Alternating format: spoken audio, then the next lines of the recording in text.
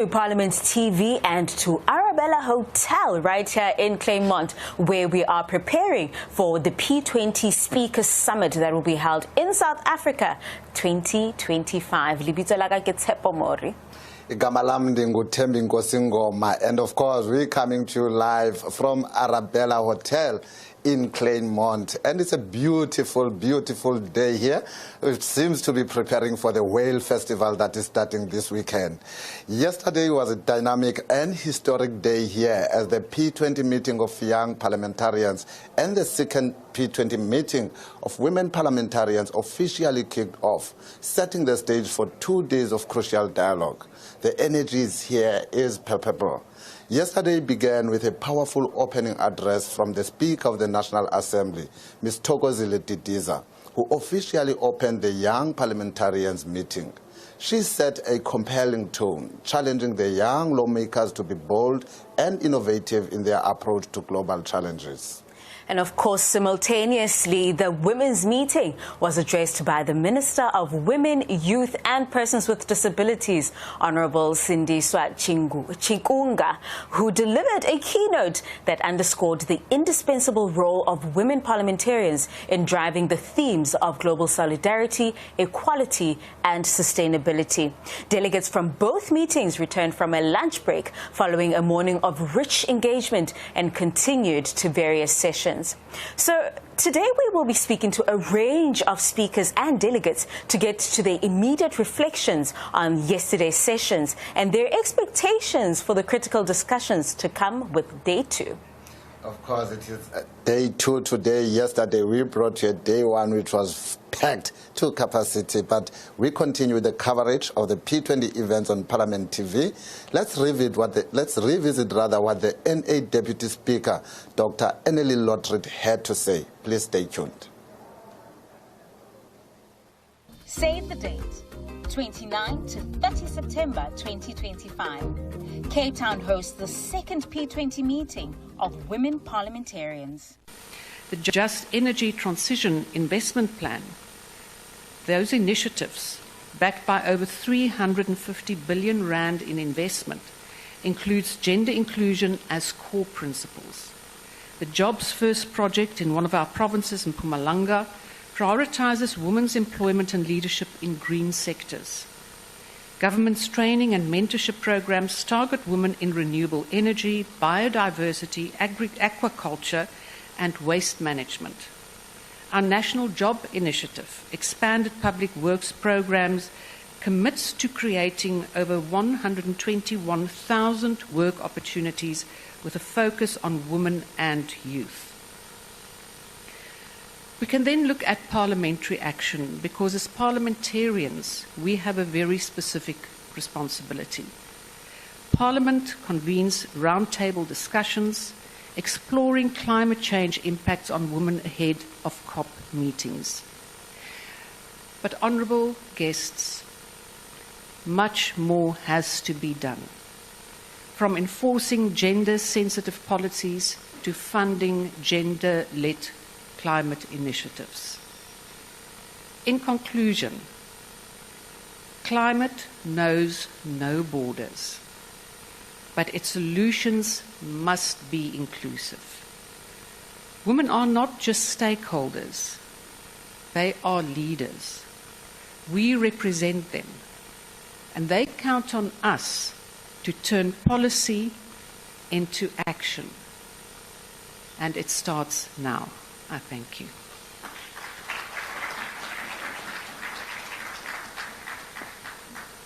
Now, in South Africa, we face severe climate impacts. The recent droughts and floods have affected health, tourism, and economic output. Crop and livestock yields are declining. Working hours for low-skilled workers, particularly women-exposed sectors, have decreased. Heat-related mortality, infectious diseases transmission, drought-associated malnutrition and mental health challenges have increased. We have responded in South Africa with comprehensive frameworks. We have the Climate Change Act of 2024, in which we recognize the adverse effects of climate change on women. The National Climate Change Response White Paper explicitly recognizes the unique vulnerabilities of rural women and calls for gender-sensitive adaptation strategies. Our 2025 updated nationally determined contributions was developed through gender-responsive consultations across all 9 of our provinces. The Just Energy Transition Investment Plan, those initiatives, backed by over 350 billion rand in investment, includes gender inclusion as core principles. The Jobs First project in one of our provinces in Mpumalanga prioritizes women's employment and leadership in green sectors.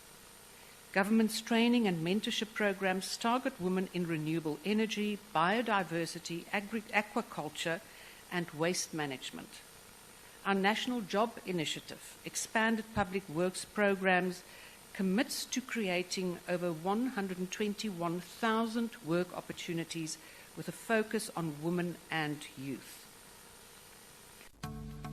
Be part of history. 29 to 30 September 2025, Cape Town. The Cape Town Declaration is coming. Right, the success of a gathering of this magnitude doesn't just happen by chance. It is a result of meticulous planning and a clear vision, a vision that was set in motion last year when the gavel fell in Brazil. Of course, it was there that the Republic of South Africa officially accepted the presidency of the P20 process. And the person who received that symbolic baton of leadership, charged with responsibility of steering these critical conversations for the year to come, was the Deputy Speaker of the National Assembly of South Africa. And she is here in our presence right here as the host, of course, but as also the custodian of this global parliamentary dialogue. Now, to provide a holistic overview of day one and the significance of this presidency for South Africa, we are now joined by the Deputy Speaker of the National Assembly, Dr. Annelie Lotriet. Madam Deputy Speaker, thank you so much for making the time. Good morning. My pleasure. Just briefly, how hectic has it been? I think it's one of those things when you plan something, you can plan as best you want, but then it comes down to the day when it happens. And Madam Speaker, of course, you personally received the P20 presidency baton in Brazil last year.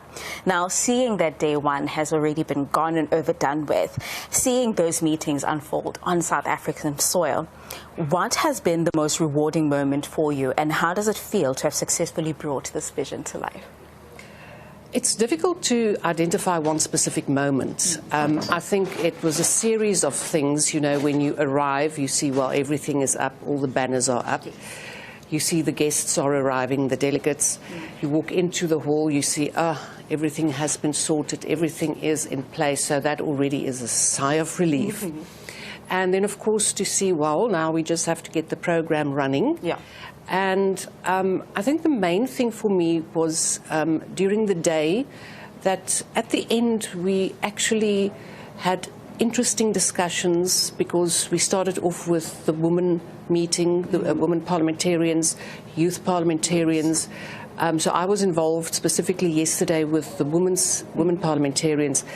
And just the level of input from the different delegates and our specialists that came to speak to us were really heartwarming, and it just shows you that, you know, if you plan long enough, things can get together.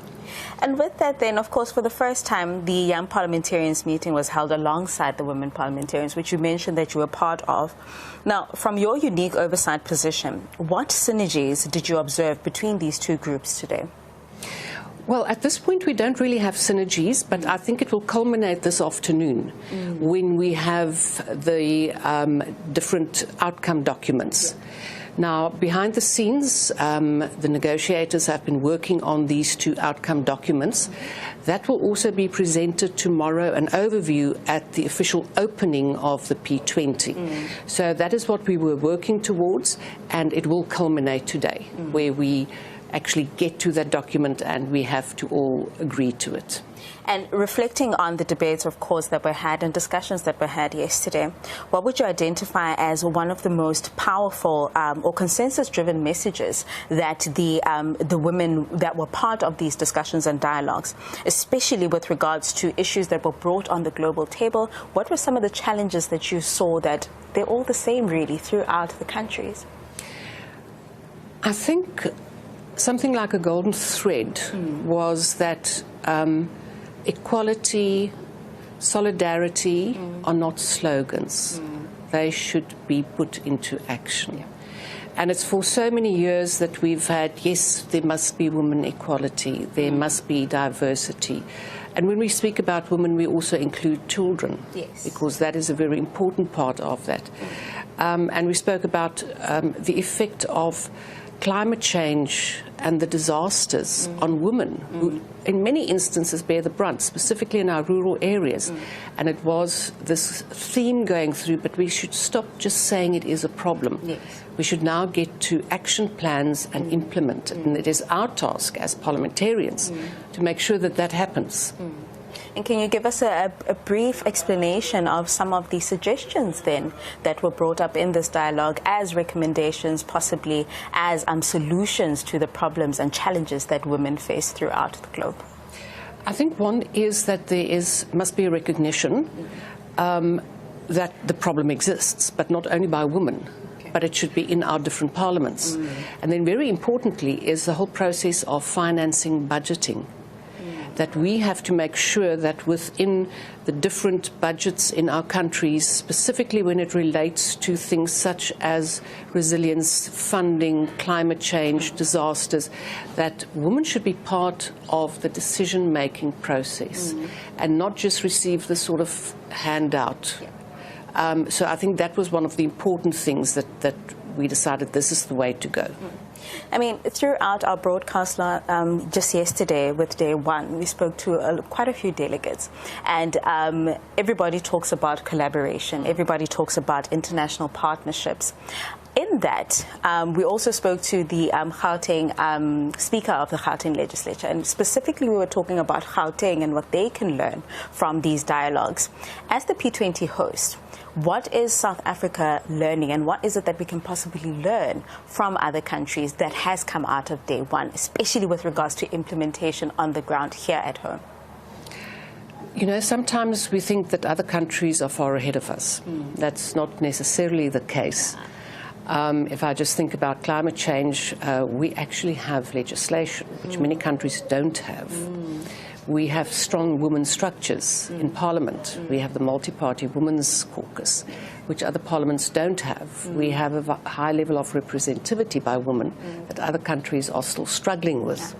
So to a large extent, I think other countries can learn from us, but we should also learn about best practices, how they deal with disasters. We had a delegate from Turkey. I mean, they had terrible earthquakes and they suffer with because of these natural disasters. So we can learn from them as well how to cope, how to plan, how to prepare. So yes, I think it's what it does, what became clear is that we need more collaboration, more interaction, not this once a year event. We talk about it and then it's done. And of course, now when you say that it's this one event, a lot of people think that such dialogues it's just a talk show. You have a host of parliamentarians that sit together and just talk. So what are some of the tangible outcomes that South Africans can expect to see and feel on the ground after these engagements, after these dialogues, and after these conversations? This was something that I stressed when I received the hosting last year in Brazil. And that is that it is now our responsibility in our countries and our parliaments to take these outcome documents, make sure it is referred to our parliamentary committees to deliberate, to workshop, to go through it, and that our departments or even our committees draft the necessary legislation to put all of this into effect, and then we have to do the oversight. I know in the South African Parliament you champion digital innovation, you champion AI and ensuring that there's inclusivity there. Now, in the discussions that you've had, the dialogue, how are the conversations around inclusivity, especially in the digital technology world, especially in the AI world, especially with regards to women and ensuring that they have their fair share in that regard? Absolutely. That was one of the topics that we discussed. Well, not the main topic, but it was part of it. Came out in the discussion that, and it all goes back to our education system, that we have to get our young girls into STEM subjects, to expose them to AI and to prepare them for this world in which AI will be a dominant force, so that they're not left behind. Yes. So no, that was very much part of the discussion, and also looking at ways that we can enhance the inclusivity, or rather the inclusion of AI in our planning. Of course, one knows of all the dangers with AI, but we have to be prepared, and that women should be part of that. Yes. And in that regard, then, what is your message to the girls that are watching, to women that want to get into entrepreneurship, to women that want to go into farming, that want to be part of the change, especially with regards to climate change, and make an impact in that regard? What is your message, and why is this important? Why is this event important, and how does it impact them?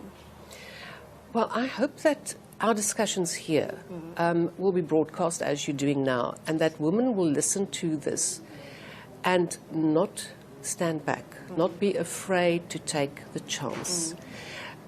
It's difficult. I know that you get your first rejection, but hang in there, try, talk to women parliamentarians, make sure that they know of you. And it's all about funding as well. Yes. And we as women parliamentarians have to talk to the different institutions and our own treasury in terms of funding, specific focused funding for example, agricultural projects, so that we do empower women. And in our school subjects, that we do empower girls to not to think, well, it's basically a male thing, which in many countries it is viewed as that. True. So we have to break that kind of stereotype thinking. We're breaking the stereotype of it's a man's world. Yes. Okay. The Deputy Speaker, just lastly, it's day 2. It's the final day. Of course, these were 2 events that were preceding the P20 Speaker Summit. What is it that we can expect for day 2? What resolutions do you possibly foresee coming out of this, and what outcomes can we expect throughout the day? Well, today we're going to look very specifically at finance in the women's group. And I think that we will focus more on what I've just said in terms of looking at more practical ways and best practices in different countries. How can we improve that? How can we, one of the topics today is also how can we improve agriculture funding for cooperatives, because we sit in a rural country to a large degree, with many women being the heads of households. They have small little farms, small cooperatives. How can we improve that so that they, besides becoming resilient, they can actually give more opportunities to their children, so that we can also have more of our girls and our boys at school, so that they don't get lost. And just like yesterday, will you be taking the podium today as well? Well, I have sort of an overarching role, so yes, and I will be doing the closing remarks today. Thank you so much for joining us today. My pleasure. And of course, that was the Deputy Speaker of the National Assembly of South Africa, Dr. Annelie Lotriet. She was giving us insight on day 1 of the meeting of the women parliamentarians. And of course, this focuses on the challenges and issues that women have, especially when it comes to entrepreneurship, farming, climate change as it is, and issues of funding and ensuring that they get the resources to ensure that they are empowered and they can also be participants within their economies. And of course, we will bring you more analysis here throughout the day on Parliament TV for not just the meeting on the women parliamentarians, but also the concurrent meeting that will be ongoing, and that is the young parliamentarians. And of course, you can get more information on P20 at parliament.gov.za and get that program as well on www.parliament.gov.za. Tell us what your issues are, what the outcomes that you wish to see from these dialogues, and you can do so at following us at Parliament of RSA. Discussions continue right here on Parliament TV. Stay tuned. This September, the world's women leaders gather in Cape Town for the second P20 meeting of women parliamentarians. 29 to 30 September, Parliament TV, DSTV channel 408.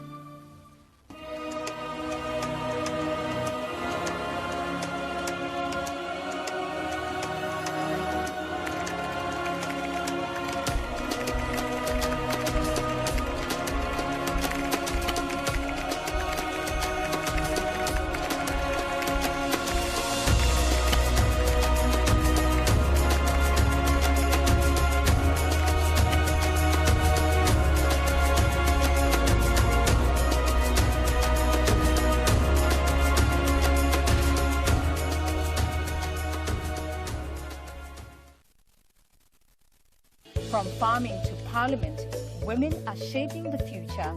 Don't miss the second P20 meeting of women parliamentarians from the 29th to the 30th of September.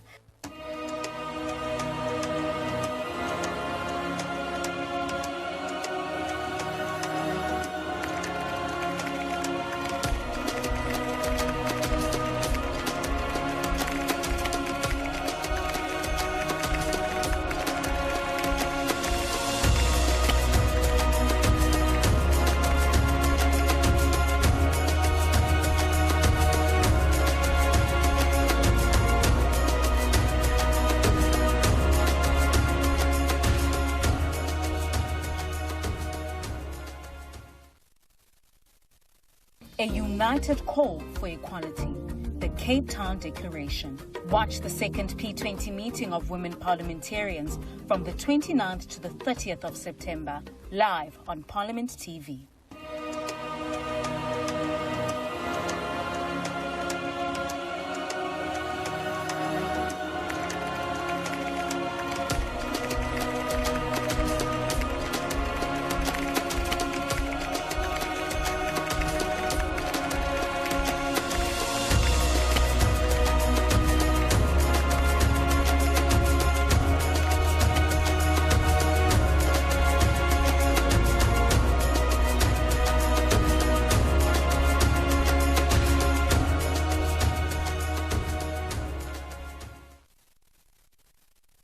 Climate, equality, representation. Women are leading change. The P20 Women's Conference from 29 to 30 September, Cape Town.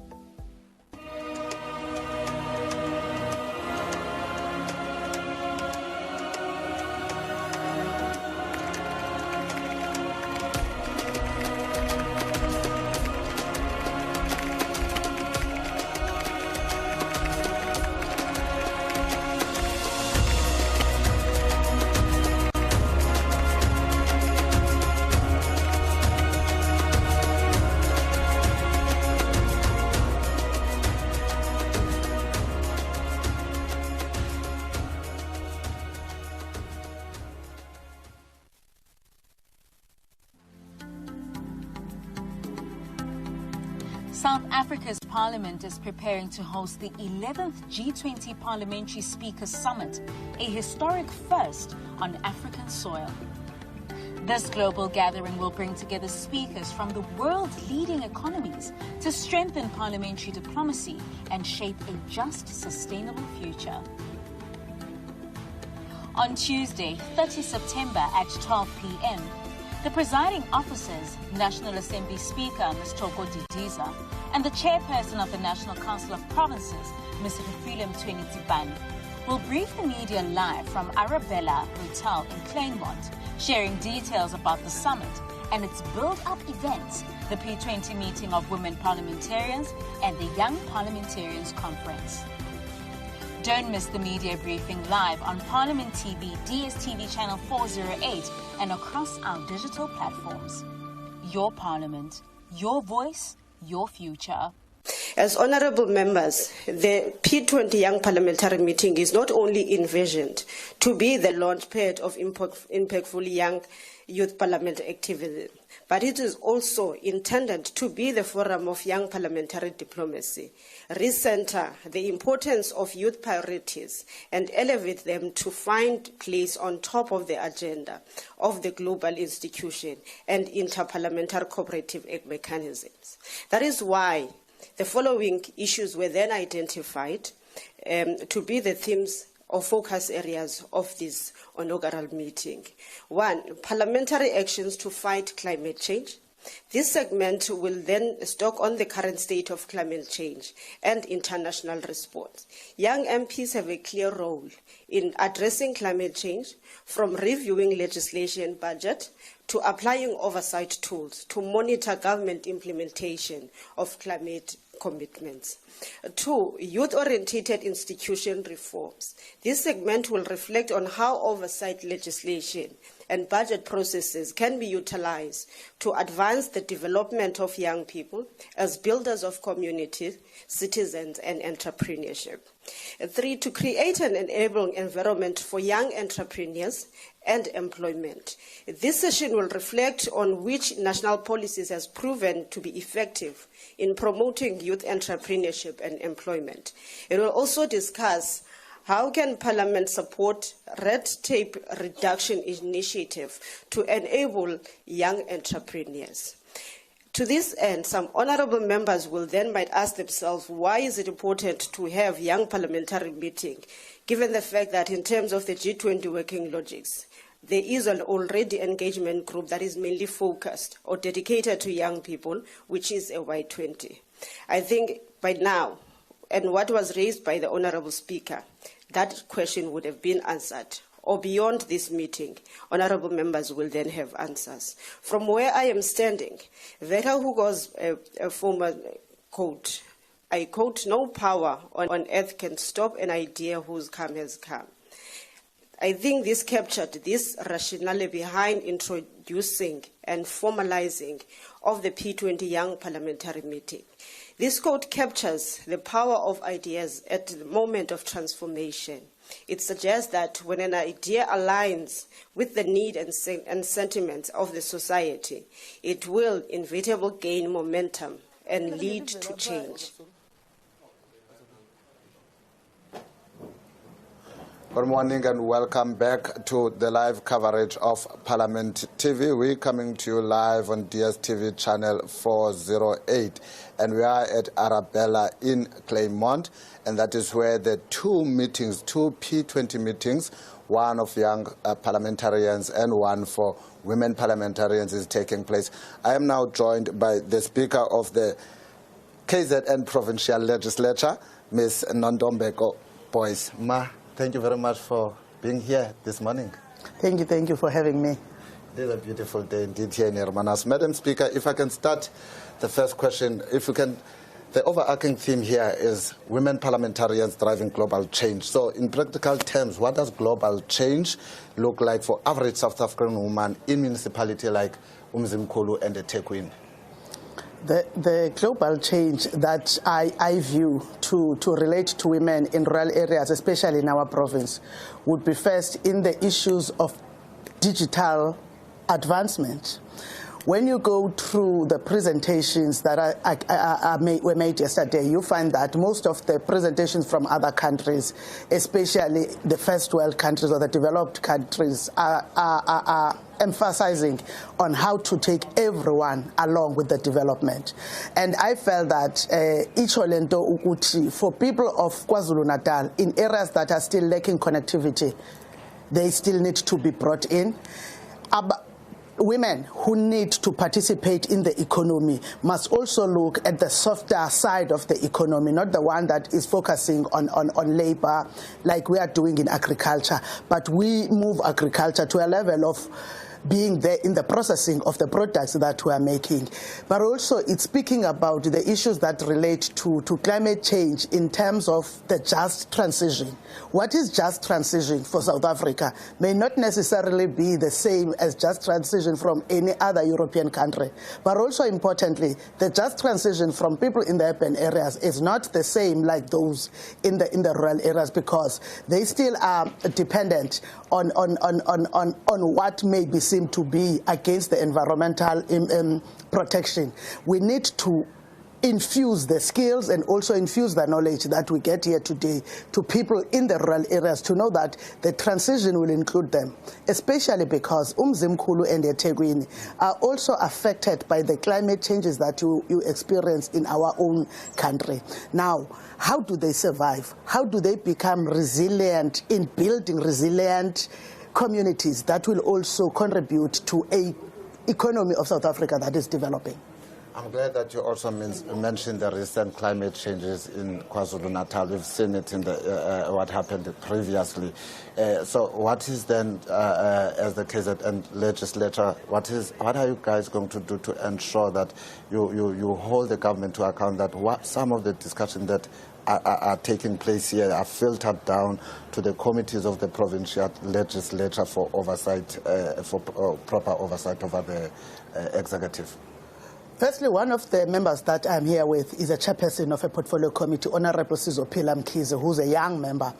We are going to go back and have a reporting back session together with Honorable Mkhize so that we go to the strategy that we adopted at the beginning of the term last year. When we went through the strategy for the next 5 years, we also emphasized some important things that may be missing, especially for the Portfolio Committee, Human Settlements, COCTA, and also the one of the Environmental Affairs, that there is an issue of non-compliance with spatial planning laws, the spluma that we have in South Africa. When you go through wards like Ward 98 in eThekwini during the floods, you would see that people were building homes in floodplains, and that meant that there was no oversight of the special planning laws that was done by the municipality. Now, during the Section 132 hearings by the COCTA Portfolio Committee, they are also looking on compliance with legislations. So we're going to infuse them to all the relevant portfolio committees. Importantly, the other aspect that we had as we are dealing with climate change, there is an issue of people now building homes in arable land, places that used to be for agriculture, and it means that there is going to be a lack of food production, especially in the rural areas. And then there is a committee for agriculture that will also be looking into that. Every other portfolio committee would go through its AOP and also the strategy of the legislature and align some of the recommendations and resolutions here. But importantly, we need to have our portfolio committees working through the stakeholder engagements to find the communities and the residents in the areas that may be affected, moving along with them. Because it's no use for us to have AOPs and strategic plans that are not communicated with the people. We're also going to use our own platforms like on the 2nd, we are having a senior citizens parliament in KwaZulu-Natal that will be led by Deputy Speaker Dembe. In that parliament, which is a public participation platform, there would be presentations, and fortunately for us, there is also one that would look in terms of climate change in association with the senior or older persons. So that's how we are going. In each and every portfolio committee, we find a link and we use that. But importantly, our public participation mechanisms will also be used to get the citizens along. I must say I'm very happy to hear you speaking about that, Madam Speaker, because public participation is very close to my heart. Madam Speaker, now we know that one of the key features of the meetings that are taking place today is gender equality. So if financial exclusion and economic empowerment are central to that, so what innovative funding models or partnership strategies legislatures, the private sector and civil society have been highlighted at this P20 that could be replicated in KZN to boost women-owned SMMEs and cooperatives? Firstly, before I go to the ones that would be new, I must first confess that I found that we are sleeping on the National Empowerment Fund. Okay. I felt that what many countries are saying they are doing, we have a replica of that in South Africa, the NEF. Now, I am going to, speaking with the chairperson of the Quality of Life, Honorable Masiko, and the Multi-Party Women's Caucus chairperson, Honorable Madloba, I am going to request that we have opportunities of members now, when they are going through their own oversight work, able to reach these other agencies that are available in South Africa, be it for the young people, the NYDA, because there is an intersection with gender even at that particular level. But we have also learned that in some other countries, there is, I don't know how to name it, but it looks like there are concessions that are made, especially for the rural women, when it comes to issues of compliance, the rate of asking for compliance, for instance, from an ordinary woman who's already participating in the business at a urban area may not be the same as what is required from a woman at a rural area. Now, when you look also at the aim of the National Empowerment Fund, that it's also looking at those who are needed to make us qualify in terms of the BEE and other demarcated sectors. I believe that we need to come closer as parliamentarians first, but also as leaders in the legislature in understanding that and understanding the communities in our constituencies, because we cannot only depend on portfolio committees, because portfolio committees will not go in every ward in every year. They change. Every year they would go to different areas. But I have a constituency. My constituency is having 36 wards. What do I do to the people there? Let me take the Empowerment Fund closer to the people and ensure that we don't only go there as for them to say, I'm here to apply for a loan, but the educative part. I think, importantly, we must use what we have as South Africa first to ensure that all the other restrictions that are there are removed, because there are quotas. People in the rural areas and also in my province, you would remember that as we were going to the 2024 general elections, they were raising issues as if in South Africa you don't get employed if you're above 35. And most of the people that were affected were women. And it pointed to us as legislators not going out to explain and unpack the work of government, coming with government to explain and give that to the people. So we will go back and ensure that we have a focus. Honorable Chairperson of the Office of the Premier, with me last year, we were part of the delegation of the Premier to the New Work Climate Change. Now, we are starting to look at what has been implemented by government, and so that it is overseen by that portfolio committee, because there were commitments that were made by the 4 provinces that were there of South Africa, and KwaZulu-Natal was one of them. And how's that implementation going? I am saying that through the portfolio committee on OTP, we are now going to get the reports. The reports of the OTP portfolio committee would be in discussions in some of the sittings. I think the sittings in October and the one in November, there are reports on oversight from the OTP. So we're taking that to the House. Once it comes to the House, we are able to go back to our constituencies as members, but also other portfolio committees have to replica in their own committees. Now, with the young parliamentarians meetings running concurrently with the women parliamentary meetings, there's a strong emphasis on intergenerational solidarity. So how can the agendas of young women, who often face the dual challenges of age and gender, be better integrated into the work of the KZN legislature to ensure that they are not left behind? On a lighter note, but more serious note, I think that for us, especially as a legislature, to be able to exercise our oversight, there is a concept that we have been speaking about, the top slicing of the budget. In the Republic of South Africa, we are getting the budget as provincial legislatures, NCOP and Parliament, from the ones that is allocated amongst the pool that is given to departments. And you find that is making, when there are budget cuts in certain departments or movement of budget, it affects us. Now, we have been calling for top slicing of the budget, and we are still calling for it, that there must be top slice of the budget. People may not know what are the implications of this. When there were budget cuts in KwaZulu-Natal, currently, we are unable to have the Young Women's Symposium. When we started in 2019, we wanted to have an intergenerational space or platform where we were interacting with young women, especially those that were in tertiary institutions as they prepare to go out to the world to look for work. But we're also going to rural areas so that we meet those that are unemployed.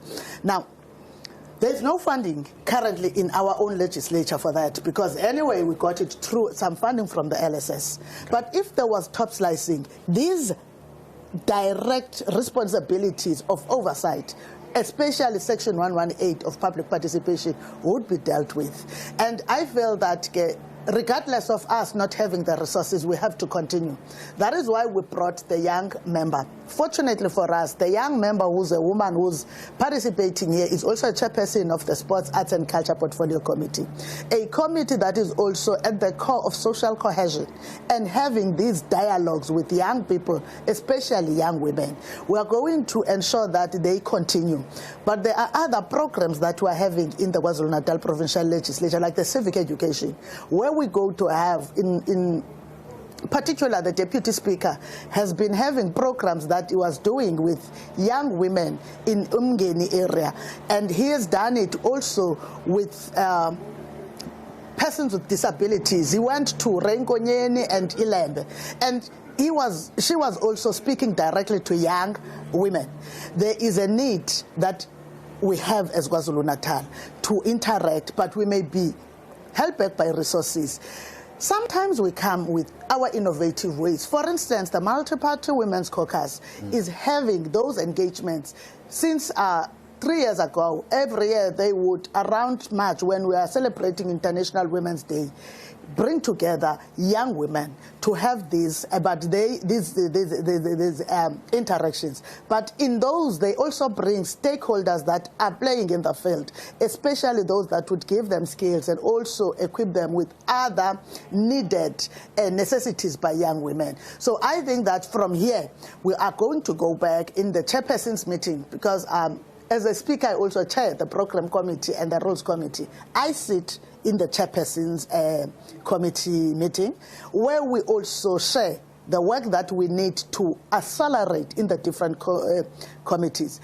We are focusing on intersectional issues that relate to gender, so that all the committees, be it the chairperson's committee, must look and know that there's gender intersection that must be dealt with. So when we're going back, I believe that if I get given the platform in the next meeting of the chairperson's committee, I will also put that report. But even if it's not, we are going to be speaking to the direct portfolio chairpersons, because the secretary of the legislature is here.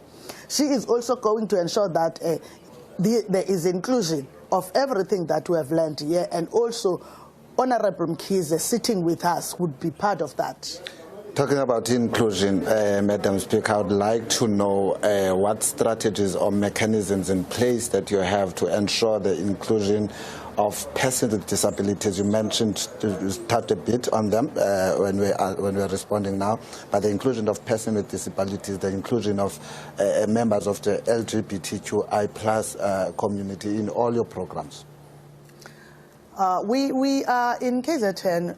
We have these sectoral parliaments. They would be the ones for senior citizens, amongst the women's, youth, workers. We have for senior citizens, we have the one in December for persons with disability. We also, through the other funding modes, we have been having the one for a symposia for the LGBTQIA+.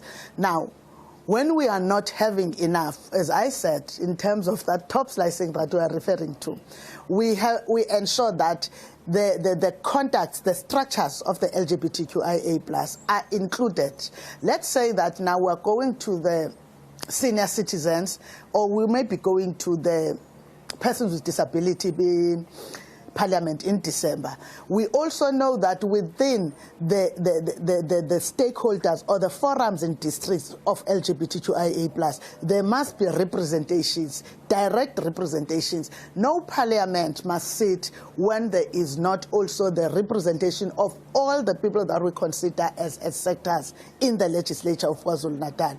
For instance, we also go through civic education, and we are going to be going in the coming days. I think on the 18th of October is the International Coming Out Day. And as KwaZulu-Natal legislature, we are also having a social responsibility by myself that would be going out to the communities, also to do the educative part, because regardless of how long the Constitution has been in existence and progressive legislations, it's a fact that queer persons are still targeted in our communities. And the highest rates that have been there in South Africa are also contributed by the hate crimes that are coming from the province that I am from. So it's important for us to continue engaging. But we have gone beyond that, only engaging with at given times. We find space in all our programs and also partner with civil society. For instance, there is one that is usually held in the month of October, eThekwini by Esigodlweni. It's an NPO where they have religious leaders, traditional leaders, just a variety of society to deal with issues of education, but also of making commitments. We also participate in that as the legislature of KwaZulu-Natal. There is also some NPOs, one that we partnered with. For instance, last year in May, we had the Day Against Phobias. We held it at Umlazi with Trans Hope, which is an NGO owned by a young trans woman from Umlazi and working with others. So now this year, we are also moving with them, including when there is SADC coming later into KwaZulu-Natal. We are still going to lobby the Speaker to also allow a section amongst the section that must be coming from KZN. There must be queer persons, because we are working with them. And the eThekwini Pride, there is a Pride in eThekwini that took place earlier in June, and later on there was another one, was Durban Pride. We are working with all of them. But importantly, for as long as we do not see inclusion in terms of what is happening in the workplace, like what they have been raising, which has been attended by the MEC of Health, the issue of uniform, the discriminative uniform for nurses. And they dealt with that. And you have seen that KwaZulu-Natal is now like the rest of the country when it comes to that. But there's still another issue that is still outstanding, because there's still public consultation. The issue of unisex abolition facilities, because there's still fear, there's still also a fear and hate. People are still fearing that they might be exposed to further hate if we move all of us in terms of the unisexual abolition facilities. But we said in KwaZulu-Natal legislature, because we have to protect the Constitution, we moved, I think about 3 years ago, in the whole administration, we have moved to unisexual abolition facilities. It may seem small, but what it did was liberated a lot of people who work for the legislature of KwaZulu-Natal. Madam Speaker, you're here with fellow parliamentarians from the SADC region. So what lessons can South Africa learn from its neighbors, and what lessons can we share regarding effective legislative strategies to advance women's rights and presentations? I think that what we need to do, all of us, I am not sure who's learning from whom, is forging substantive collaborations. Sometimes we make it seem as if women, if they are serious about inclusion of women, they shouldn't vote for men. And I am not sure that that's how it ought to be. I feel that we have to identify amongst men, especially leaders, those who are also allies in the program of changing the gender perceptions all over. Because if we think that women alone standing on their own corner will achieve it, no, we won't. Even in the times of the liberation struggle, the women that were in exile were assisted by the late President of Namibia, President Sam Nujoma, and the late President of the ANC, President Oliver Tambo, because they became the agents and catalysts of bringing men along. Even in South Africa, we've had in the past the Deputy Speaker of the National Assembly, the former Deputy Speaker of the National Assembly, Mr. Lichisa. He was leading in ensuring that he is the he for she.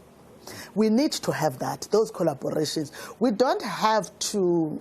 Sometimes we trivialize the struggles for women, as if men would say, some men that are not progressive, not all of them, would say that, oh, these ones want to remove us. It's not about removal. It's about understanding that you must be elected, you must be given responsibilities according to your own capabilities. It's not about your gender, it's not about your sexuality. But if there is a exclusion that we see that it's gendered, we have to raise it. Madam Speaker, phambi koba ndikhulule, ingaba kwezi ngxoxo ziqhubekileyo usukela izolo nesizijongileyo zokwenzeka namhlanje ngomphi umyalezo ocinga uzawuthatha utse kubantu bakwaZulu Natal? I am looking forward to the people of KwaZulu Natal benefiting, especially in the summit, by the resolutions that would be taken, especially those that would speak to what we spoke about earlier on, issues of climate change. Issues of development. We are expecting that. In KwaZulu Natal, I hear most people say that we had these disasters in 2022 for the first time, and I always differ. When I go through the KwaZulu Natal province, I still see schools that were affected by the 2016 storms. They were the most terrible storms that came, especially in the Midlands. You go through areas like Mnambi, Stadville, people are still having schools that were affected, and because of the low budget in the province, you still find that other areas still need to be totally started afresh, but others to be renovated, but they still haven't been covered.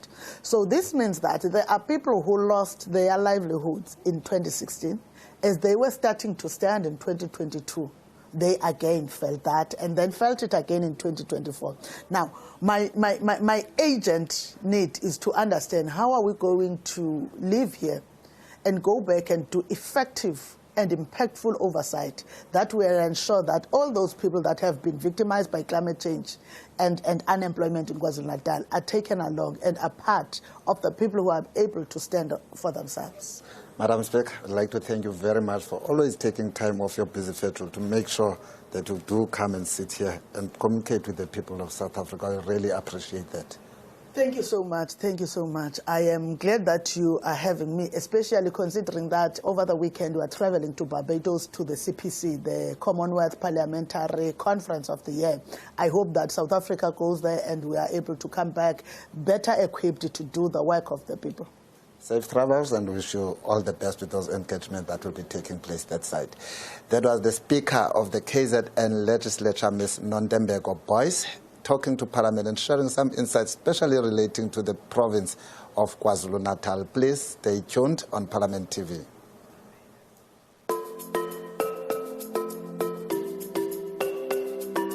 South Africa's Parliament will proudly host the 11th G20 Parliamentary Speakers Summit, known as the P20, bringing together leaders from G20 national parliaments to shape global policies and reinforce parliamentary oversight in international decision-making. As the first African country to lead the P20, South Africa's Parliament is championing Africa's active participation in global governance and economic policymaking, ensuring the continent is a driving force in shaping the future we want. Parliament will play a critical oversight role, ensuring that South Africa's commitments as G20 president translate into real economic growth, job creation, and social development. The P20 summit will embed African perspectives in global decision-making, ensuring that policies on trade, technology, and governance reflect the continent's needs and aspirations. Parliament is committed to fostering international collaboration for a better, more just world. Your Parliament, your voice, your future.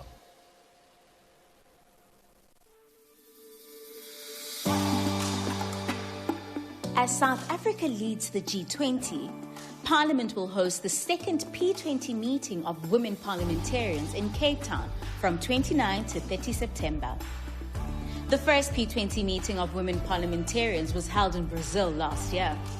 This year, women parliamentarians from G20 countries, women from across Africa, and key international partners will gather here in South Africa to discuss issues affecting women around the globe. This second gathering will focus on making sure women's voices and experiences play a key role in shaping decisions on climate action and the move to clean energy, creating opportunities for women to fully exercise their power in economic decisions and development planning, securing resources and funding for women-led farming and business projects, and increasing women's representation in legislatures and elevating their influence in decision-making. The Women's P20 will culminate in the adoption of the Cape Town Declaration, a strong, united call for action and accountability on gender equality in Parliament and beyond. By hosting the second P20 meeting of women parliamentarians, Parliament of South Africa is demonstrating its commitment to advancing gender equality at home and abroad. For more information on the P20 meeting of women parliamentarians, visit www.parliament.gov.za or p20.parliament.gov.za. Watch the second P20 meeting of women parliamentarians on Parliament TV, DSTV channel 408, and follow the conversation on all our digital platforms. Your Parliament, your voice, your future. This September, the Parliament of the Republic of South Africa proudly hosts the inaugural P20 Young Parliamentarians Conference in Kleinmond, just outside Cape Town, from 29 to 30 September 2025. The P20 Youth Conference is part of larger G20 Parliamentary Speakers Summit, where world leaders in Parliament come together to tackle global challenges. It's also an opportunity for young MPs under 40 from different corners of the world to discuss and bring their ideas to life, helping build a world that is sustainable and inclusive. The theme for this year's summit is Harnessing Parliamentary Diplomacy for the Realization of Global Solidarity, Quality, and Sustainability. Young parliamentarians will tackle real issues that impact youth around the globe, such as youth driving climate change and sustainable development, fair budgets and policies that include young people's priorities, more youth in politics, and bold ideas in education, innovation, and entrepreneurship. The ideas and concerns of young parliamentarians will be captured and reflected in the final P20 declaration, giving youth a say in shaping the global parliamentary agenda. By hosting this global event, the Parliament of the Republic of South Africa shows its commitment to meaningful youth participation and helping build a more equal and inclusive future.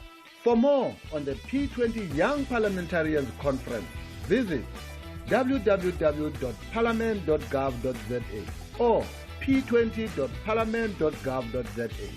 Catch all the action on Parliament TV, DSTV channel 408, and stay connected through our social media channels at Parliament of RSA. Your Parliament, your voice, your future.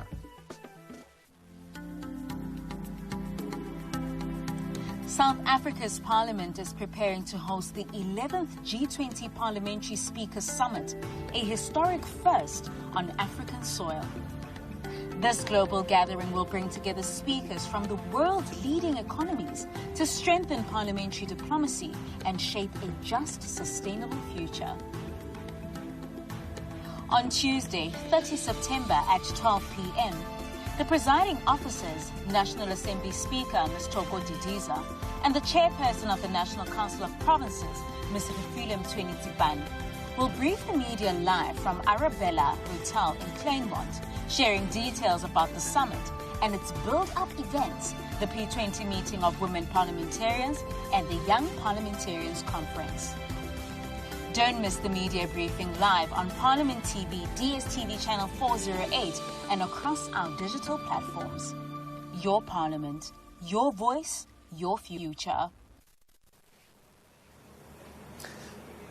Welcome back. We are coming to you live from Arabella Hotel in Claremont, and it is the P20 meeting of young and women parliamentarians happening concurrently, and we're bringing that to you live here on Parliament TV. And of course, yesterday with the P20 Young Parliamentarians meeting, which had some of the focus areas emphasizing on gender equality, youth participation in politics, and sustainable development, aligning with the United Nations Sustainable Development Goal number 5, particularly on gender equality, and SDG 10, the Sustainable Development Goal 10, that speak to reducing inequalities. And of course, like Teminkosi said, there was the women's part, the meeting of the women parliamentarians that was concurrently happening as well. And of course, we've had so many delegates that we had the opportunity to speak to right here on Parliament TV, including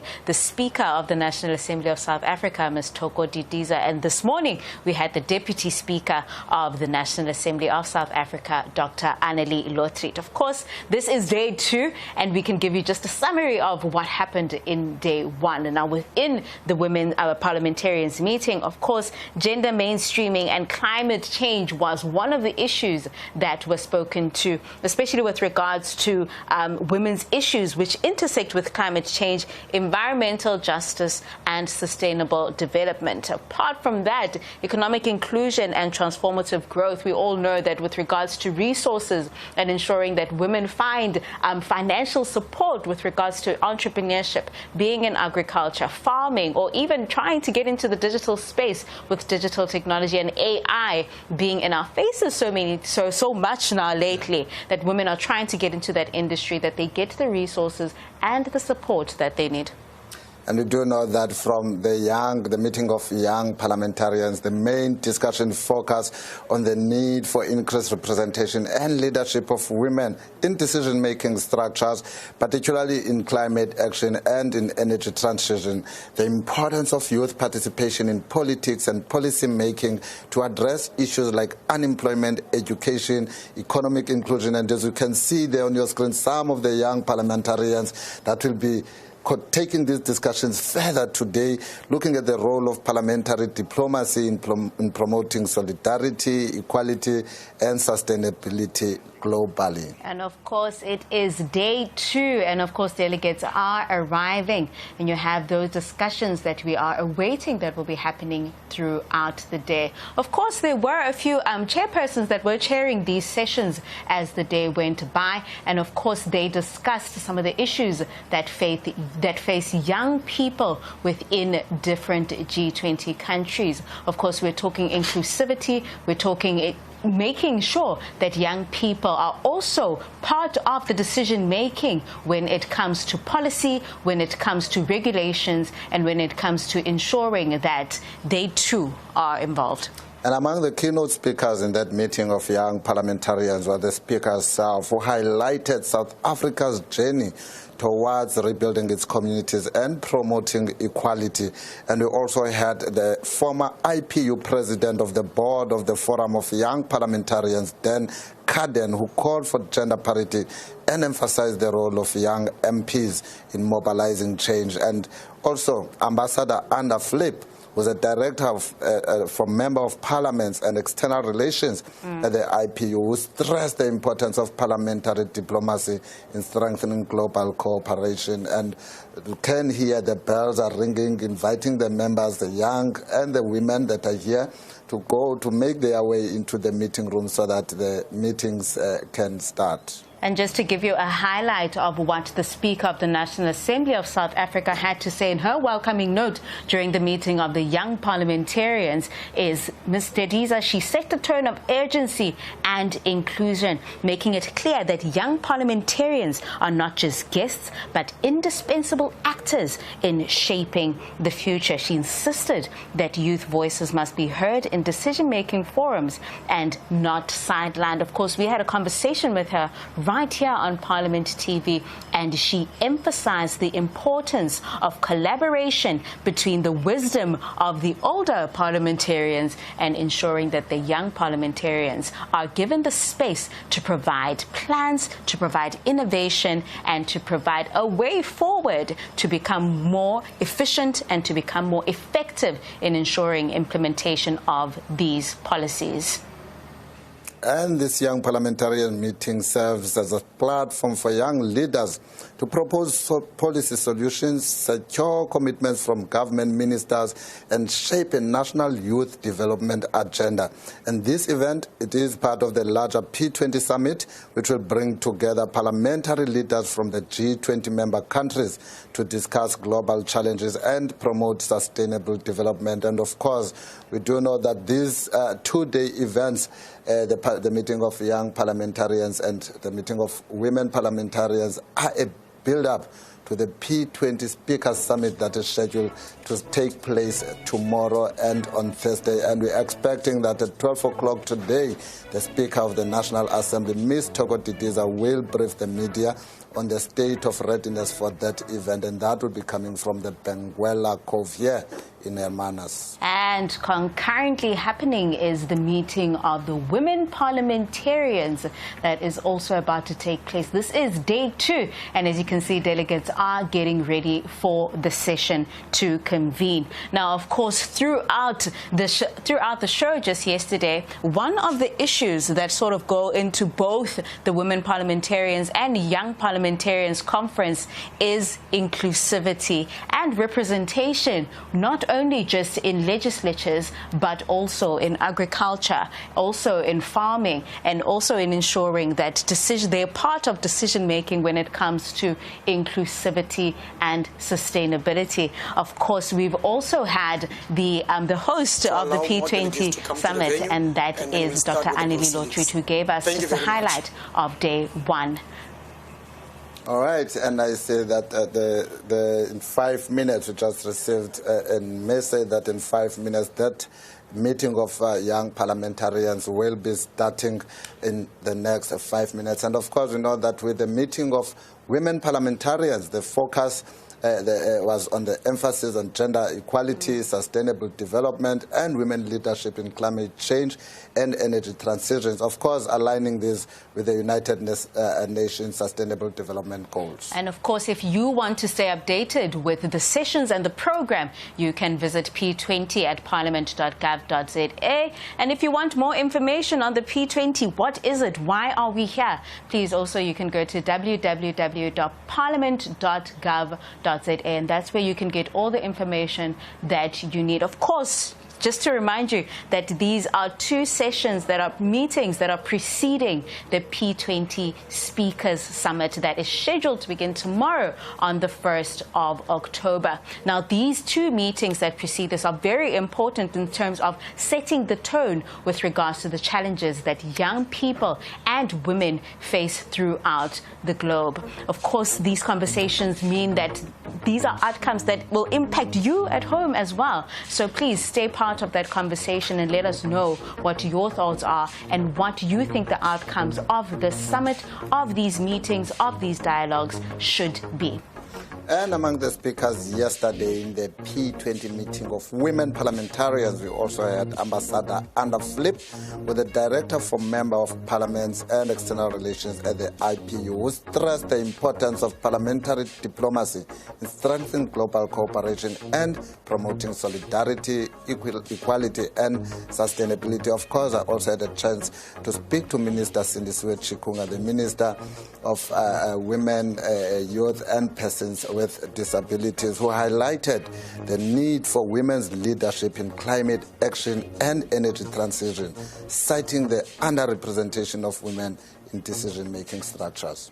And of course, in the young parliamentarians meeting, Accountability and oversight mechanisms were also part of the discussion, with a strong emphasis on having institutional checks, youth feedback loops, performance reviews, and participatory monitoring. Of course, there was a demand and a call for transparency in how youth budgets, programs, and youth-targeted schemes are tracked. Now, of course, on the back of that, they had to speak about capacity, resources, and the empowerment of young people. And they spoke and emphasized on the importance of strengthening youth capacities, not just in governance, not just in legislation, not just in advocacy, but also in entrepreneurship, in digital AI, in digital spaces as well, so that the youth can meaningfully engage and not just show up.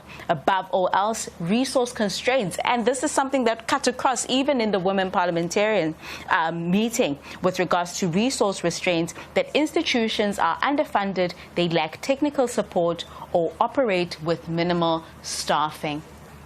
And as Tshepo just mentioned that these issues between these two meetings are cross-cutting. Of course, we know the main discussions in the Women's Parliament were like women's vulnerability to climate change and the need for inclusive land reform and resource management, the importance of gender equality. But unfortunately, we will have to take you now live to the meeting of young parliamentarians and see what will be happening. My name is today. Ofent Jeremiah Mukai.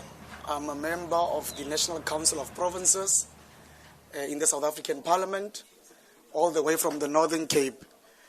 The NCOP is one of the upper house of the South African Parliament. Without further ado, I don't see...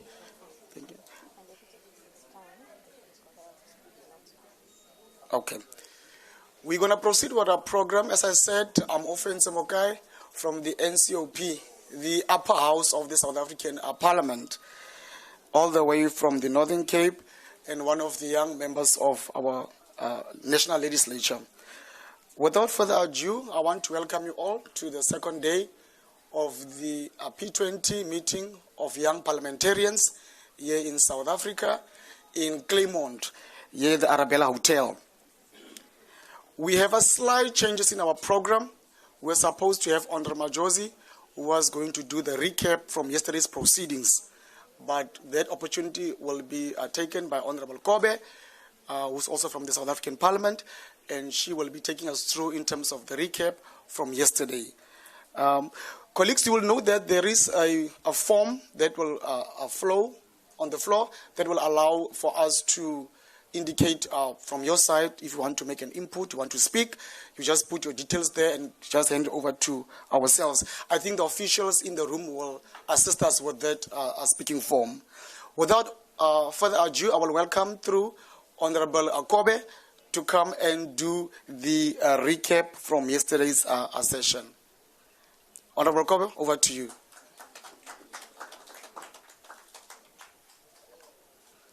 Are you ready to proceed? Can you come through? Okay, I'm getting an indication from Honorable Kobe just to allow her to give you a bit of time to prepare and to come through. So let's just give her a few minutes to go through to make her input. Thank you very much.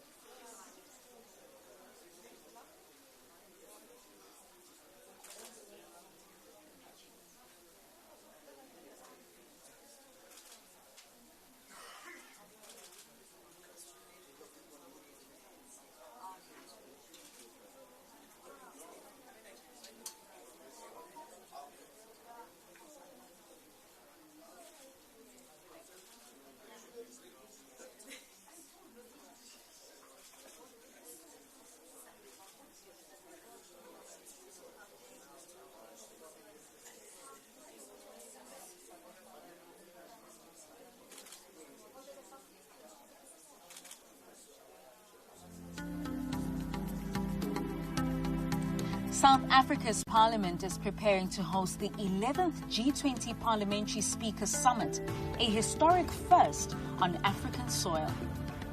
This global gathering will bring together speakers from the world's leading economies to strengthen parliamentary diplomacy and shape a just, sustainable future. On Tuesday, 30 September at 12 p.m., the presiding officers, National Assembly Speaker Ms. Toko Didiza, and the chairperson of the National Council of Provinces, Ms. Refilwe Mthweni-Tsipane, will brief the media live from Arabella Hotel in Claremont, sharing details about the summit and its build-up events, the P20 meeting of women parliamentarians and the Young Parliamentarians Conference. Don't miss the media briefing live on Parliament TV, DSTV channel 408, and across our digital platforms. Your Parliament, your voice, your future. Save the date, 29 to 30 September 2025. Cape Town hosts the second P20 meeting of women parliamentarians. Women leaders, bold ideas, real change. Second P20 Women's Conference from 29 to 30 September in Cape Town. Today, including myself, so I think it will be a perfect opportunity for us to reintroduce ourselves to those who might have missed the opportunity from yesterday. I see my colleague from the Free State is not agreeing with me. But just for progress' sake, I will give this opportunity to reintroduce ourselves and just have a flow of the room. I will start from my left-hand side, and then we can just go through in terms of introductions to make sure that we are acquainted with one another. Over to you, gentlemen, on my left side. Thank you, Chair, Honorable Chair. Greetings to all honorable delegates and everyone. My name is Siyabonga Nana, a member of the Provincial Legislature from the Eastern Cape. Thank you. Thank you very much, Chairperson. My name is Munene Mhlongo from Mpumalanga Provincial Legislature. Thank you very much. Thank you, Chair. My name is Zama Sibwebela. I'm from the Free State Legislature representing South Africa. Thank you. Thank you, Chair. My name is Khalalelo Makukhoa. I'm from the Northwest Provincial Legislature. Thank you. Good morning, Chair. My name is Donovan DeHays. I'm from the Northern Cape Provincial Legislature. Good morning, Chair, colleagues. My name is Dalen Mitchell, and I'm from the Western Cape Provincial Parliament. Good morning, Chair. My name is Balungile Sapo. I'm from the National Assembly. Good morning, colleagues. My name is Fasiha Hassan. I'm a member of the National Assembly representing Gauteng from South Africa. Thank you. Good morning, colleagues. My name is Alexander Trimbitsky. I'm from Federation Council of the Federal Assembly of the Russian Federation. Good morning. My name is Dan Carden. I'm from Liverpool, a member of the UK Parliament, and I'm here representing the Inter-Parliamentary Union as a former president of Young MPs.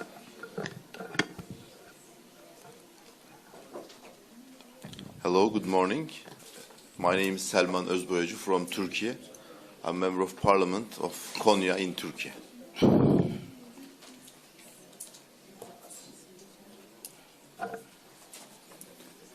Good morning, colleagues. My name is Inocêncio João Fanjonki. I'm a member of Parliament of Mozambique. Bom dia, colegas. Chamo Inocêncio João Fanjonki, sou membro do Parlamento da República de Moçambique. Muito obrigado. Bom dia, colegas. Eu sou Ariane Lussadi Sunhani, membro do Parlamento de Angola. Good morning, colleagues. My name is Ariane Rebecca Lussadi Sunhani. I'm member of Parliament in Angola. Thank you. Good morning, colleagues. My name is Bakoli Lenotata. I'm a member of Parliament in the National Assembly of South Africa. Good morning. Good morning, honourable delegates. My name is Andisiwe Kumbaka from the National Assembly. I'm a member of Parliament. Thank you. Good morning. My name is Stephen Skwakwa, a member of Parliament in Mpumalanga Provincial Legislature. Thank you. Over to you. My name is Supra Ramueletsi Mahumapilu. I'm the chairperson of the International Relations Portfolio Committee in the Republic of South Africa. Thank you very much. Good to see you in the future. Good morning all. This is Clive Barker of the Commonwealth Parliamentary Association International. Good morning. My name is Akio Afuda. I'm Program Officer at the IPU, Secretariat in Geneva. Thank you. Thank you. Good morning once again. My name is Werner Horn. I'm one of the House chairpersons in the National Assembly of the Parliament of the Republic of South Africa. Good morning, ladies and gentlemen. My name is Dennis Ryder. I'm the House chairperson for committees in the National Council of Provinces in the South African Parliament. Good morning. I'm Saki Zamklaga, CEO of the Gauteng Economic Enterprise Propeller. Thank you. Hi, Bonani Rikoto, CEO of Hansa from South Africa. Thank you. Falim Job, Angola. Thank you very much. I think we must also do the last round here on my right. Over to you on my right-hand side. Hello to everyone. My name is Natalia Mustakova, and I'm Senior Counselor of the Russian Embassy in the South Africa, and I'm the head of G20 unit. Thank you.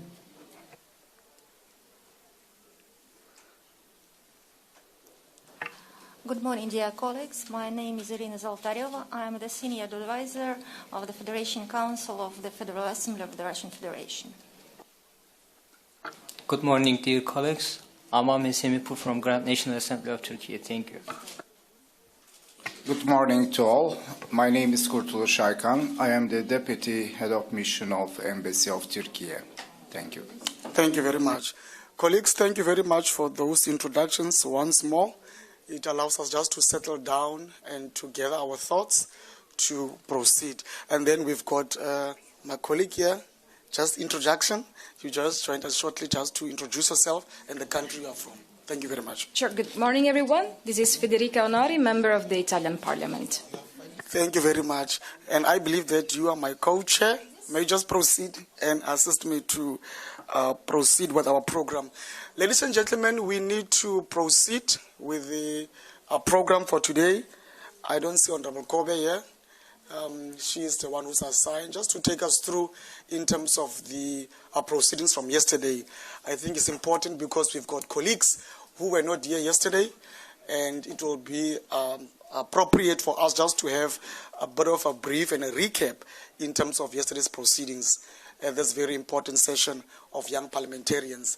And I think for us, as we all normally say when we are in these forums, we are not leaders of tomorrow. We are the leaders of now. And our role and our voice as young people, I think, is key in legislation and also making sure that the interests of our fellow young South Africans and from our different countries, we are taken through. And it always strengthens us as young people because we are able to bring those aspirations and to bring those thoughts. And I think we've got that unique opportunity as parliamentarians, as lawmakers, as policymakers to really make sure that the inputs and the views of young people are taken through. Without further ado, I will then ask our colleague, Honorable Kobe, to take us through from yesterday's proceedings. Over to you, Honorable Kobe. Let's give her a warm round of applause as she comes to the fore.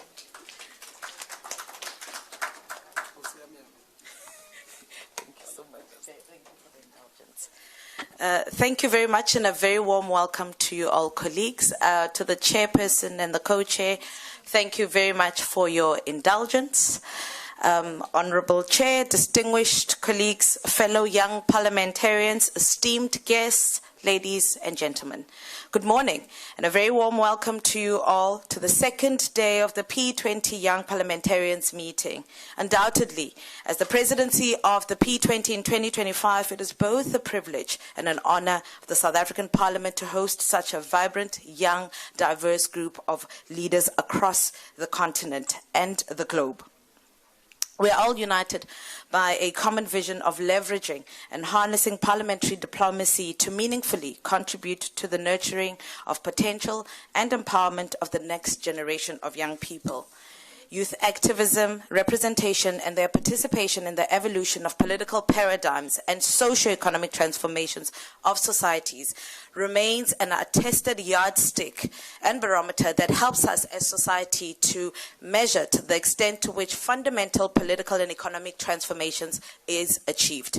This is premised on the understanding and scientifically tested proof that population composition of Africa and other regions in the world has over a large period been predominantly dominated by the young. Thus, the process of placing young people at the center of sustainable development becomes one of the developmental imperatives that gets to influence and shape multi-level governance and global policy reform, as evinced by instances where governments are formulating youth policies that respond to the changing global conditions of young people in the 21st century. But having said that, in terms of recapping yesterday's events, esteemed colleagues, we would recall that in terms of our program, our first speaker was the National Speaker of the South African National Assembly, Ms. Thoko Didiza. And we also had Mr. Carden of the IPU Bureau Member of Young Parliamentarians, who gave us remarks, and also was followed by the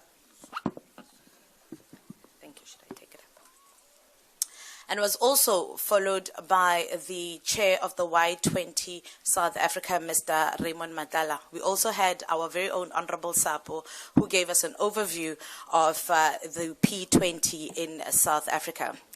Key amongst others, Honorable Didiza noted that the P20 meeting of young parliamentarians marked a new chapter in global parliamentary cooperation. The reflections that she provided the youth globally as their representation as parliaments where she raised key issues of underrepresentation in political decision making. For our Honorable Speaker, Ms. Didiza, the meeting provided an opportunity to reverse the trend by empowering young legislators across the globe to shape inclusive, forward-looking policies within their respective governance. In reflecting on the role that young people have played historically, especially in this country, in the fight for liberation, there was a country call that was made that in the same spirit that those young people made a difference, that leadership in this new world as well should take the very same steps to ensure that we have a much more just and sustainable world.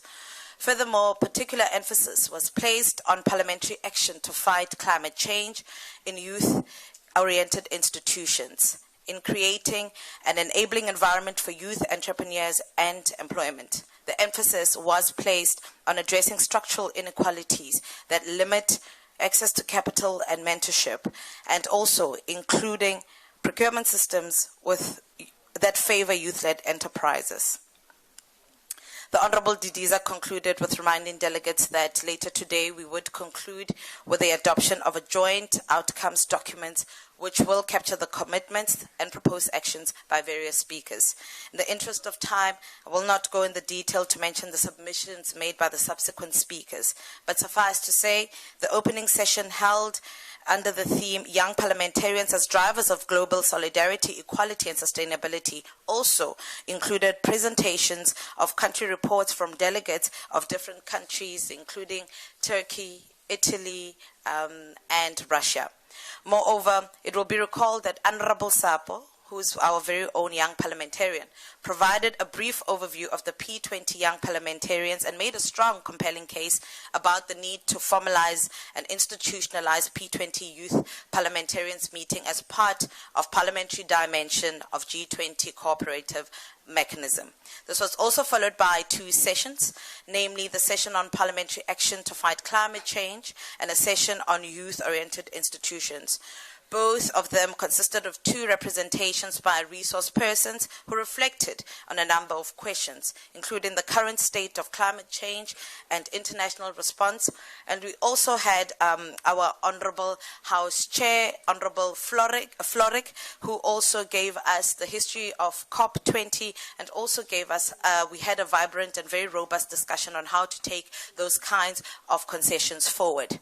This was also followed by a session where we wanted to ask what structural reforms are needed to make institutions more responsive to youth needs, and how can young people be involved in the design and governance of institutions that affect their lives, and also how can institutions and universities and think tanks and civil society play a role in shaping youth-oriented policy frameworks.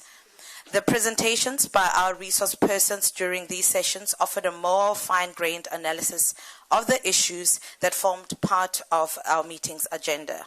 They opened up space for dialogue and strategic conversations and expanded our lens of analysis of the noble ideals and political imperatives of solidarity, equality, and sustainability that mean the most to us as P20 youth parliamentarians. As I conclude, I would like to remind you all that as young parliamentarians, we carry a special responsibility. We're not only advocates of policies that open doors for youth, but we're also a living example of what happens when youth voices are included in decision-making. This meeting, therefore, offers us an opportunity to exchange experiences, share political solutions, and build partnerships that will help create inclusive policies where youth entrepreneurship, where governance, global governance, is prioritized. Equally so, we must remember that in creating an enabling environment, that means more than policy frameworks. It means access to education, skills development, financing, digital tools, and above all, trust in the capacity of young people to lead. When we invest in young people today, we are securing the prosperity, peace, and resilience of our nations tomorrow. Once again, welcome to this gathering of young people. May our discussions today lay the foundation for a future where every young person is empowered to dream, to create, and to thrive. I encourage each and every one of you today to engage with open minds and to listen actively and to think boldly. Let us leave this meeting not only with a renewed commitment, but also with concrete ideas that can be translated into action in our respective countries. Thank you very much for your indulgence.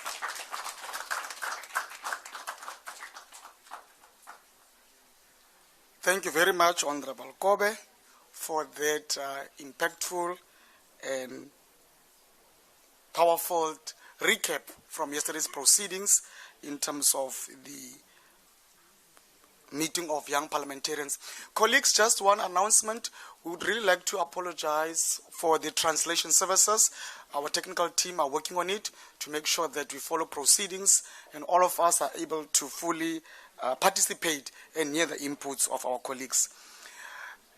For now, I will hand over to my co-chair, who's here, Honorable Federica Onari from Italy, who is going to assist us to move the program forward. Honorable Onari, over to you.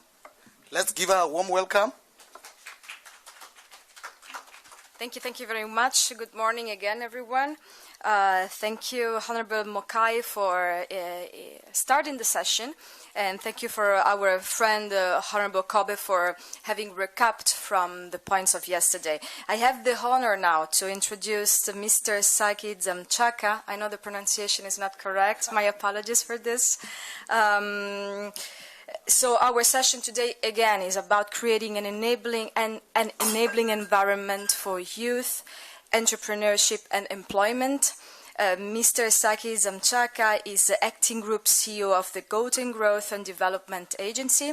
He is also the CEO of the Golding Enterprise Propeller, a provincial financial institution under the Golding Department of Economic Development, which promotes and develops small enterprises in Golding. Mr. Zamchaka is the former acting CEO of the Land Bank, Autopax, and the Passenger Rail Agency of South Africa. He has also held director roles at the Technical Go Train Management Agency and Infinity Fund, a Section 12 venture capital fund investment in asset movable rental SMEs. So we will go through several points that we all have in our program. Just to mention a couple of them, we will talk and we will see what national policies have proven effective in promoting youth entrepreneurship and employment. Also, we will talk about how can Parliament support legislation that reduces barriers to entry for youth-led business and many other points. So, Mr. Dzamchaka, please, the floor is yours.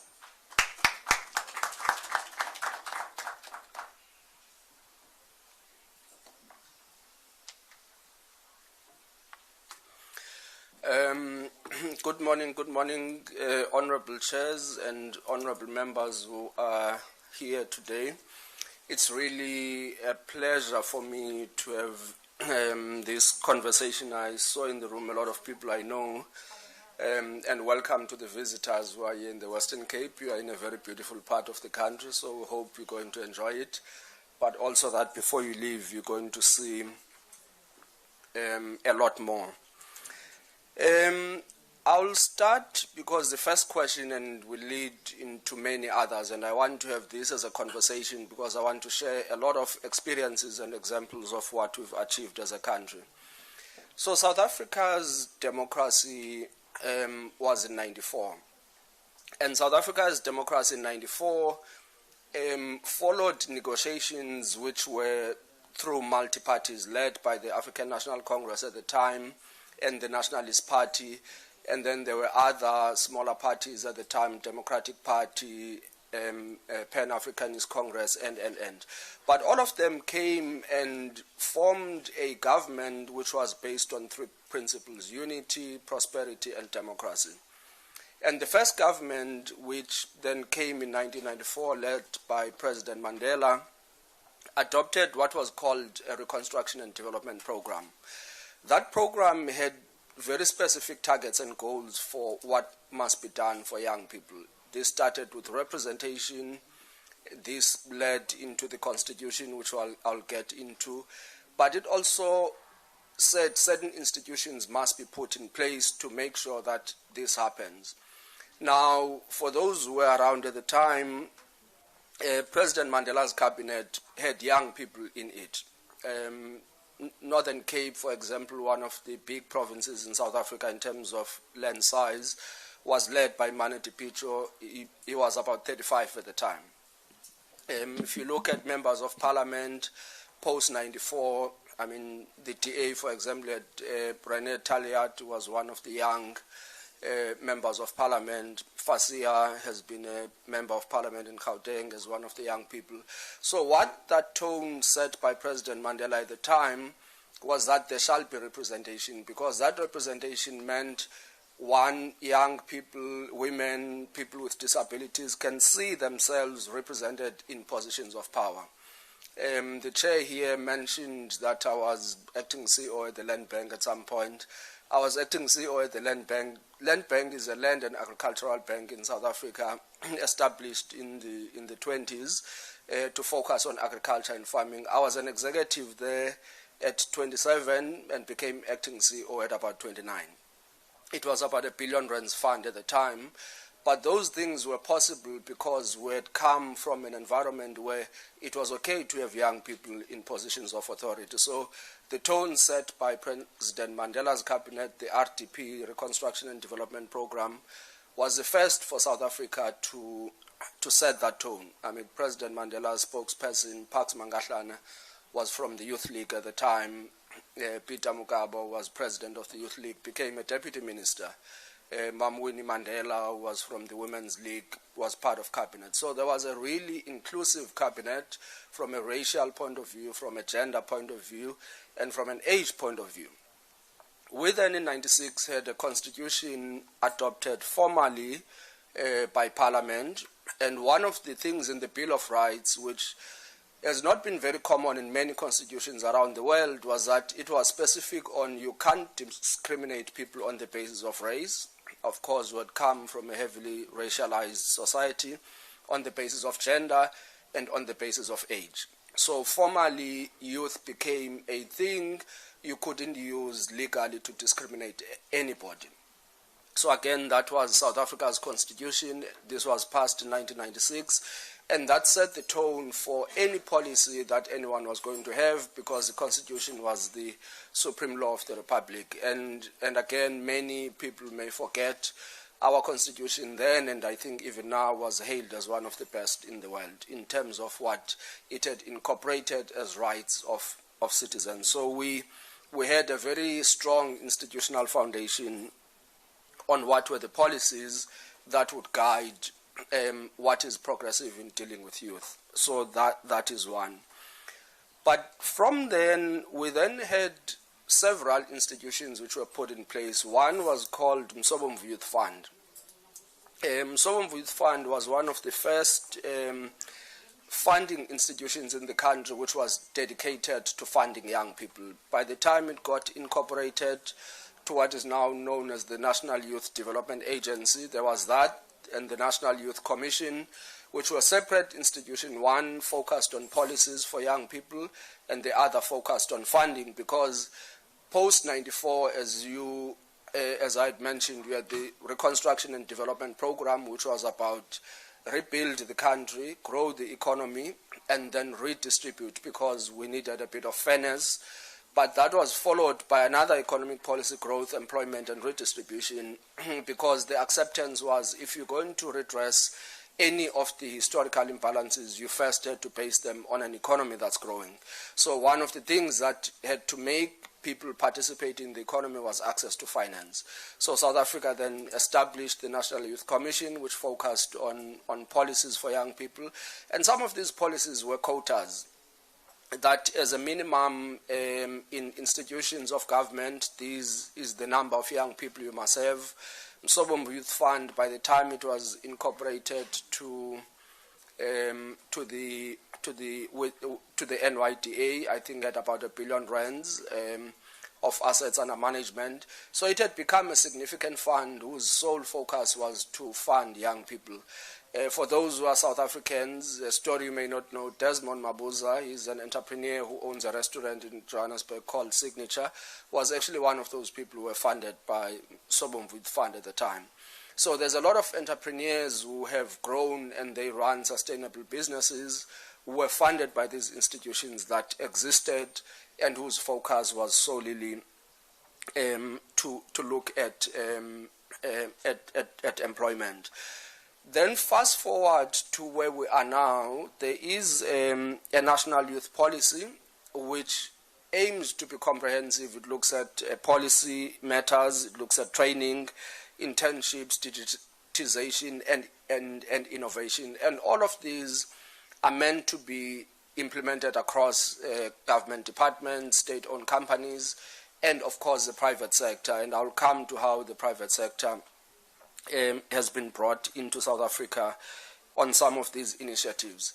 The training ones are the ones that are easy, because you have institutions of higher learning, you have basic education and development, there's what we call sector employment training authorities, the SITAs, where there's training budgets. Most of those go to young people, but what happens when these young people leave? A program which was then put together to the Presidential Youth Initiative program, and then the YES program, which was a youth employment scheme. And this youth employment scheme brought private sector companies who are large employers in the country and gave them an incentive to employ young people. So if you employed a certain number of young people as part of the program, you would then get a subsidy as an employer.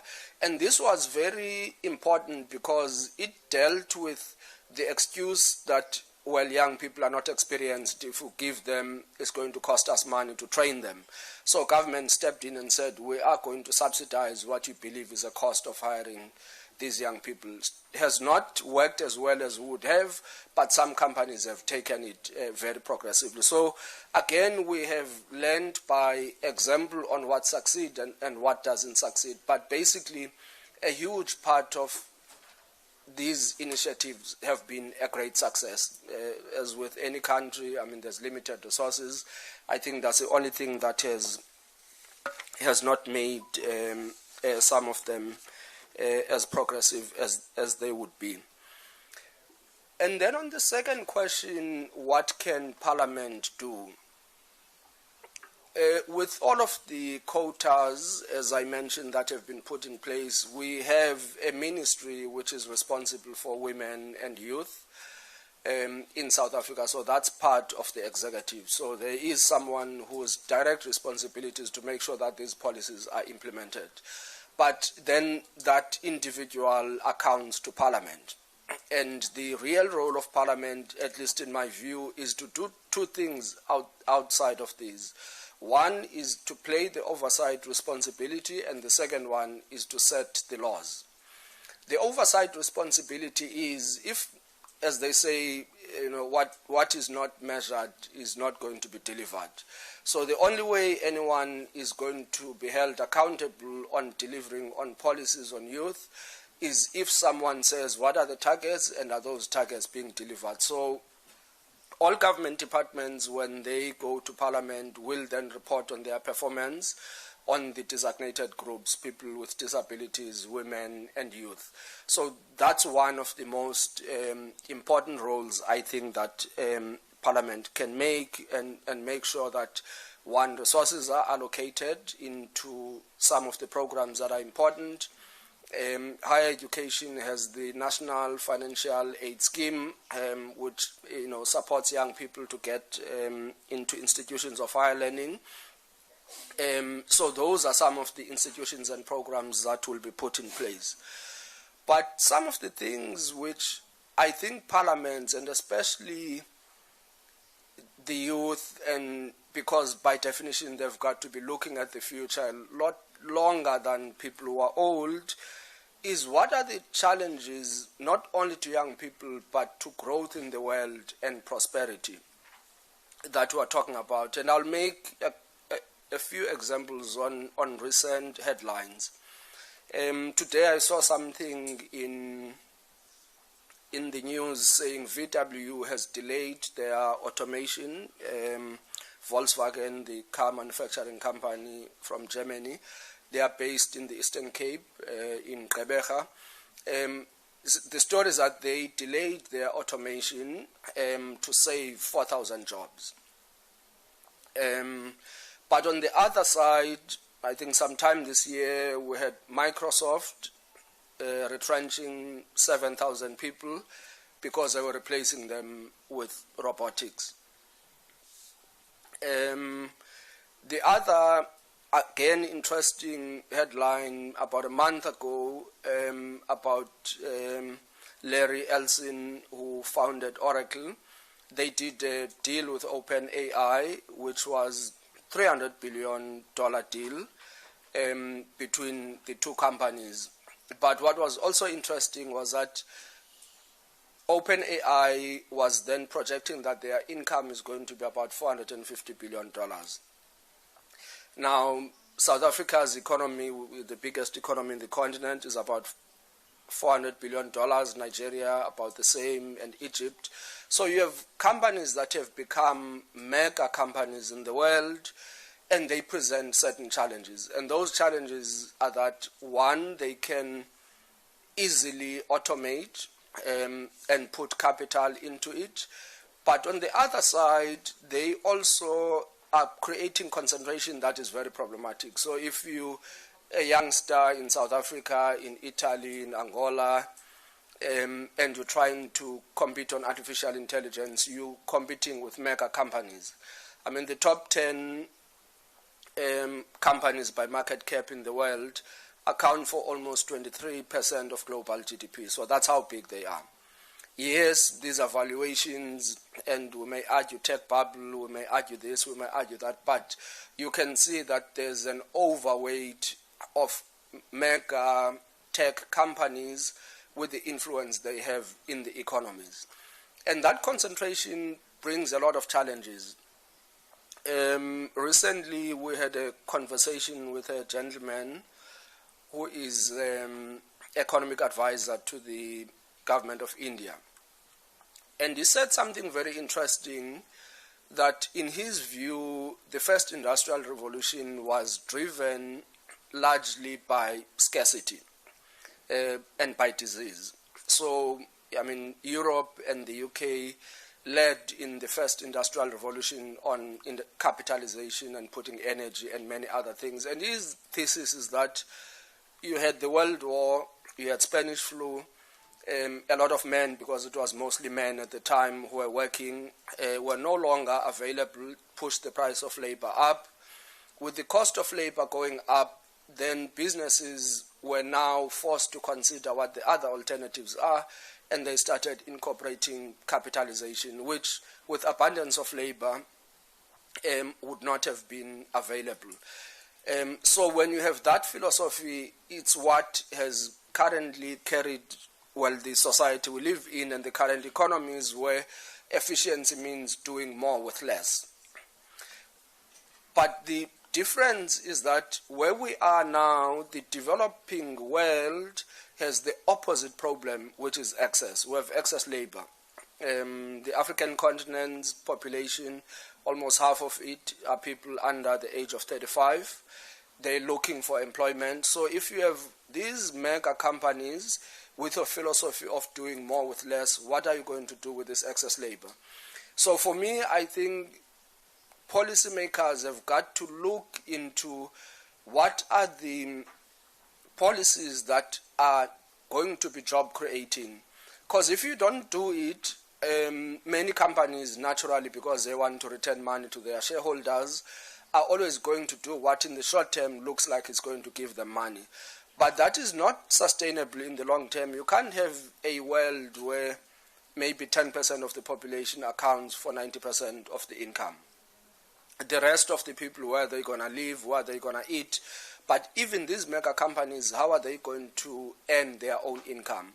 So I think from a policy point of view, and especially in gatherings like this, and in a world where multilateralism is being challenged because everyone, led especially by some of the big economies, is being too inward-looking, the only way you are going to deal with some of these challenges is to try and have policies that are common across countries, because if you don't, you're creating arbitrage in the system. People will move from different jurisdictions to jurisdictions where they don't have to comply. We've seen it with tax, which is a point I will get into.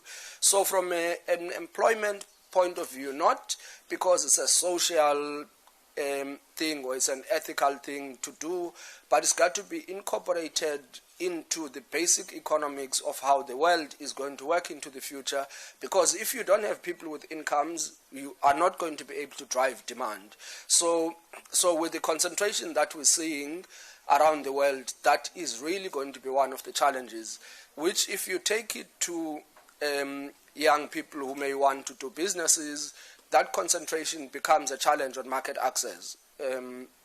How are you going to compete in the rest of the world if you are competing with these mega companies who have access everywhere?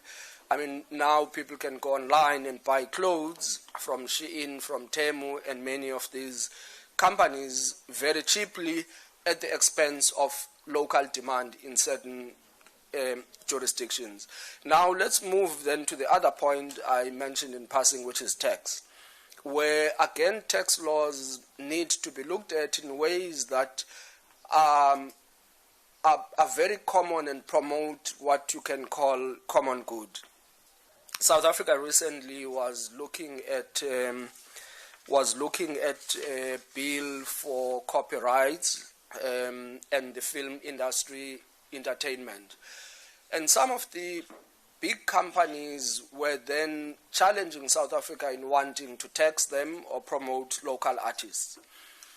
Because now you have a movie that is made here, is put in a platform online, and the platform can be played anywhere.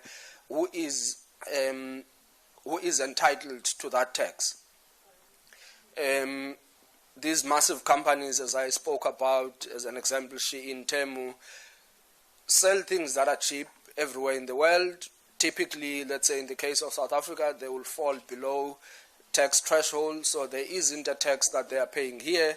but they are earning income outside of South Africa. How do you get those companies to behave in a manner that is responsible? But even outside of that, I mean, we know, which is legal, that many of the companies structure themselves to pay less tax. I mean, many billionaires in the world, I think the stats by Oxfam and many of these companies is that on average, their tax works out to less than 10%, because most of them, you are a billionaire on paper, but you don't pay capital gains tax because they typically don't sell the shares. They're going to borrow money against the shares. So it is a loan and you don't pay tax on a loan.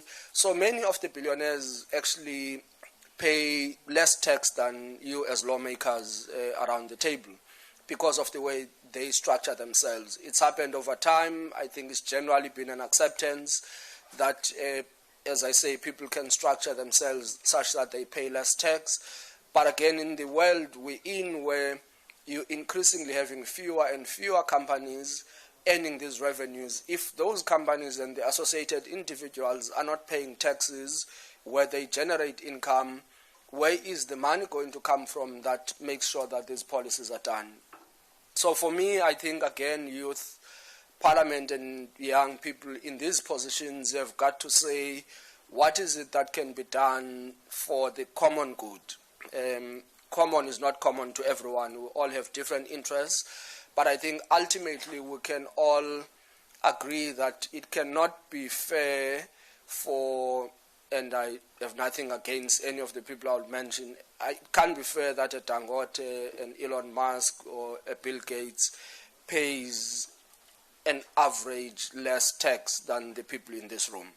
So there are those things that as we get into the policies, we've got to be clearer about and deal with them.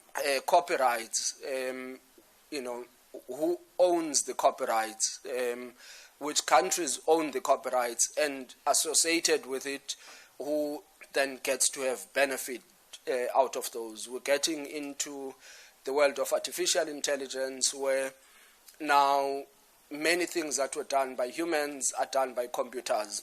So there's a legal aspect of it, but there's also an income point of view. I mean, one of the world's billionaires said something interesting, and I don't know if this has been researched, on what the pros and cons are, that maybe the robots must be taxed.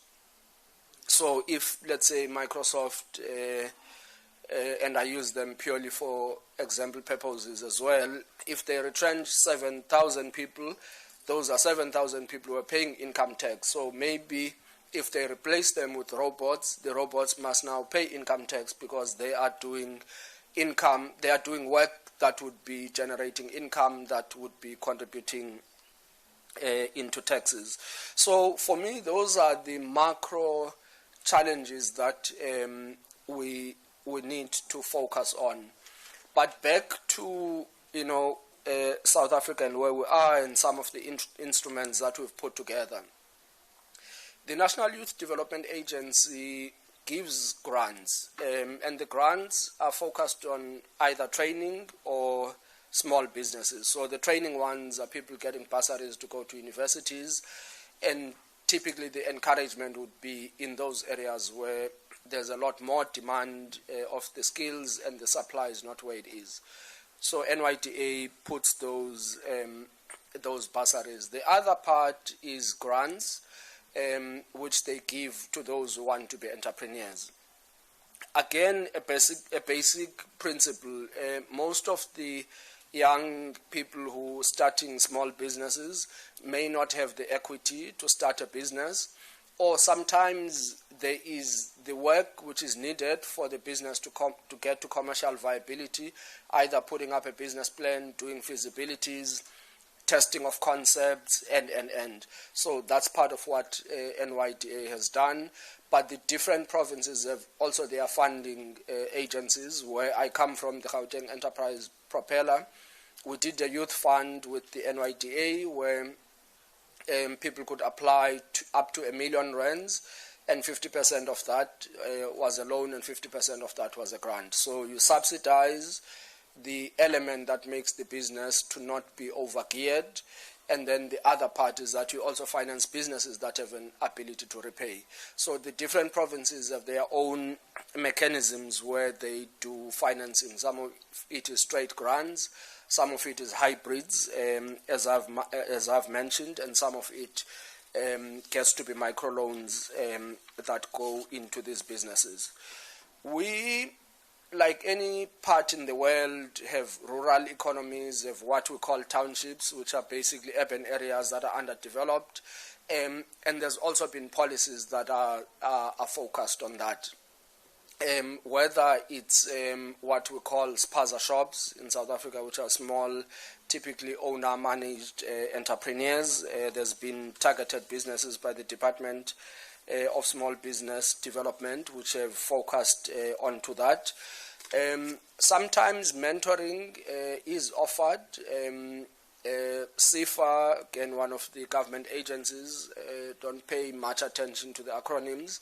One of the government entities that finances small entities financed a lot of incubators, and these incubators were meant to provide coaching, sometimes physical space, which is needed for these entrepreneurs.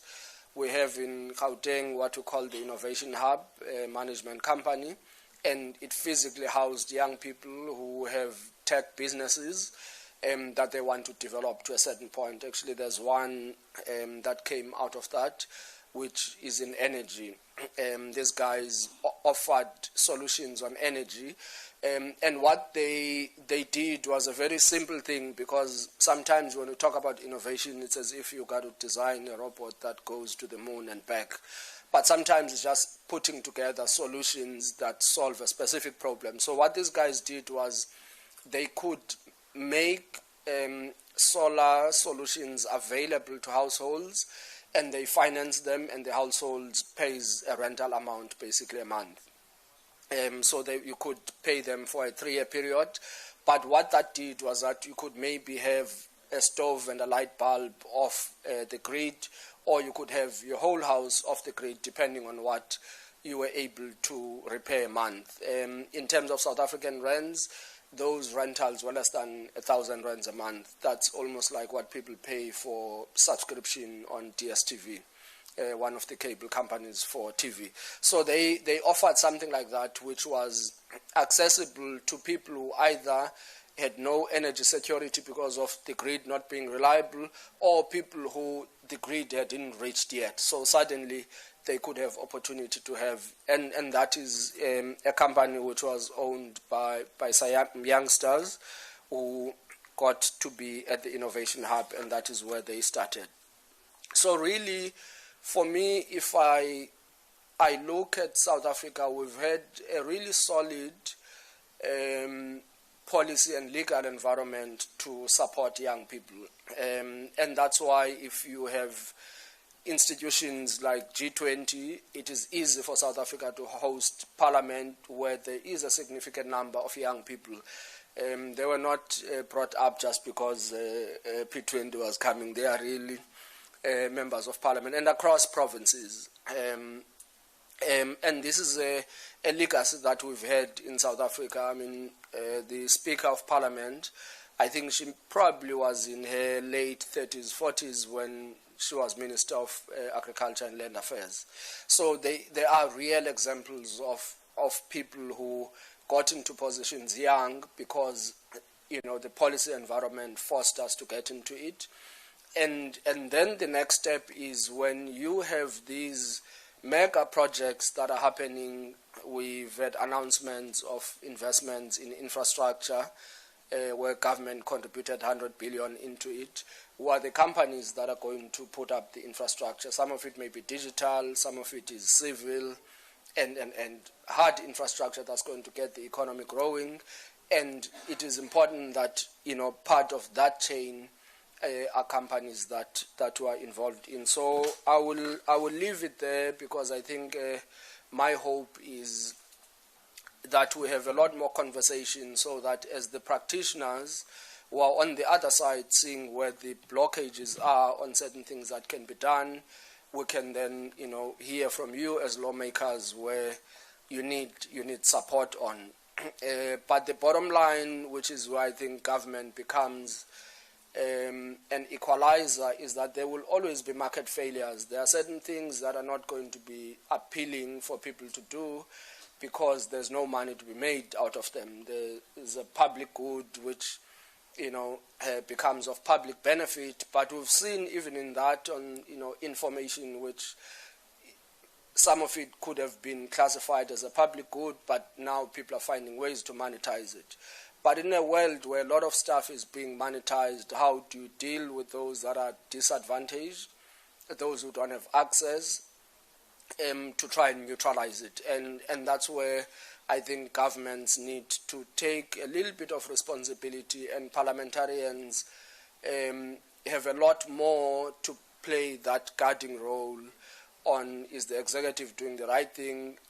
Is the private sector doing the right thing? Because in the case of South Africa, I think that's where sometimes you've not put in a lot of the focus. The assumption is that they are profit-driven and they will do what is right for their shareholders. But what is right for the shareholders may not necessarily be good for the country. But particularly for us, I think we have a lot to share on what institutional mechanisms we've put in place to deal with young people, and they are varying degree of success, and I think they've generally had a very great degree of success. Now, I mean, you're coming to South Africa where there's a lot of noise, there's commissions going, but I think they distract generally from the good that we have achieved. So we're happy to share those experiences. As I'm saying, even me standing up, I'm one of those people who benefited out of being young and being in positions of authority. I can now say I've been in senior management roles for more than 20 years, and I think that's what South Africa brings. So I don't know, Chair, how you're going to do this. Whether I'll deal with the questions as I'm standing here. So thank you very much. Okay. Thank you very much. Yes. You can have a seat here somewhere. So you're ready to take all the questions that might arrive. Thank you very much, Mr. Zamchaka. And again, sorry for this pronunciation. I cannot do better than this. Your insights were very, very useful, very interesting. Honestly, I could relate with many of them, also by comparing the Italian landscape and the South African landscape, especially when he talked about all these programs and funds that we make available. I would like to raise a few points also, just to have a debate around them if possible. For example, as far as Italy is concerned, we have many levels of these funds and programs. We have the ones at national level, and then the one at the regional level, and sometimes even municipalities, they want to do something on this. No? So just sometimes you might think that it's just that everyone wants to say that they are doing something for the young and for the startups and for the young entrepreneurs. So might be the case that sometimes we just fragment the public resources and we are not really using it in the most effective way. This is a question mark, of course, there. And the subsidies as well. Also in Italy, we observe this trend of working on many, many subsidies for everything, and how a subsidy is built. Usually it has a threshold. Like if you are under 35, then you get this, this, and that. You are 36, nothing. You become invisible just after you pass on this threshold. So also there, another points around which we might debate, wouldn't be there possible to have a more progressive attitude towards inclusiveness, towards supporting those that cannot enter a market, that cannot access some conditions that will allow them to fully develop their potential? Because by doing this, we also create, in order to achieve the goal of inclusiveness, we might have some people feeling excluded just because they are 1 year older, or because, for example, if you take the economic indicator of that measures the wealth of your family, for example, also there we have very strict and rigid threshold. Is there the proper way to go forward? Maybe we can think of some better solutions and not to be content to to what we just discovered and found and used so far, but try to really improve each day. I really love also the mention that you made to the South African Constitution. So yesterday we had a debate on important topics as well, and I also mentioned Italian Constitution, for example, of which we are also very proud of. And I think that to go back to some common heritage is really the way forward. So institutions, because institution is the way to make things happening. I really love this sentence of yours. And the Constitution. So if we really want to build solutions that can be shared with the population, also across political parties, it's very good, I think, to go back to the origins and see what is that we already have in common. Few other things, and then I will pass on to my co-chair.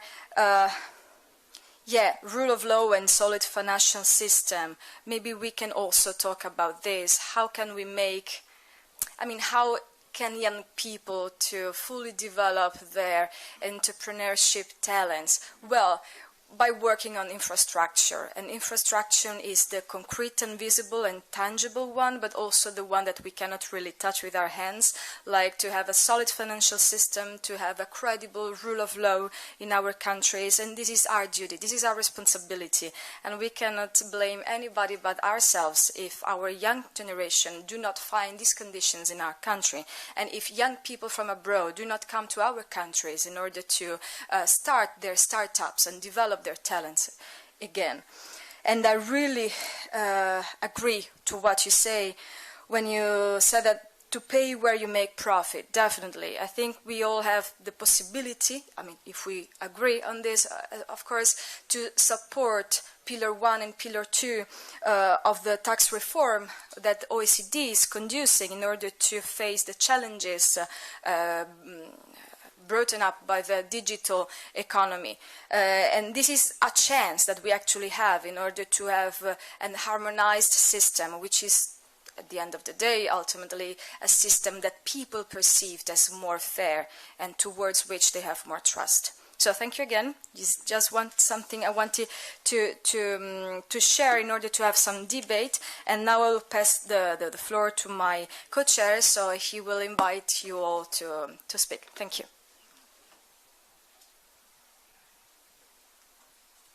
Thank you very much to Honorable Honore for those remarks, and thanks to you, Mr. Zamtlaka, for that input that you've made, and I think opening the floor for us to have an interactive session and question and answers. As I indicated earlier on, we had some of the forms floating that will indicate members who want to speak and assist us. You know, one of the challenges as a presiding officers is to manage time and to manage the flow of proceedings. And I'm trusting that I will just do that. We received 4 speakers who would like to make inputs, and I'm also assuming that they will ask questions to you as the presenter who made that input. I will do it in this fashion. We received 4. I'm going to do the first 2, and then we allow Mr. Zamtlaka to go through. Obviously noting that we have to give space for the translation that I think is being sorted for us so that all of us can follow the proceedings. We have Mr. Alexandra Trembisky, I hope I've said it correctly, from the Russia Federation, who will afford him the first opportunity. And then he will be followed by Selman from Turkey, who will also do the speakers. Turkiya, all right, there. Thank you very much. And then over to you, Ms. Alexandra.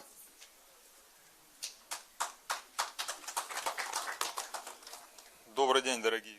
A very good morning, dear colleagues. I would like to thank Ms. Honore for her professional moderation of this event. It's very comfortable to work with you. Thank you so much for your leadership. So this is the second day that we are discussing youth affairs at the P20, and yesterday we heard a lot about talking less about our plans and making all kinds of slogans. We need to walk the talk. We need to act here and now. And I would like to share the experience of my country, what is being done to create a favorable, a youth-friendly environment to promote youth entrepreneurship and employment. Promoting youth employment and enabling young people to become business leaders, these are major priorities for Russia, and we have been witnessing a lot of development in this regard since the coronavirus pandemic.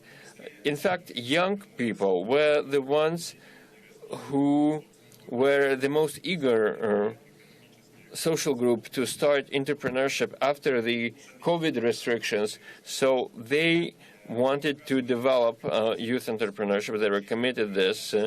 So every national project we have in our country includes measures to support young people in all the sectors covered by these national development projects, and this results from the presidential instructions that we got, and we as parliamentarians always take this into account. Promoting youth entrepreneurship has strategic importance for the Russian economy. Young people are the ones who create innovation, promote innovation, and harness new technology and unconventional approaches. According to the Ministry of Economic Development, as of early 2025, we see the following statistics. The share of small and medium-sized enterprises ran by people under 25 years old is 6% of the total number of businesses. From a total of about 3 million businesses. So this is the maximum level since 2019. So more young people are willing to become business leaders and to start their businesses. And we also have a growing number of self-employed individual entrepreneurs. It increased by 230% since 2019 and reached an all-time high for entrepreneurship under 18 years old. This results from various support measures. We have a number of questions dealing with various kinds of support for young entrepreneurs, and I would like to highlight grants, what we believe as the most effective tool. We have several ministries and agencies that offer grants to young entrepreneurs. There is also financial and advisory support and all kinds of support that we offer to young people. We have created a special foundation for supporting innovation, which offers targeted programs that targets various categories of young entrepreneurs with a focus on businesses that work in the technology-related sectors. For example, students, university students who have some innovative projects, and when we see that these projects can succeed as private enterprises, they are entitled to grants in order to make their innovative projects materialize. This program is called a student startup. We have the START program, another initiative. It's early days still for this program, and it covers projects outside of the technology sector because we also believe that there are also other important sectors. Some people need more support than others, and they are low-income people. They are entitled to grants for opening businesses or developing their businesses if they meet certain criteria and they can confirm that they are low-income households. For example, their income does not exceed the minimum wage for their corresponding region. In agriculture, young people can get grants from the Agriculture Ministry. And you know, today, I do not quote any specific numbers, but if you want specific figures in rubles, because it won't be very informative for you to listen to my ruble figures, but if you want dollar figures, I can share this information with you. And we're talking about substantial funding resources that we're allocating to this effect. So these and other measures are all part of national projects. I spoke at length about our national projects yesterday already for promoting youth entrepreneurship, but our national projects, they cover not only entrepreneurs, but also students, school students and university students, postgraduate and undergraduate students.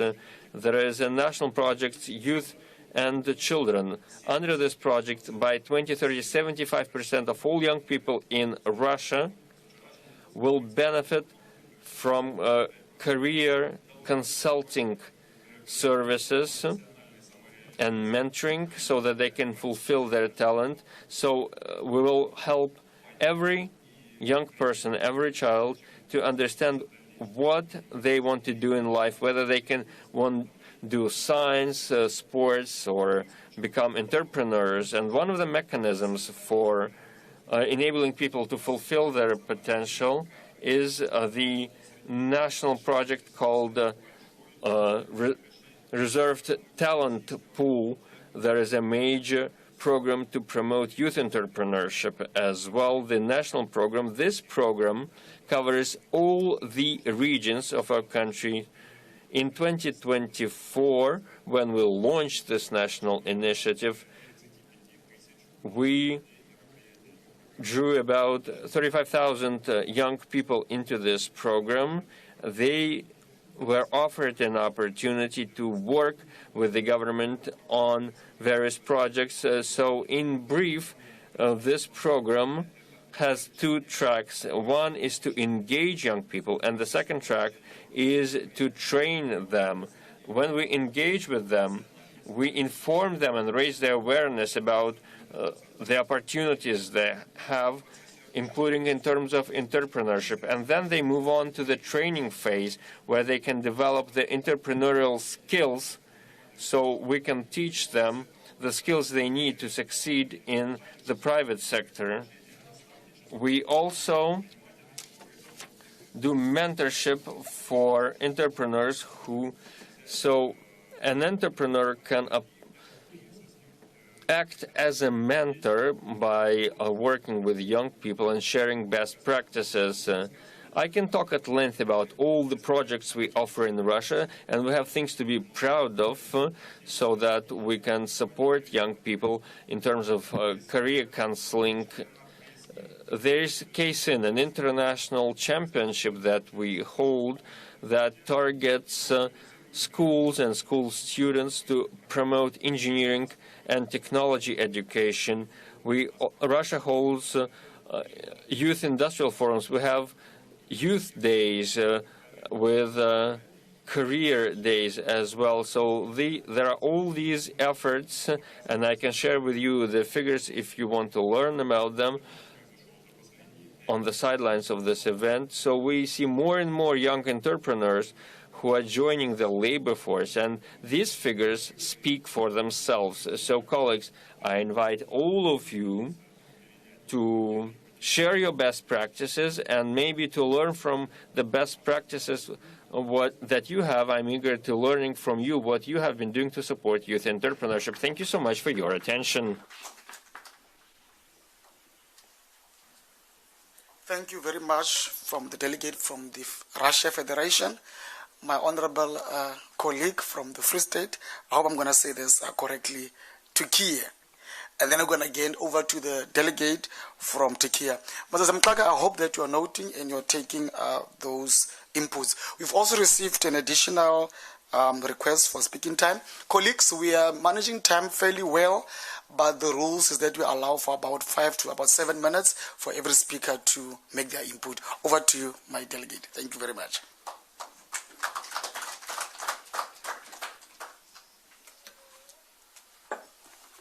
Dear Chair, dear colleagues, first of all, thank you for all about your sensitivity about the pronunciation, especially my friend Hodada. Thank you. Dear colleagues, we are living in an age of change, digital transformation, the green economy and demographic shifts present significant opportunities. In this era of change and transformation, providing real opportunities for youth holds great importance. In this context, G20 offers a unique platform that enables us to transform our individual efforts into a collective resolve. The commitment to reduce the NET rate by 15% by 2025, announced at the G20 Leaders Summit held in Antalya during Turkey's G20 presidency in 2015, stand as one of the most significant collective targets ever endorsed at the G20 level. Allow me also to briefly share some concrete progress we had made in Turkey towards the objectives of inclusive growth, job creation, and youth empowerment. Under the leadership of His Excellency President Recep Tayyip Erdoğan, Turkey has launched numerous initiatives to support a fair society by balancing economic growth with sustainability and social justice.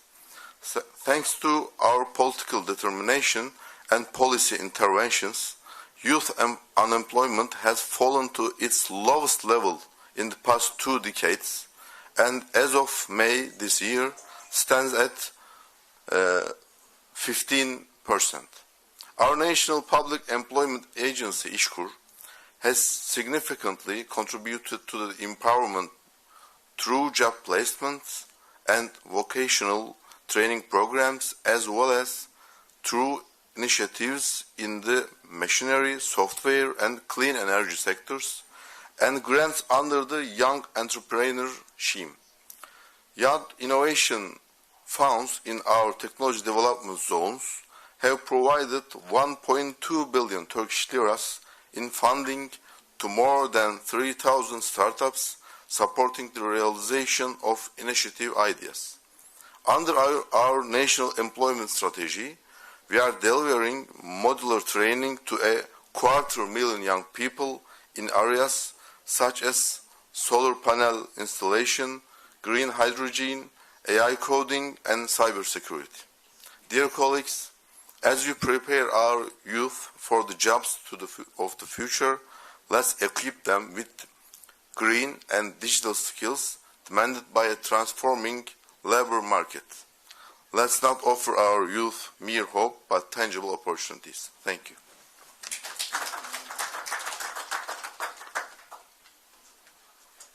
Thank you very much, my colleague and delegate, for those inputs.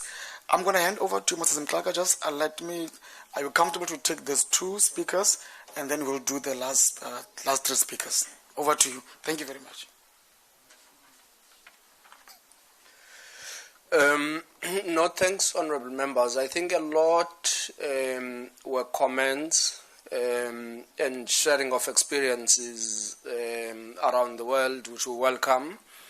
And I think for me, that's the point on, what has worked elsewhere. And because sometimes we think we're seeing problems for the first time when they are fairly common.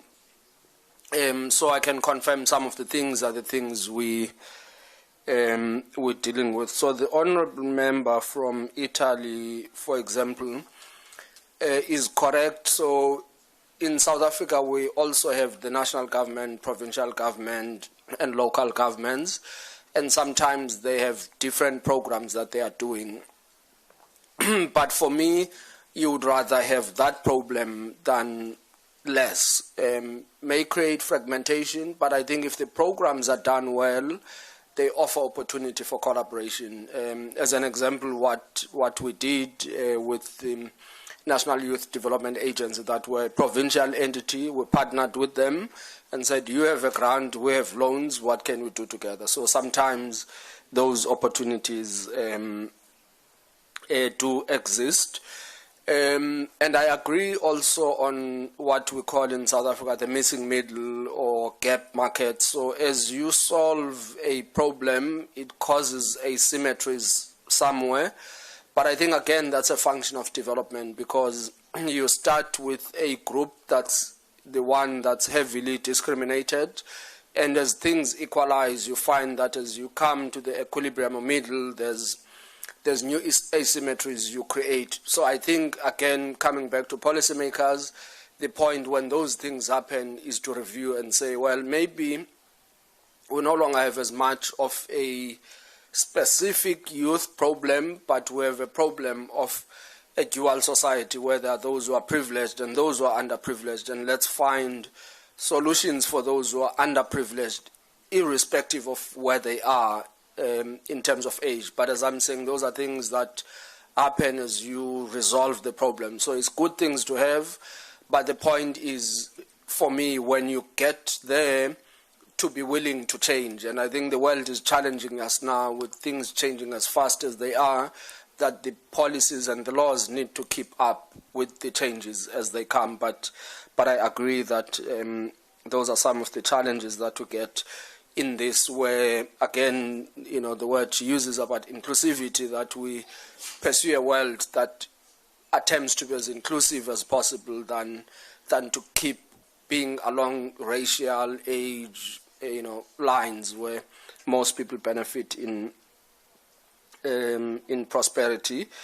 And I think the broad, again, questions about rule of law and institutions and financial systems are important because you're not going to find much development where there's no certainty.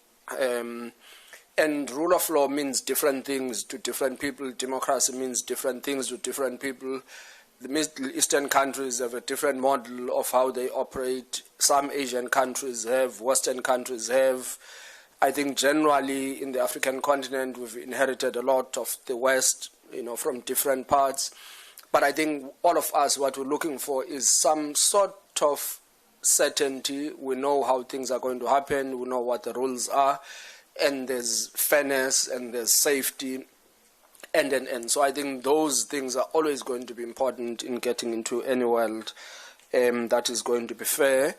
Yes, a lot of reference on the tax reforms is OECD. But again, multilateral systems tend to take long into getting to finality because many countries tend to benefit, others tend to lose. But that's why I'm saying, we can start having these conversations as the different nations to start making these changes, and then we'll get to OECD, UN, and many other of the multilateral forums to get into it. But I think OECD, particularly on the tax ones, is probably one of the institutions that has gone a bit far. Whether those reforms are going to be enough, because as we know, by the time legislation comes, many of these companies have found loopholes and they behave differently. But I think beyond also just the laws and policies, the companies also from where they originate, they need to understand that the message is that of inclusivity and many others. And also the honorable member from Russia. Interestingly, I was in Moscow last year as part of BRICS. Interesting to see the development and what's happening there. And I think Russia has done fairly well in the tech and financial services environment and some of the advanced manufacturing, and maybe there's a lot we can learn there.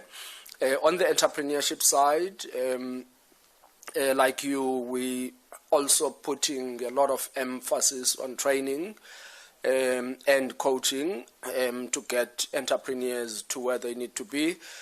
But for me, I've been in business as well. I've run my own businesses. I often say there's a level to which you can prepare entrepreneurs, but a lot of success in running your businesses, it's in the experience. You can't teach someone experience. They've got to get into it. Only when you're in it, you will know whether you have the right emotional strength to deal with business uncertainties and the grit needed to succeed, because you're going to get rejection. There will be times where you have no cash flows. And I think a lot of that, it's in the experience. So all that can be done is to give the environment and the support to get you to a point. But beyond that, the entrepreneur is going to be on their own. But as I said, we're now in a world where there are these mega companies that we're all competing with around the world. And the gentleman from Turkey, you're correct. I think the changes in the world on the shift in global politics offers certain possibilities for change. But I think what's important as we sit in rooms like this is to guide that change, that it is progressive, because it could also easily be change that shifts the balance of powers but still is exclusionary, that those who are at the top and are big and have big economies are able to be fair amongst each other but are still behaving in a manner that's not fair to the developing world. So I think developing rules on how a new multilateral world that doesn't have dominance of few players, what does that mean, and how do you resolve disputes, and how do you ensure inclusivity and fairness across? But I think we live in a very different world where there's a lot of opportunities for change. So I really appreciate that. And then the last point about skills of the future is also a big one. Yesterday I was at the University of Johannesburg. They had an entrepreneurship week, and we're talking about this because for me, as we talk about skills of the future, yes, there is the engineering, there is the tech, and there's the AI, which drives the world. And we need engineers, technicians, and everybody else. But we also need philosophers that are going to answer the question we were having about what does it mean in this world to have development that's inclusive. Lawyers who are going to help resolve the tax jurisdictional challenges, IP challenges, and. So there's a lot more in this new world that we're going in, that if you only play on the catch-up role, I mean, India and China individually produce about 1.5 million engineering qualifications per annum. So for many small economies to be able to compete with that scale of engineering capability is going to be different. So part of resolving that problem can only be compete with them fairly. It's got to be how do you protect smaller economies from not being drowned out, or that you have dumping that happens in their economies that completely kills infant industries where they are. But overall, I think it's correct that it can't just be hope. Something must be done, and I must say, I think I'm proud that here in South Africa we've put something on the table, which are the programs. I think a lot that can be done is how do we make them a lot more effective. If we training people and the individuals getting financial aid for bursaries, is it the right skills that they are getting? They are getting education. If they get out and they can't be employed, why are they not being employed, and how do we fill that gap? Are they relevant? Because, I mean, let's take one example, computer science. Many people who do degrees in computer science, by the time they complete, tech has changed from what they studied when they started in year one. And how do you bridge the gap for them to be relevant to industry needs then when they leave? So I think those are the things we've got to fine tune as we deal with it. But the rest of it, I think, were comments which are very welcome. Thank you, Honourable.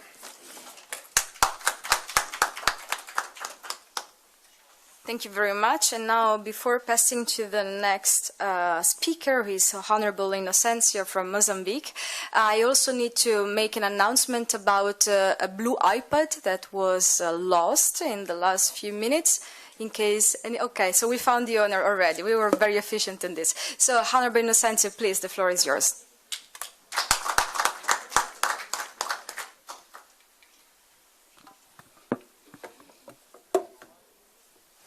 First of all, good morning. Allow me to speak in Portuguese. I know there's a translators there, so you guys can follow.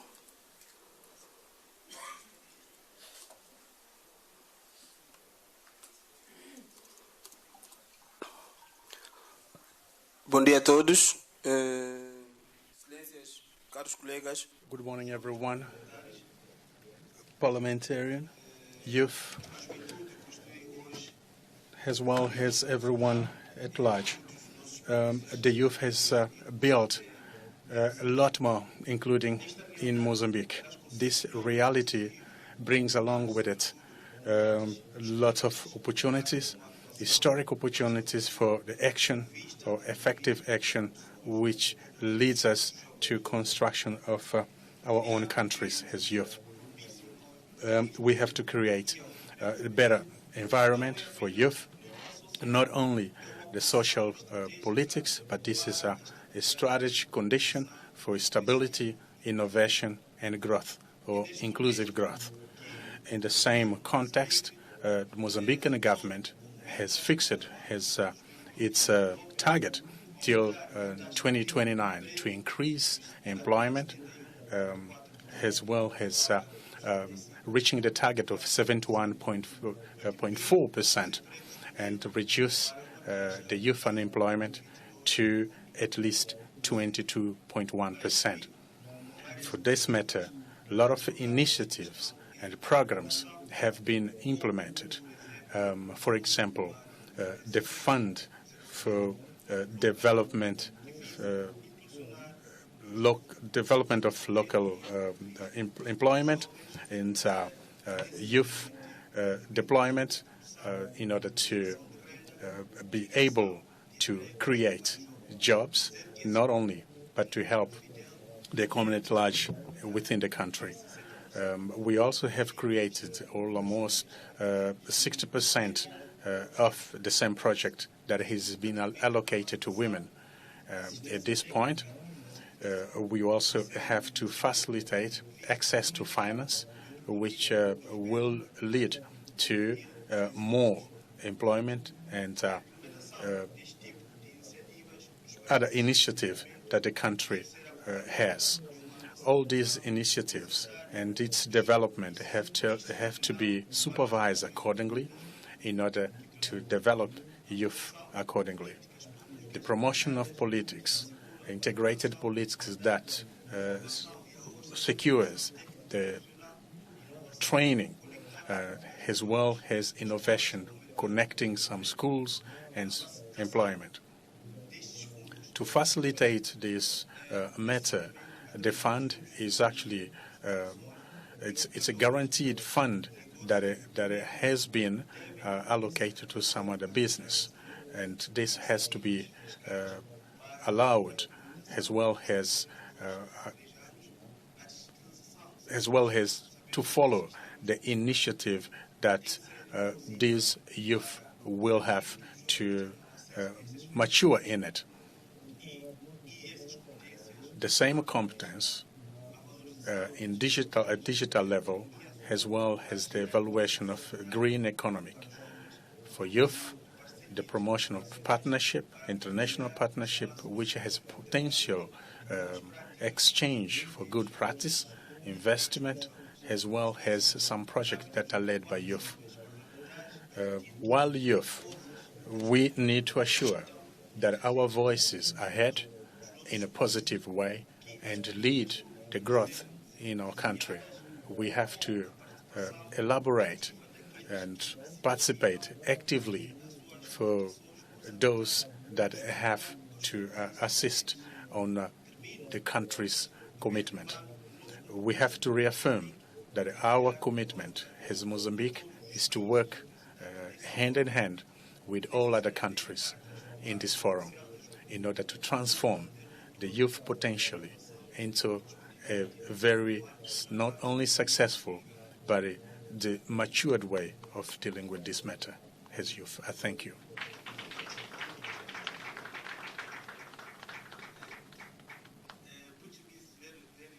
Difficult to you guys to understand, huh? I would like to invite all of you to know Mozambique. It's a very, very beautiful country that where I belong. Thank you. Thank you very much, Honorable Inocencio. I was in Mozambique actually last July. I confirm it was a wonderful country.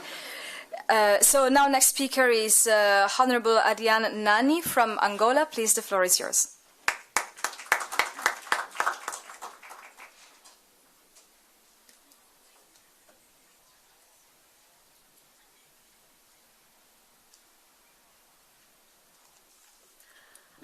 Bom dia a todos e a todas.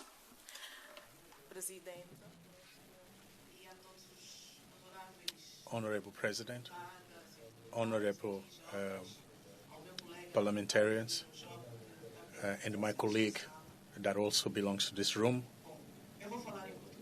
I will speak in Portuguese, unfortunately, but it gives me the comfort.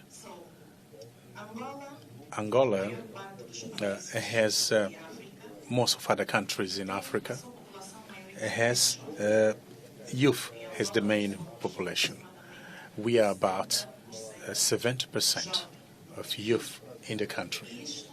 And this, countries like mine force the government to create initiative, transformative initiative, in order to help and create objective for the present and the future of the youth. The youth are not the future, they are the present.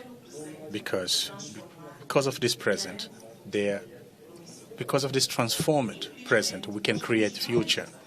Unfortunately, we have a lot of challenges, and I believe Angolan challenge are equally as other African countries and other countries when it talks to learnership, scholarship, and more. So it's forcing the government to create innovations from the youth ministry, the youth sport ministry.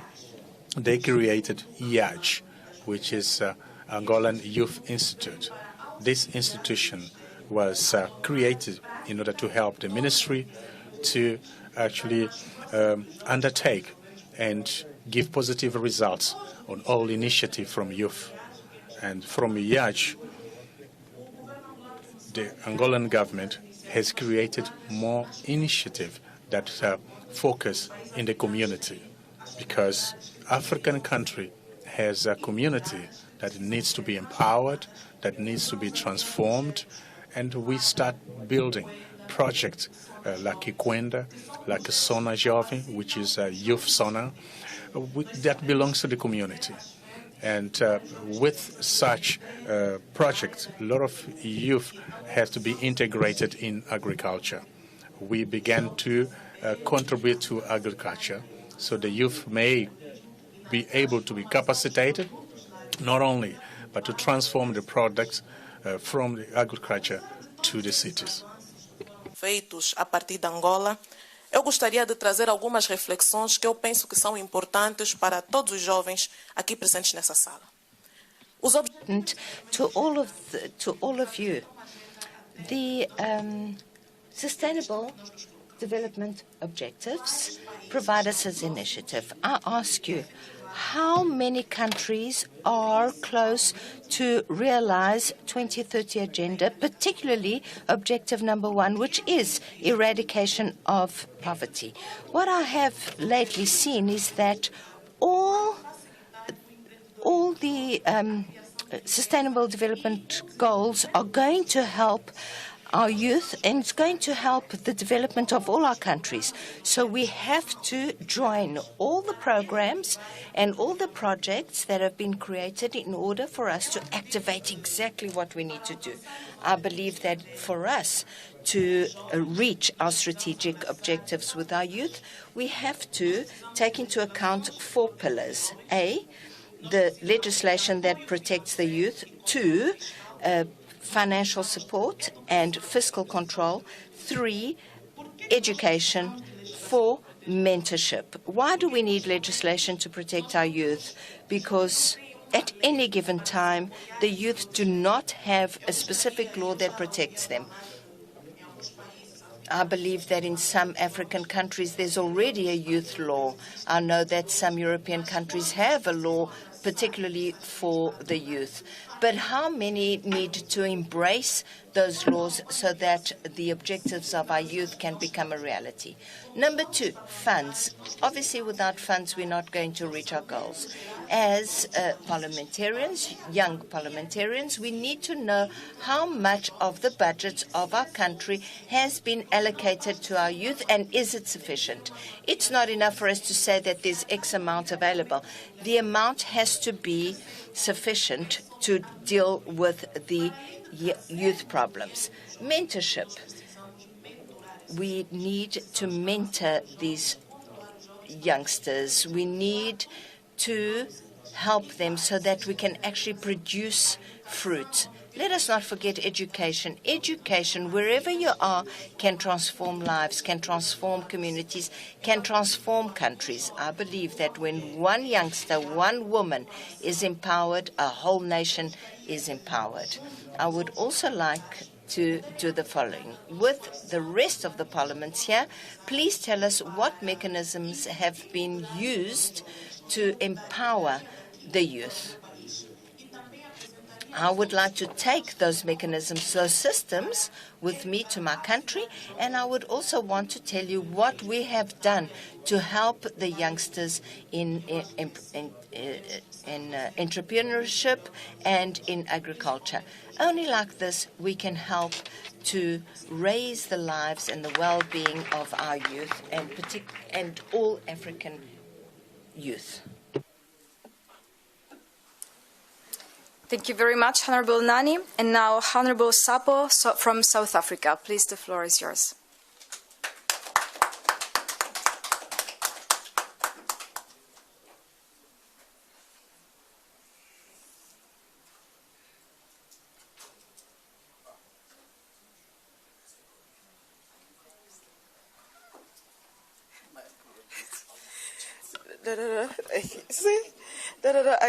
I thought I'm going to speak where I was because I have a few things that I want to raise. One to say, Mr. Samkak, when we ought to arrive into the conversation that says, especially in our country, matters of youth development are everybody's business. And that being everybody's business, it then lacks a coordination because everyone does his or her own part without being held accountable for that, which then disadvantages us as young people because at the tail end, there is no one that is taking responsibility on how slow the youth development is. The second thing that I wanted to raise is that, yes, we all agree that small business, the sector itself, is the only sector that has a capacity for massive job creation. Now, how do we then capacitate it? What needs to be done is for us to be deliberate about the red tape reduction initiatives, because that is what is the problem currently, especially young people are struggling to find access to finance and access to market simply because we have a lot of red tape and we are struggling to address that.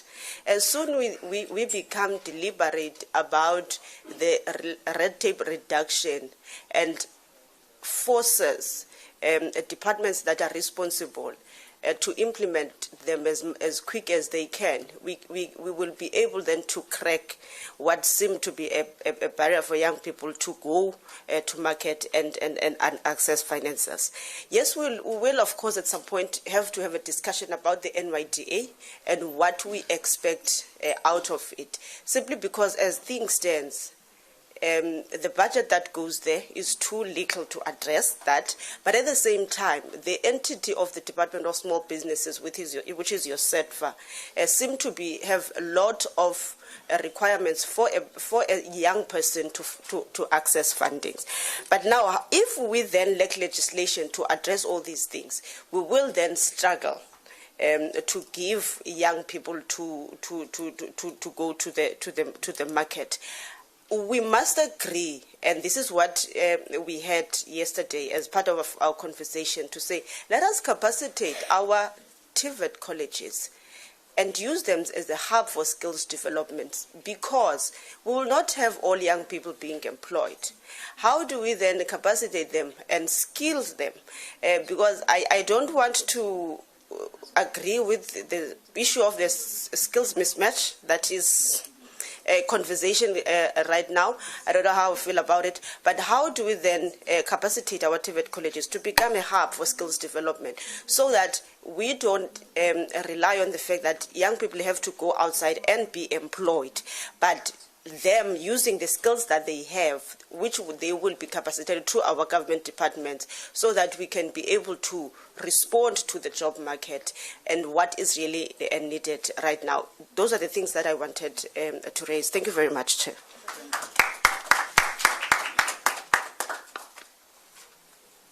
Very good, thank you. Thank you to our colleague. And now, Mr. Zamkaka, the floor is yours to address the points raised. Thanks.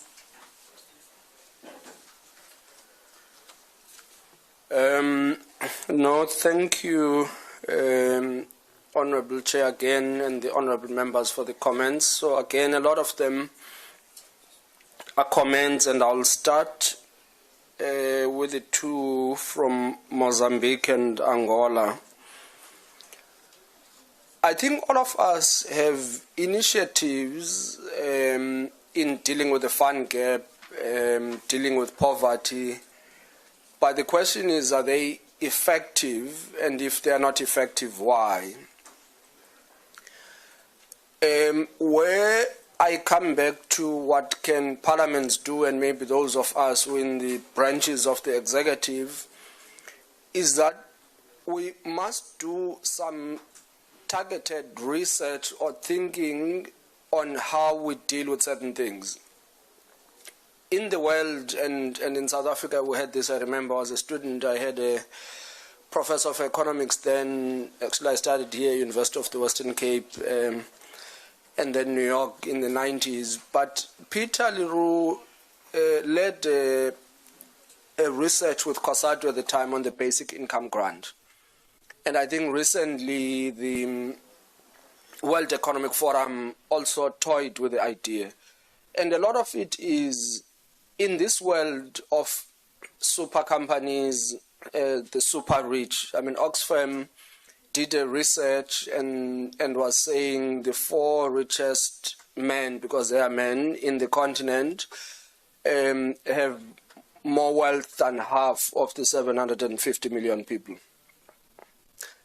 You know, but of course the wealth isn't always cash; it's share valuations but with just those valuations, the access of money they can have. So the rise of the super rich around the world. I mean, you have people saying Larry Ellison or Elon Musk could become trillionaires in our lifetime. So that's the level of concentration of wealth you're talking about. So we've got to look at how do you then at least make sure that people go to bed with food and they can have access to basic services.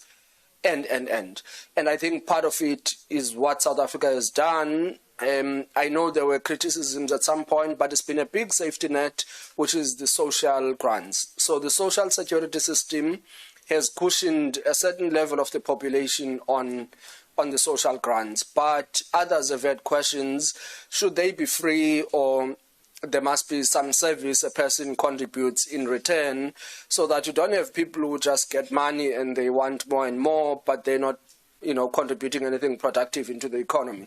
So I think there are specific questions we've got to answer if we want to deal with poverty. I mean, we will have more entrepreneurs with some of these interventions, but even them will do more with less because they are trying to be profitable.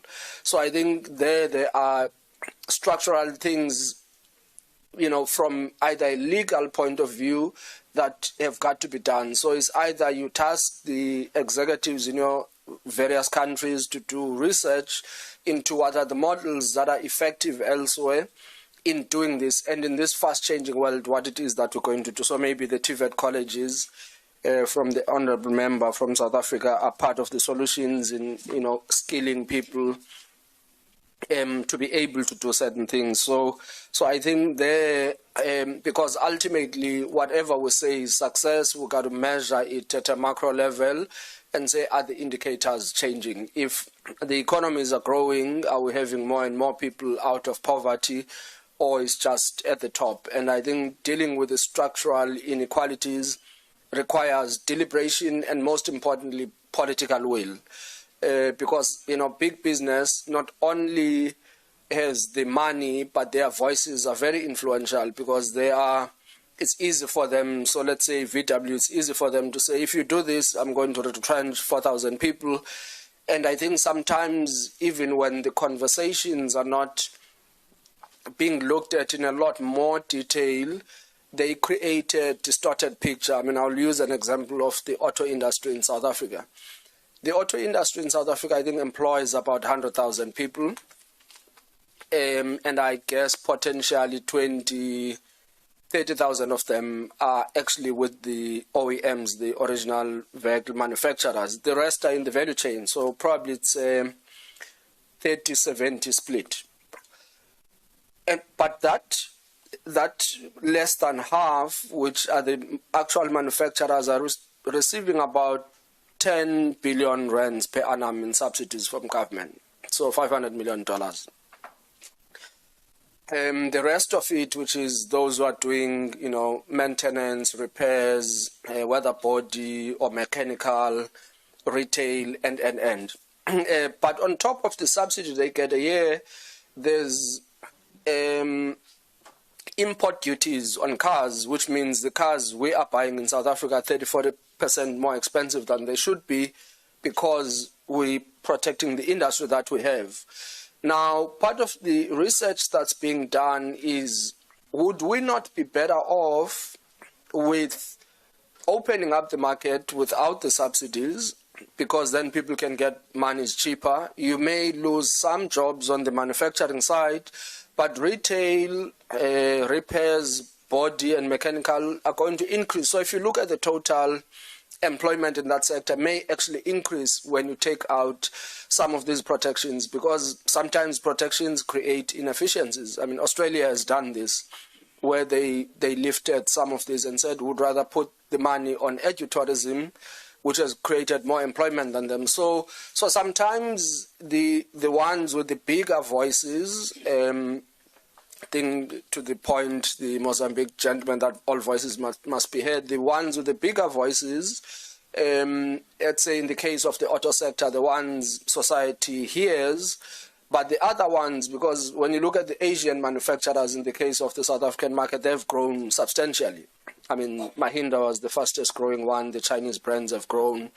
So there's a reorganization of the market, but even some that are the traditional OEMs, we've heard that, like VW, they've taken decisions that are responsible. BMW said, okay, if we can't export to the US, we'll export to Canada. So they've looked at alternative markets. So I'm just saying, sometimes we've got to then guide the discussions that they don't always end up just looking at the establishment.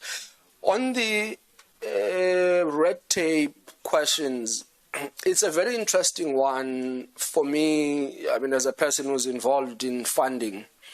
So it doesn't matter what age the entrepreneur is, all of them are complaining about compliance and what they have to submit and how the process is inefficient and the reams and reams of documents that are required.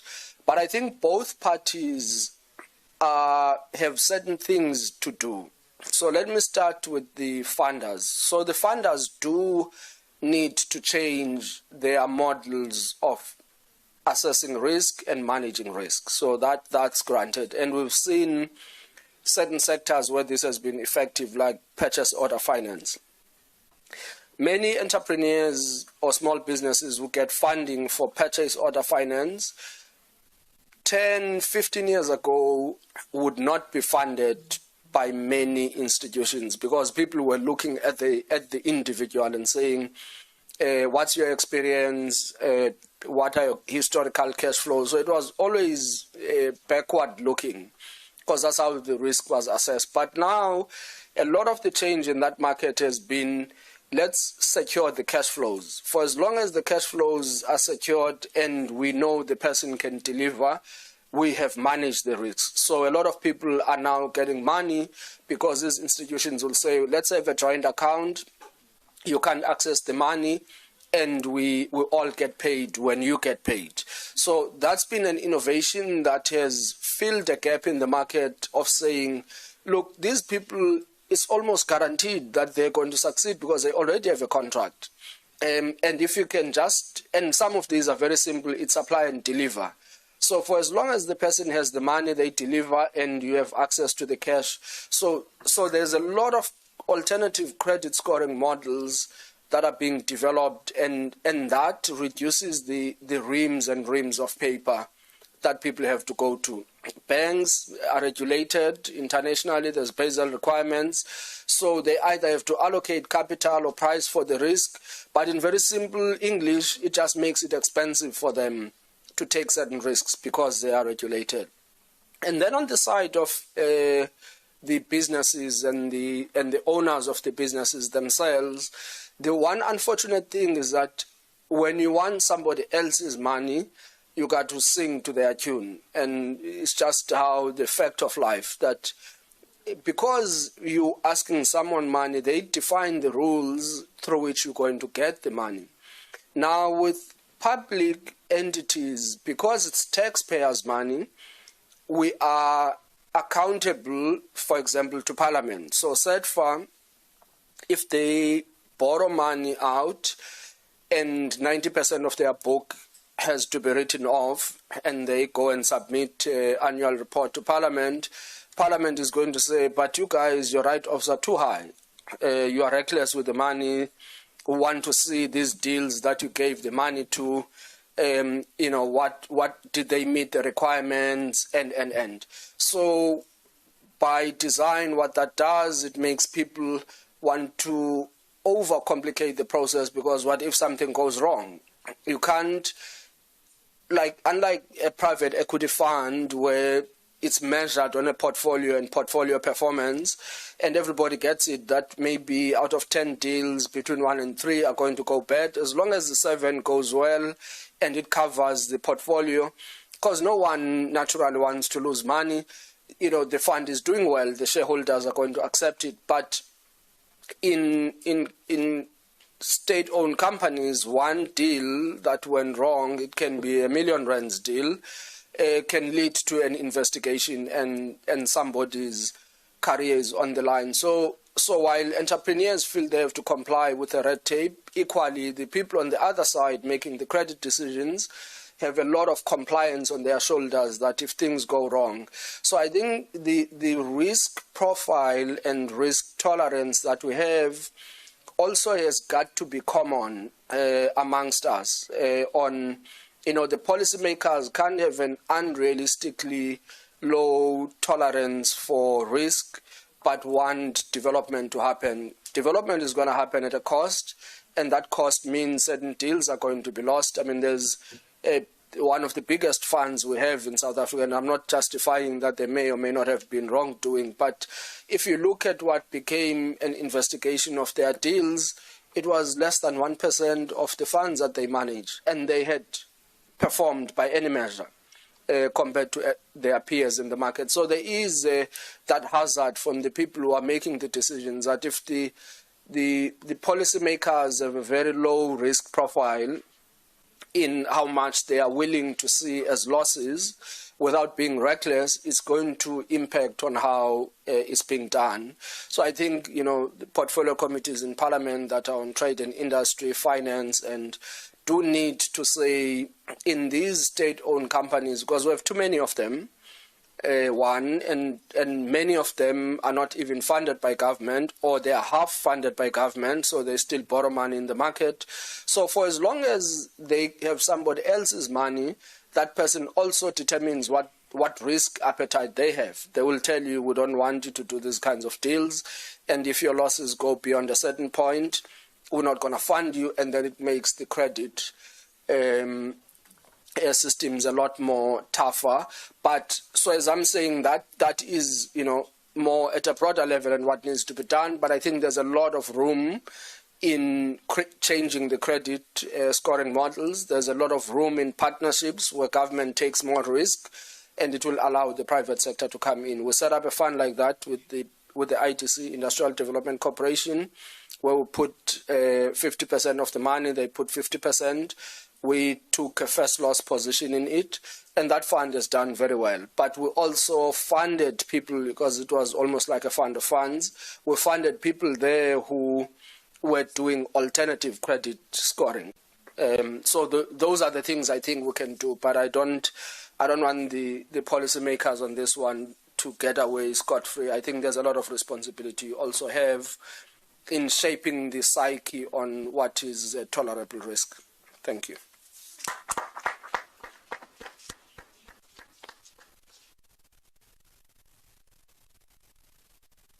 Thank you very much again, Mr. Dzamkaka. And so by hearing from you, I also would like to add a couple of things on maybe two other points that could be perhaps looked at in a critical way. So let's see where is that we could do better. For example, we talked a lot about grants, but if we talk to young entrepreneurs, sometimes they tell us that they do not much need grants. They'd rather go for pilot programs. So they would like their ideas to be tested in the market, so that in the next step, venture capitals and those who can put money on these ideas can really have an idea or a feeling, a sense of whether this idea can work in the current market. So I think it would be very important also to listen more carefully to what young entrepreneurs want, and especially to what they need, actually. And also the role of the state, the role of the market. Maybe it's also very useful to have clear in mind that they can do different things because they are good at doing different things. Market is good at doing, at spotting the good idea, the idea that can work, and state has maybe the money, the resources to put to be put where people, vulnerable groups, could not access it. So, for example, to have the market choose the best ideas and the state to help with some funds can also be a solution or a way forward. And so these were just the last few things on the topic of today.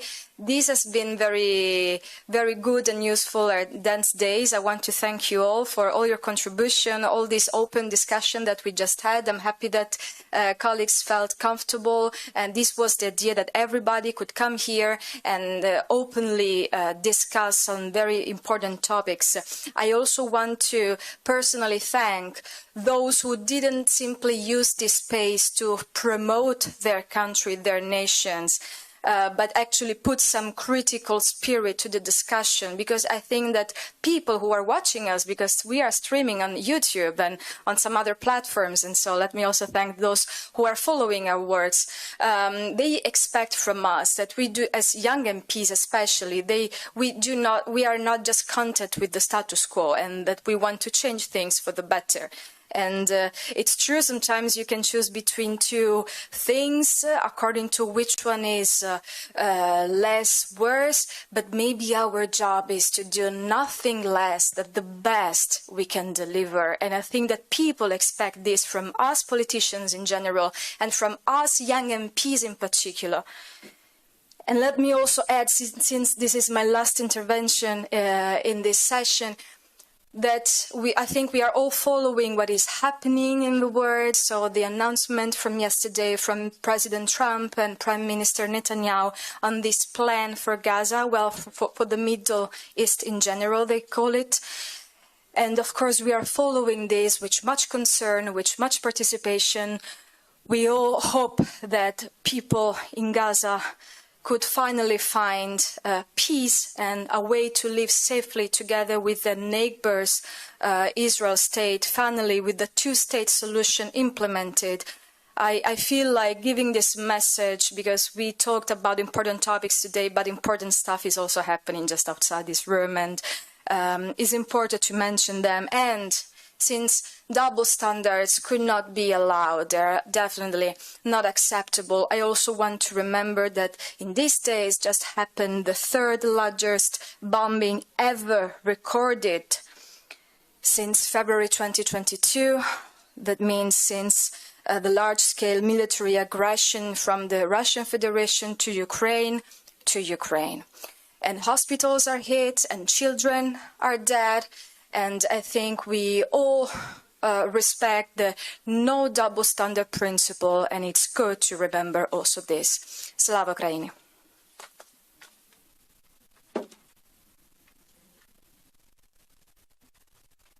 Thank you very much, Honorable Honori. Let's give a round of applause for those closing remarks. Colleagues, there's a bit of a tweak in our program, but before I go to the announcements, I think it's important just to once again also echo the sentiments from my co-chair from Italy to thank everybody who participated in this meaningful session. To all the presenters and the speakers who came to the fore, we really want to appreciate you for your participation. I also want just to thank Mr. Asaki Zamtlaka, our resource person. Thank you very much for that insightful presentation and also for responding to some of those issues that were raised by our speakers. And personally, from my side, I also want to thank the presiding officers from both Houses of Parliament, the NCOP and the NA, for affording me and allowing me the opportunity to chair the second day and the first session of the day. It's really a privilege and an honor to be here to chair this session. We are going to go for a break, a 30 minutes break. I'm very generous today with time. The honorable member from Free State allow me with the powers vested in me to give that break and comfort break. There is a lot of behind the scenes work that is still taking place that will guide us through our day for today. So a bit of a trick in our program. We are going to break for about 20 to 30 minutes, and then we're going to resume with the policy document, the session that will be chaired by my colleague, Honorable Nodada. So I'm going to be gracious with a 30 minutes tea break, and then we'll resume later. With those words, thank you very much. But I want us just to give ourselves a round of applause for all our participation this morning. And with that, I'm saying that this meeting and this session is adjourned. Thank you very much.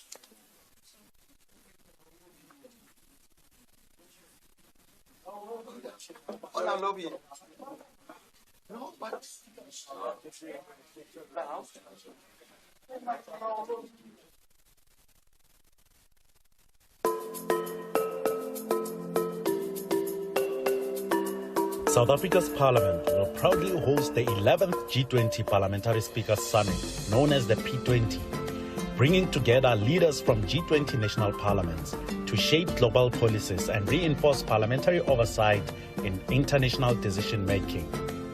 As the first African country to lead the P20, South Africa's Parliament is championing Africa's active participation in global governance and economic policymaking, ensuring the continent is a driving force in shaping the future we want. Parliament will play a critical oversight role, ensuring that South Africa's commitments as G20 president translate into real economic growth, job creation, and social development. The P20 summit will embed African perspectives in global decision-making, ensuring that policies on trade, technology, and governance reflect the continent's needs and aspirations. Parliament is committed to fostering international collaboration for a better, more just world. Your Parliament, your voice, your future. Save the date, 29 to 30 September 2025. Cape Town hosts the second P20 meeting of women parliamentarians.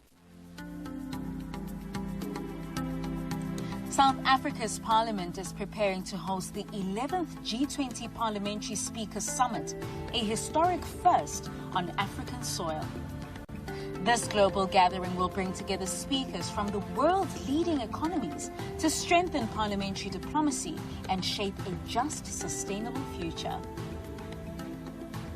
On Tuesday, 30 September at 12 p.m., The presiding officers, National Assembly Speaker Ms. Toko Didiza, and the chairperson of the National Council of Provinces, Ms. P20, will brief the media live from Arabella Hotel in Claremont, sharing details about the summit and its build-up events, the P20 meeting of women parliamentarians and the Young Parliamentarians Conference. Don't miss the media briefing live on Parliament TV, DSTV channel 408 and across our digital platforms. Your Parliament, your voice, your future. Women leaders, bold ideas, real change. Second P20 Women's Conference from 29 to 30 September in Cape Town. As South Africa leads the G20, Parliament will host the second P20 meeting of women parliamentarians in Cape Town from 29 to 30 September. The first P20 meeting of women parliamentarians was held in Brazil last year. This year, women parliamentarians from G20 countries, women from across Africa, and key international partners will gather here in South Africa to discuss issues affecting women around the globe.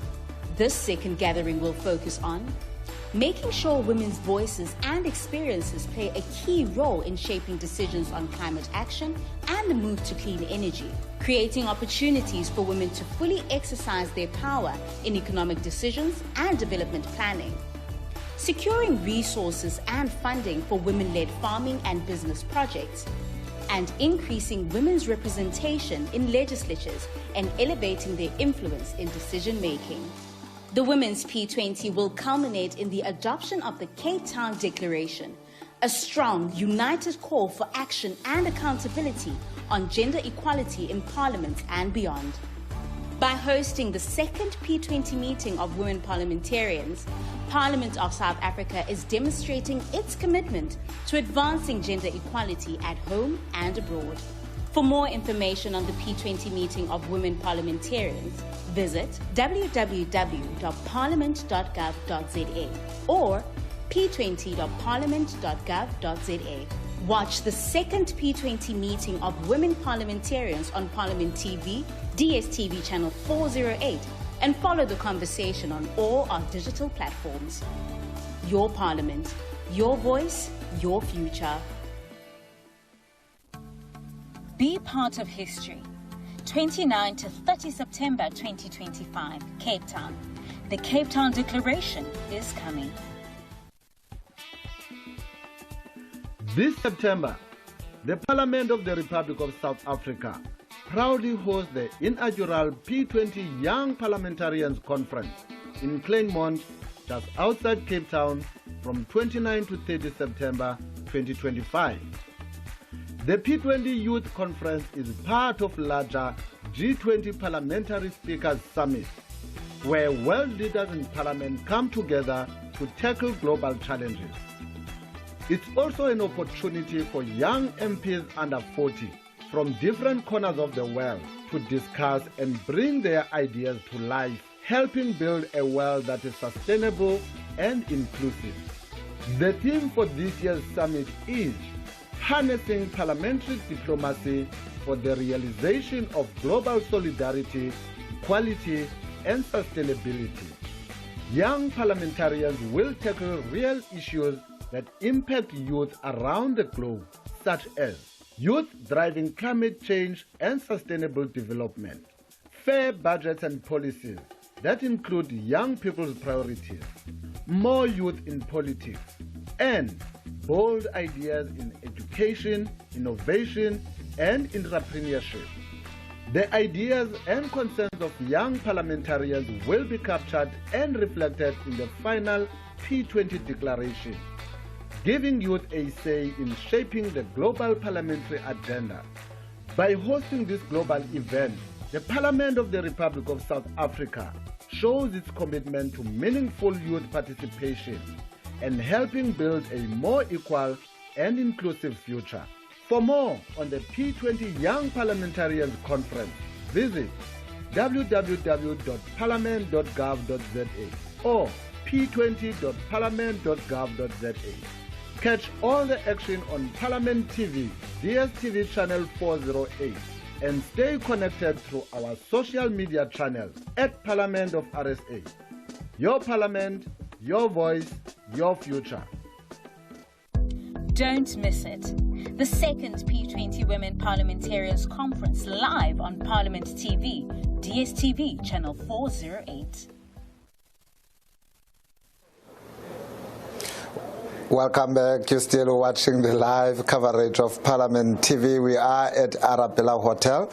It is the P20 meeting of young and women parliamentarians taking place at the same time. And we are just adjourned for a short break, the meeting of the P20 young parliamentarians. And of course, some of the issues that have been canvassed are youth representation in global governance, sustainable development goals, and of course, digital transformation and innovation, as well as youth empowerment and leadership. And these are some of the issues that have been canvassed so far in day 2 of the meeting of young parliamentarians right here at Arabella in Claremont. Of course, yesterday you would have heard the Speaker of the National Assembly, Ms. Togo Didiza, talking on youth participation in politics, where she emphasized that the importance of stronger youth participation in parliaments and global decision-making platforms, citing that only 2.8% of the world's parliamentarians are under 30 years of age. And of course, while the final outcomes of the conference are yet to be officially released, delegates are expected to adopt the P20 Young Parliamentarians outcome statement, and that is something that you can look forward to at the end of today. Like we said, it's been a 2-day procession with regards to from the 29th to the 30th, and this is the proceedings before the P20 Speakers Summit right here in South Africa, the first one on African soil. Some of the discussions included the global solidarity and equality, where delegates discussed ways to promote global solidarity, equality and sustainability, focusing on youth economic participation, employment and opportunities. But let's listen to the meeting of the P20 meeting parliamentarians. What is it that as legislators led by women, more women in the various portfolios and women caucuses need to do to make sure that we do not lose these women in the political systems of our countries when they leave office due to the term of office that are shortened? I'm sure a majority of us who have even forgotten who might have been other women members of parliament who had been in our legislatures. Maybe also within parliament, how do we create a space of making sure that those women who have exited office becomes a resource in the work of the legislatures to empower other women to be able to make a difference continuously. And lastly, one of the themes of the conference is about how do we build parliamentary diplomacy in dealing with issues of gender, in dealing with issues of solidarity, in dealing with issues of climate change. Having listened to one another, how do we make sure that we create, maybe not loosely, but partnerships to make sure that we can learn from one another? You know, in Parliament, we've got this thing called friendship committees. Should we not start friendship committees of women caucuses so that we can have a structured arrangement of learning from one another in terms of the issues that we are grappling with to advance gender equality? It's a thought. Maybe somebody might have a better view.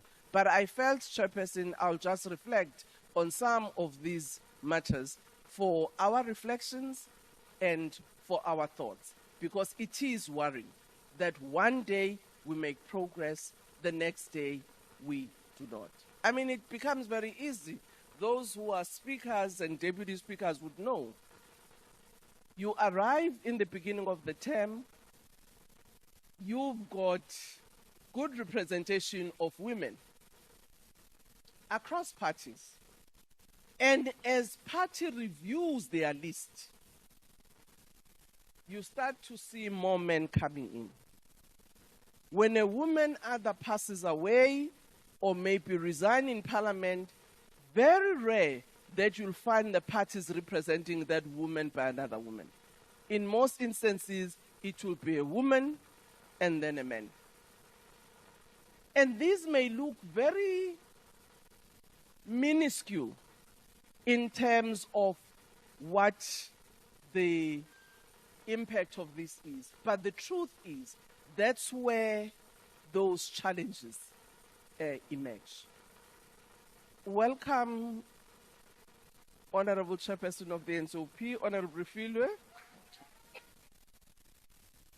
That is the chairperson of our National Council of Provinces, whom I said she's on the way. She was from PAP. So she's just joined us. Thank you very much, co-chairs, for giving me an opportunity to express one or two views.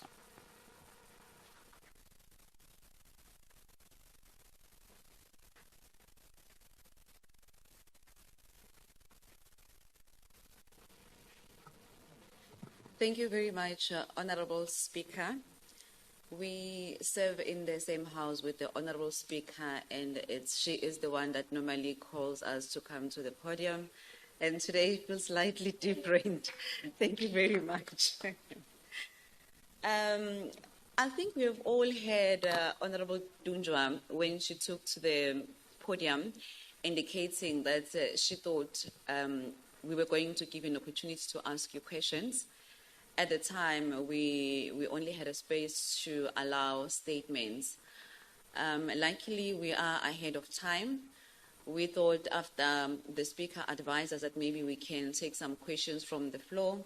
They may be directed to the professor, but I've also observed or listened to the contributions that were made from various countries. We had countries that were sharing their successes. Maybe if you have a question you'd like to ask from a speaker from another country, you're allowed to do that. And I also observed that we have countries that we share similar challenges, from your gender-based violence to the issue of sanitary dignity packs. Though I have not heard anyone talking about teenage pregnancy, is one of the scourges that we are faced with within our country, as well as statutory rape.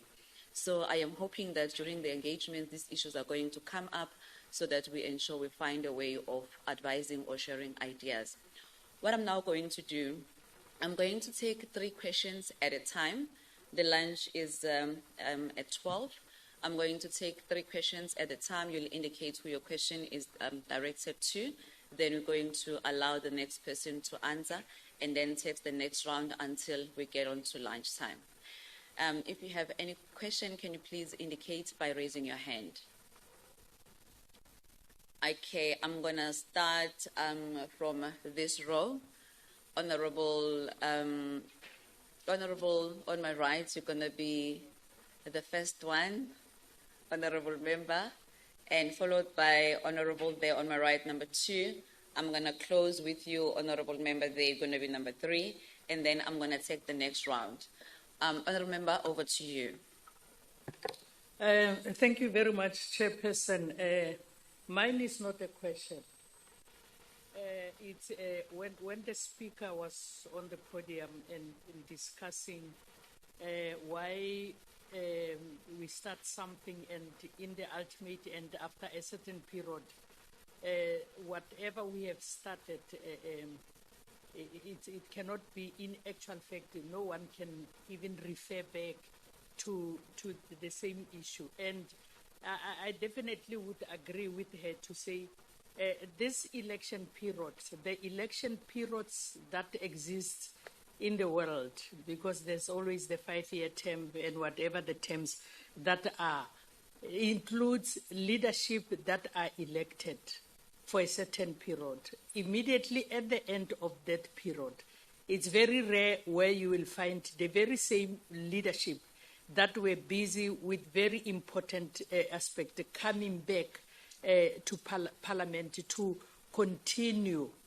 As a result, we have a lack of sustainability in matters that are very important that need to be continued as it may be.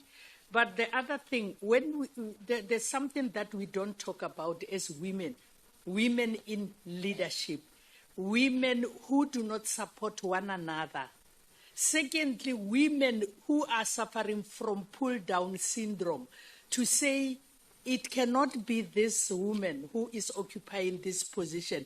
It has to be me. And of course, we are still here at Arabella Hotel in Claremont when we are awaiting the P20 Speaker Summit. And of course, we have these two meetings that are undergoing, and that is the meeting of women parliamentarians and the women of young parliamentarians. Now, we just got out of that conference just a little bit because we are here in studio with the Vice President of the European Parliament, of course. And of course, she is a distinguished guest who brings us vital European perspective to this global gathering. Of course, we're not alone. South Africa is hosting the G20 countries. Now, we welcome Vice President of the European Parliament, Mrs. Christel Schale-Mercer. Thank you so much for making it to Parliament TV. Thank you very much for inviting me. I heard it's the first time you're in South Africa. It is, and what a wonderful, beautiful, beautiful country. I'm so happy to be here. Thank you.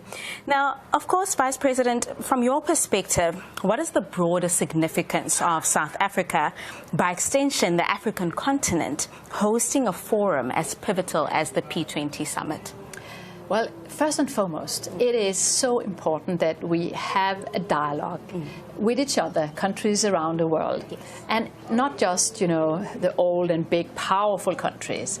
We need to have the whole globe with us, and in particular, Africa. And therefore, I think it is such a splendid opportunity also for South Africa to show what you're doing here, showcase your work, and also delivering perspectives on how we can change the world for the better on the basis of your experiences. And talking about experiences and talking about, of course, the African experience, let's talk to the theme, and it's strengthening parliamentary diplomacy for a more resilient, peaceful and equitable world. Now, having participated in the proceedings in the meeting of the Women's Parliament, which aspect of this theme do you find more urgent, and how is the European Parliament aligning its work to these goals? First and foremost, having a dialogue with each other is crucial, and especially in these changing geopolitical times we have. I think that talking to each other really matters, and therefore we need to be here. And I think today we've been discussing, and yesterday we've been discussing very much about the women perspective. How can we engage women? How can we make sure that women are, at the center of the efforts we're doing when it's about creating equality? And I think talking to each other, we exchanged views, examples, best practices, but also a lot of problems we have. And talking to each other, that's the core. We need to learn from each other. And that's why parliamentary diplomacy has become such an important way of working together. In the past, our leaders of the nations, they met and spoke to each other, and they primarily were men. Today, parliamentarians meet, and a lot of us, we are in fact women. And I think it matters because we have another focus and another aspects on many of the topics. And having spoken to the other women and having engaged with them, what are some of the problems that you picked up are the same within the within Europe, just as the other countries in the G20 summit? Well, for instance, the Speaker of the South African Parliament, she just mentioned that we have seen now also, some of the rights and things we have achieved that are rolling back. And she talked about, she tried to discuss why does this happen? Is it structures or what is it? And I think that was in particular interesting because that is something we are facing all over the world, a decline or a rollback of rights for women. And here I think it is important to learn from each other and also to discuss what is the reason for this. And of course, after that, how can we change it again? Now, on the unique contribution, in your view, what unique perspective or contribution has the African or even South Africa itself, that parliamentary context, brought to discussions on issues like sustainable development and international peace that might differ from other G20 countries? That's a very good question. I think, in my opinion, I think the biggest impression was for me to learn that so many women here in South Africa, participates in democracy. I mean, we learned that almost every speaker of the regional parliaments are women, for instance. That was amazing. That is really something where you are a role model and differs from the rest of the world. That is a big achievement. And I think that's some of the things we can learn. How can it be that you were successful in changing this? Yes. Kind of breaking the glass ceiling. I think that was really interesting for me. What I think EU can bring here, and the European Parliament, is also our, as many other countries of G20, our bad history of wars, but by having a dialogue and trading with each other and talking to each other, we ended the wars. And I think that's maybe what we can also give into the G20 work. And with that, of course, you're speaking that with South Africa, the one thing that you learned is that the speakers are women predominantly. Yeah. And of course, that means that there's a lot of women empowerment here in South Africa. Now, you having participated in this meeting, what concrete strategy or idea from that session impressed you, apart from just having women speakers, especially with regards to representation and ensuring that women get the resources that they need, whether it's with entrepreneurship or farming? I think what I think one of the most important things is that we need to keep on investing in women. Yes. And if we don't do that, we will not be successful. But it helps very much that women are in the decision-making process and can come up with the concrete examples. What made an impression on me was all the personal stories. It's always good to hear. And I also think that, you know, the energy, the willingness to fight, I think culturally, I think it's such a nice spirit. And I like the fact that many of the South African women in the room, they cheered for each other and supported each other. And I think that is definitely something we can learn in Europe. We are not good in that. Now, talking about intergenerational link, right? We've had discussions here on Parliament TV about how important it is for young women and older women to sort of collaborate and learn from each other. Now, with separate meetings from women and young parliamentarians, a key challenge is integrating these voices, right? Now, how can established parliamentary bodies like yours better institutionalize the agendas of youth and women to ensure that none is sidelined? Well, the most important thing is to make sure that we elect young female parliamentarians, because if they're around the table, we will hear their voice. Secondly, I think we need to find a way to talk to each other. My generation might have a tendency to say that, well, we have already done that or we have tried that. And I think we also need to understand that new generations have their new perspectives and new ways of doing things. And we need to give them room also for testing that out. So I think that, you know, getting them elected so they're around the table is the most important thing. And in order to do so, we need to find a room and the space, both from older women, but also from men. Oh, of course, absolutely. Now, of course, there is this vision to have the youth as part of policy drivers, right? Now, from your interactions with the young parliamentarians at the Youth Parliamentarians meeting, what do you see as the most single important priority from this emerging generation of leaders? And how is the European Union adapting to ensuring that there's inclusivity in terms of the youth? In EU, we are really trying to establish a lot of forums where young people can meet each other and organize themselves and discuss and you know, get a focus on which topics they find most important, and then we try to bring it into the decision-making processes. We also have more young people elected to the European Parliament. That's important. Unfortunately, I didn't participate here yesterday in the youth discussion, but I know from my conversations that it is important with participation and, again, also respect for young people's ideas, that they might want to do it in a different way than my generation did it, and we need to create room for that. Now, with deepening parliamentary collaborations, of course, I feel like the G20, the reason why you have it is so that you can collaborate, discuss, have dialogues. Now, beyond learn from each other, of course. Now, beyond the diplomacy of the summit, how can the relationship between the European Parliament and the South African Parliament be deepened? Oh, well, this is very important. We already today have a wonderful cooperation. We have a delegation in the European Parliament with the focus on creating better relations with South Africa and the other way around. And they travel and visit each other very often. And I think that plays a very important role. I think we need to deepen our relations when it comes to trade. We have a very mutual beneficial trading system between EU and South Africa. We import a lot of African goods, and the other way around, it's almost balanced. And I think we need to develop that even further. And I think that we have both an obligation and an opportunity also to invest more in South Africa, because I think South Africa is such an important strategic partner for EU that we need to keep on doing more.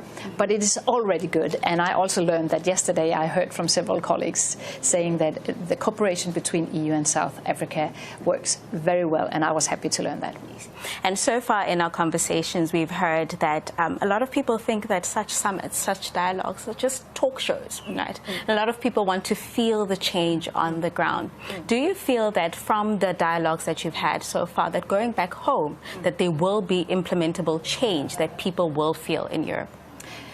It's always a big discussion because we talk a lot, and we need to also make things happen. Yes. But I think bringing the perspectives back to Europe is very important. So every time I go to a P20 summit, last year, for instance, I was in Brazil, I went through a lot of important colleagues in the European Parliament to try to let them know what we talked about. Yes. And they saw all the resolutions, and I tried to give them, you know, a really deep knowledge about what was going on, and I think that work really helps.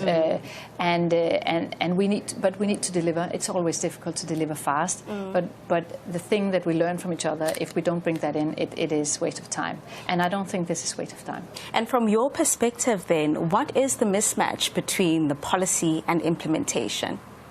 Very often money. I mean, the intentions are clear, and we also know, at least to a very large extent, what we need to do.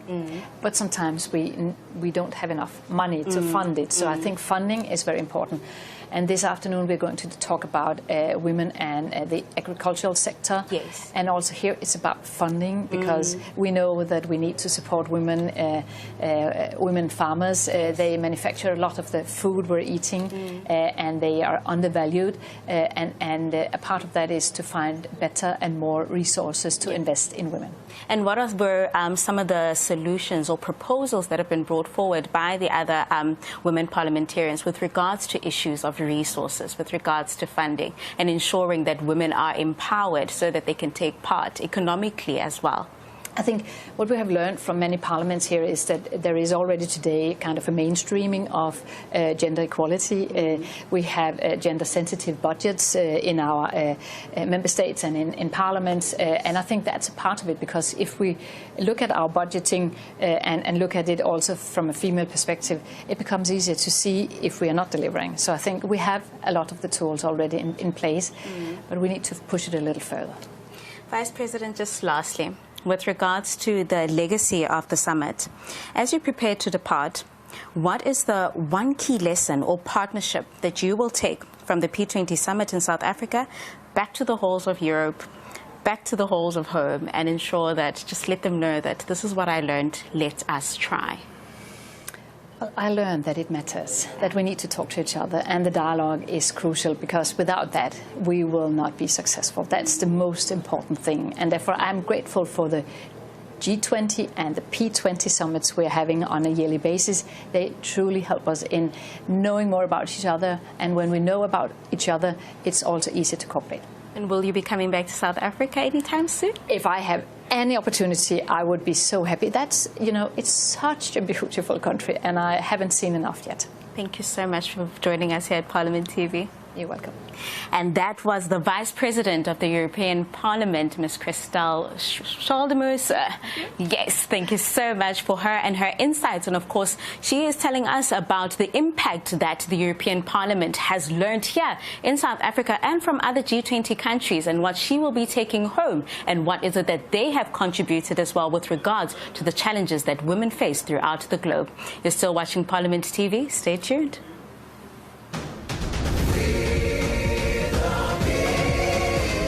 This book, our Constitution, protects our society and empowers us to govern. The Protea leaves are us, the people, who freely elect our voices in Parliament. The drum calls the people of Parliament, through whom we govern together. And the sun is our country, healing our past, improving our lives, and energizing our potential. Together, our Constitution, our people, our Parliament, and our country are building our great South African nation. Parliament TV, channel 408 on DSTV.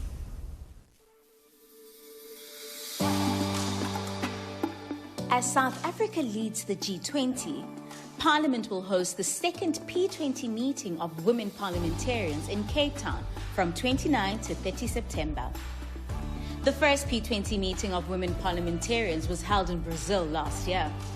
This year, women parliamentarians from G20 countries, women from across Africa, and key international partners will gather here in South Africa to discuss issues affecting women around the globe. This second gathering will focus on making sure women's voices and experiences play a key role in shaping decisions on climate action and the move to clean energy, creating opportunities for women to fully exercise their power in economic decisions and development planning, securing resources and funding for women-led farming and business projects, and increasing women's representation in legislatures and elevating their influence in decision-making. The Women's P20 will culminate in the adoption of the Cape Town Declaration, a strong, united call for action and accountability on gender equality in Parliament and beyond. By hosting the second P20 meeting of women parliamentarians, Parliament of South Africa is demonstrating its commitment to advancing gender equality at home and abroad. For more information on the P20 meeting of women parliamentarians, visit www.parliament.gov.za or p20.parliament.gov.za. Watch the second P20 meeting of women parliamentarians on Parliament TV, DSTV channel 408, and follow the conversation on all our digital platforms. Your Parliament, your voice, your future.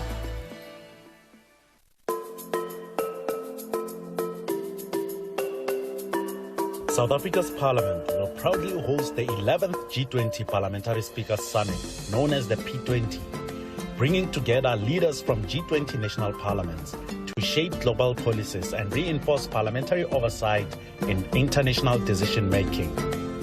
As the first African country to lead the P20, South Africa's Parliament is championing Africa's active participation in global governance and economic policymaking, ensuring the continent is a driving force in shaping the future we want. Parliament will play a critical oversight role, ensuring that South Africa's commitments as G20 president translate into real economic growth, job creation, and social development. The P20 summit will embed African perspectives in global decision-making, ensuring that policies on trade, technology, and governance reflect the continent's needs and aspirations. Parliament is committed to fostering international collaboration for a better, more just world. Your Parliament, your voice, your future. A united call for equality. The Cape Town Declaration. Watch the second P20 meeting of women parliamentarians from the 29th to the 30th of September, live on Parliament TV. South Africa's parliament is preparing to host the 11th G20 Parliamentary Speakers Summit, a historic first on African soil. This global gathering will bring together speakers from the world's leading economies to strengthen parliamentary diplomacy and shape a just, sustainable future. On Tuesday, 30 September at 12 p.m., the presiding officers, National Assembly Speaker Ms. Thoko Didiza, and the chairperson of the National Council of Provinces, Mr. P20 Tsipane, will brief the media live from Arabella Hotel in Claremont, sharing details about the summit and its build-up events, the P20 meeting of women parliamentarians and the Young Parliamentarians Conference. Don't miss the media briefing live on Parliament TV, DSTV channel 408 and across our digital platforms. Your Parliament, your voice, your future. Climate, equality, representation. Women are leading change. The P20 Women's Conference from 29 to 30 September, Cape Town. Welcome back. We're still coming to you live from the Arabella Hotel in Claremont. It is the P20 meeting of youth, of young and women parliamentarians. And the discussions that the women parliamentarians meeting have been a cornerstone of this gathering, emphasizing the critical role women play in shaping a more equitable global future. And to delve deeper into a uniquely Pan-African perspective on these issues, we are now honored to be joined by a leader whose work encompasses the entire continent. She's the Honorable Miriam Dayo-Gabala, the chairperson of the Committee on Gender, Family, Youth and People with Disabilities at the Pan-African Parliament. Honorable Chairperson, thank you very much and welcome to Parliament TV. Merci. Thank you. Chairperson, as you said in the P20 parliamentarians, women representing the collective voice of the Pan-African Parliament, what was the single most important message you felt the African continent needed to convey to this global audience? First of all, let me thank the Parliament of South Africa for inviting the Pan-African Parliament to this very important conversation. I think I will highlight two important messages. The first important message to all the globe is this Ubuntu spirit.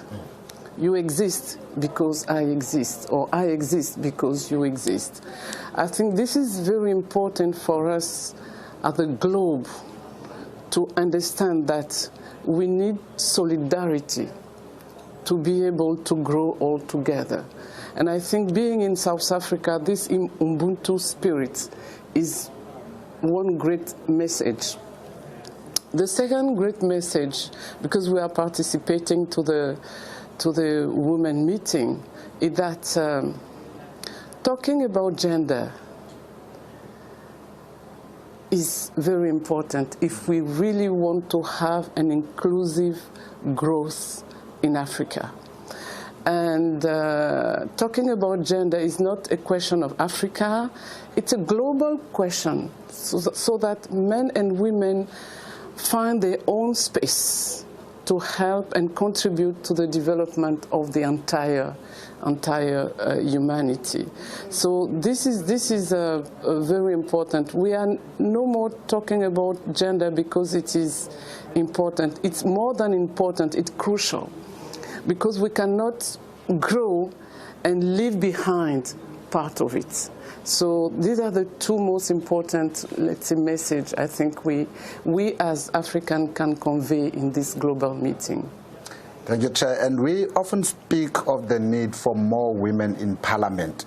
but your role goes beyond numbers to substantive impact. So how does your commission's work at the Pan-African Parliament ensure that the mere presence of women translates into policies that genuinely improve the lives of women, youth, and people with disabilities in Africa? You know, we've talking a lot about gender equality, but it's now time to act because we need Africa to move. And at the Pan-African Parliament, we all agree that we need to have an inclusive growth. And we need Africa also to grow quickly, you know, and sustainably. So we do realize at the Pan-African Parliament model law, because this is our work there, you know, to make a law proposal. So we at the Committee on Gender, Youth, Family and People with Disability, we are coming with a model law on gender equality, but also gender equality. We've been talking a long time about gender equality. This is nice because it's about giving the same chance to men and women. But we do realize that equality is not enough. We now need to bring in equity. Equity because when you talk about men and women, you still have some gaps. And those gaps really concern more vulnerable people like girls and boys, so young people, like people living with disabilities. So we are working on a model law on gender equity and equality that will, we hope, be approved in November. And this model law is tackling many issues because we want an inclusive growth in Africa. It's tackle about political empowerment of women. We need more women and youth on the political space because their voice also counts. We are also tackling about economical issues.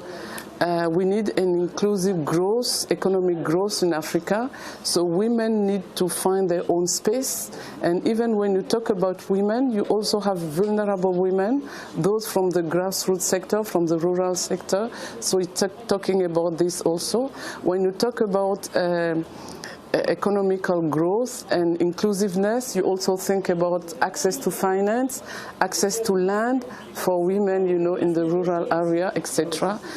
And we also tackle in this model law a very important issue, which is growing in this continent. This is all the violence against women, let's say gender-based violence. It's very important to tackle this issue now. Merci beaucoup. Did you see a coherent African position on the key themes of this P20, such as the just energy transition or international peace? How can African women parliamentarians better harmonize their advocacy to wield greater influence in such global forums? During the meeting, we all heard about, you know, many contributions. And one line in this contribution is that don't lag women behind. We need to be in the conversation about clean energy, about climate transition, because women are not only victims, but they also have solutions. So we need to listen to women also, women and young people, while dealing with this transition. So that was the main message we had. And we also need to pay attention to young people because I always say they are not the future of this continent, they are the present of this continent, and they need to take place also into the conversation to be able to find sustainable ways. I'm glad you mentioned young people because yes, our continent has as many young people as we can. So what practical strategies did you share at this summit to not only listen to young people, but to actively cede political space and power to them, ensuring intergenerational equity in leadership? one of the best examples is that we do have a women meeting, but we also have a youth meeting. It means that youth are in the center, you know, of all our conversation, because they are not the future, they are the present of this. And we call upon all women in Parliament to really act by voting laws or proposing laws that take into account young people. Women, yes, but also young people. I think what I can, the result for me from this meeting is that we've been talking too much. Now it's time to act. How can we act as parliamentarians? It's by voting laws and ensuring that laws that are coming on the table of the Parliament really take into account youth aspiration and also women aspirations. Chairperson, before I let you go, now as you return to the Pan-African Parliament in Midrand, what will be your first report and recommendation to your colleagues based on the outcomes of this historic P20 summit hosted here in South Africa? On my reports, my first point will be, yes, Africa is well represented at the G20 because by participating in this meeting, many African countries were invited to share their view and aspiration. And it means that South Africa is really representing not only itself, but all the continent in this G20. And this is really, you say, commendable. And we need to thank South Africa for this, you know, Ubuntu spirit. The second point is that Africa have affirmed its own voice, and this is very important. Its own voice and its own solutions, and the solution is it's all around solidarity, and we need solidarity to grow all together and to be able to have a more sustainable development for all the continent. So I think it will be, we thank South Africa for inviting Pan-African Parliament, which is the parliament of the people of Africa, to also make its voice be heard in this global conversation. Chairperson, merci beaucoup for taking time off your busy schedule to talk to us here at Parliament TV. Merci beaucoup. Thank you so much. That was the chairperson of the Commission on Women, Family, Youth and Persons with Disabilities in the Pan-African Parliament, sharing some of the insights from the P20 meeting of women parliamentarians. Chairperson, would like to thank you very much once again for being here with us as Parliament TV. Merci and to our viewers at home, please stay with us.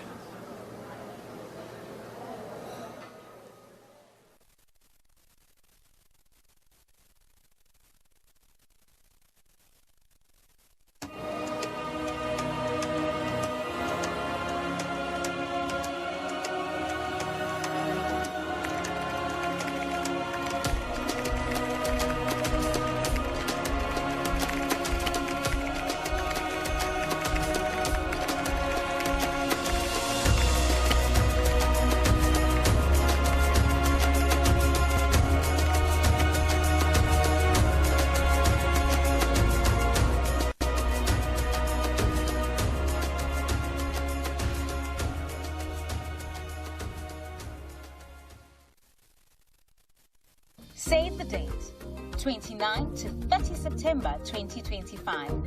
Cape Town hosts the second P20 meeting of women parliamentarians. South Africa's parliament is preparing to host the 11th G20 Parliamentary Speakers Summit, a historic first on African soil. This global gathering will bring together speakers from the world's leading economies to strengthen parliamentary diplomacy and shape a just, sustainable future. On Tuesday, 30 September at 12 p.m., the presiding officers, National Assembly Speaker Ms. Toko Didiza, and the chairperson of the National Council of Provinces, Ms. Refilwe Mthweni-Tsipane, will brief the media live from Arabella Hotel in Claremont, sharing details about the summit and its build-up events, the P20 meeting of women parliamentarians and the Young Parliamentarians Conference.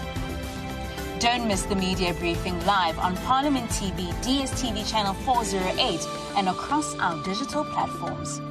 Your Parliament, your voice, your future. Be part of history. 29 to 30 September 2025, Cape Town. The Cape Town Declaration is coming.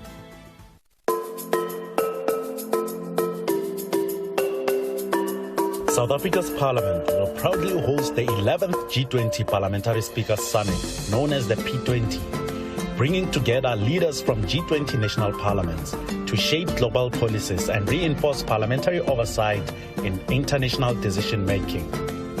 As the first African country to lead the P20, South Africa's Parliament is championing Africa's active participation in global governance and economic policymaking, ensuring that the continent is a driving force in shaping the future we want. Parliament will play a critical oversight role, ensuring that South Africa's commitments as G20 president translate into real economic growth, job creation, and social development. The P20 summit will embed African perspectives in global decision-making, ensuring that policies on trade, technology, and governance reflect the continent's needs and aspirations. Parliament is committed to fostering international collaboration for a better, more just world. Your Parliament, your voice, your future.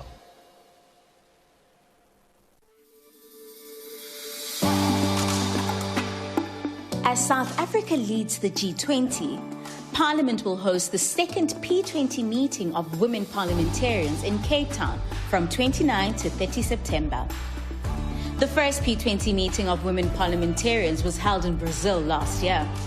This year, women parliamentarians from G20 countries, women from across Africa, and key international partners will gather here in South Africa to discuss issues affecting women around the globe.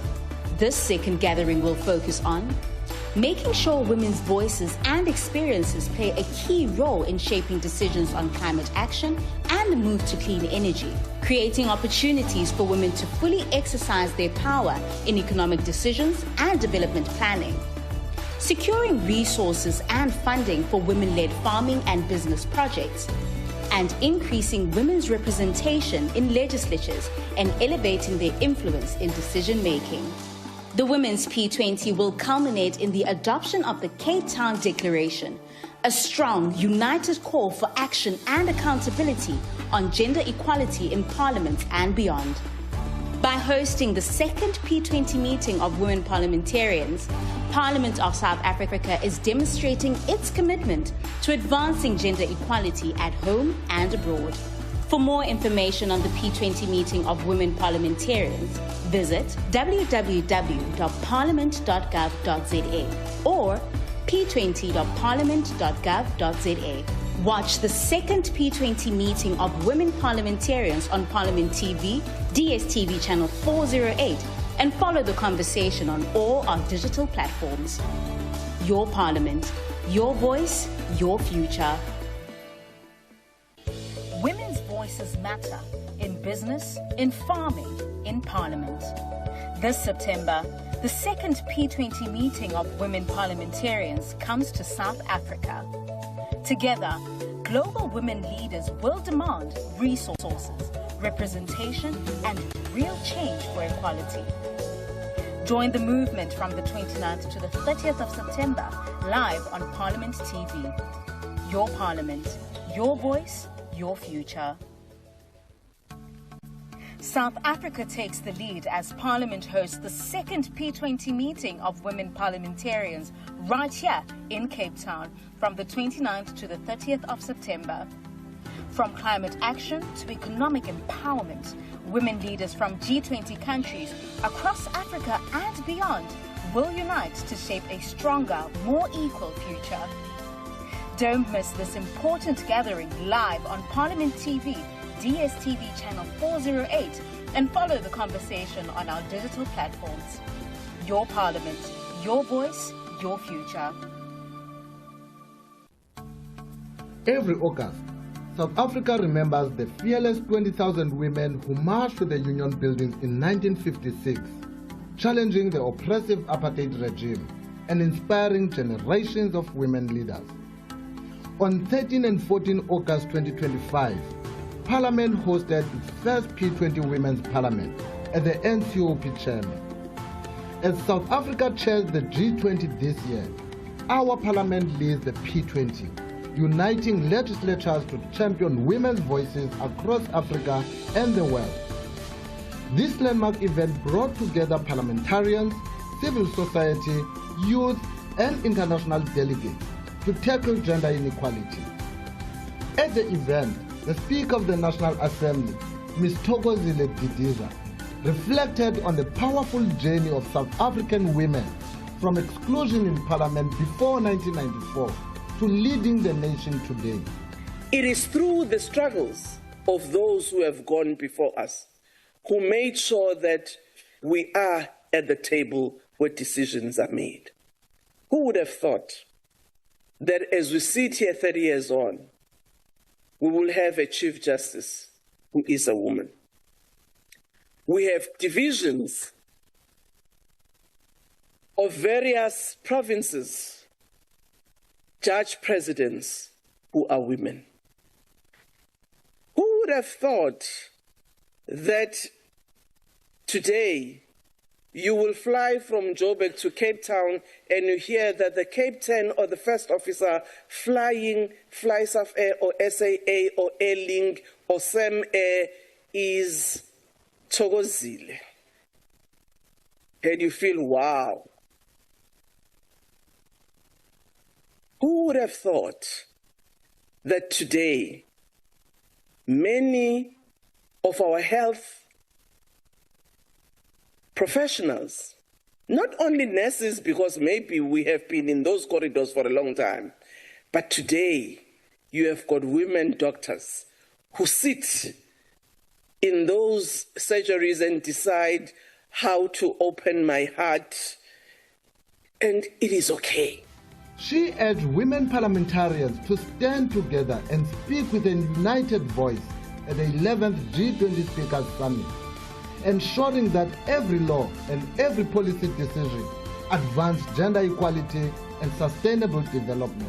As we go for the P20, given this history as South African women, in my view, we need to be very clear about how do we build an economy globally that is inclusive of women.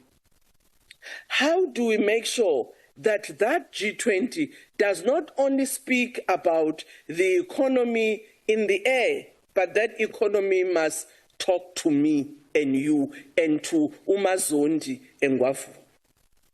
How do we make sure that that G20 summit of the heads of state and government, when they meet, listening to the women's voice, must be able to say, how do we address the issues of sustainability, such that our economic activity must not actually redress our ecosystem such that women become victims? How do we make sure that that G20 starts to reflect how do we address issues of sustainability to make sure that our environment is protected such that it can look after us and look after our children and our great-grandchildren in the future. So as you engage with the P20 theme from the woman's perspective, I'm sure that we'll be able to deliberate on those issues so that when you host the other women a day before that Speakers Summit, you'll be able to say, as South African women, not as ANC, PAC, EFF, but collectively, as women of South Africa, we can say, this is what we want for an inclusive, sustainable world. Meanwhile, Deputy President Paul Mashatile delivered a strong message, reminding the country that gender equality is not optional, but essential to our democracy and future growth.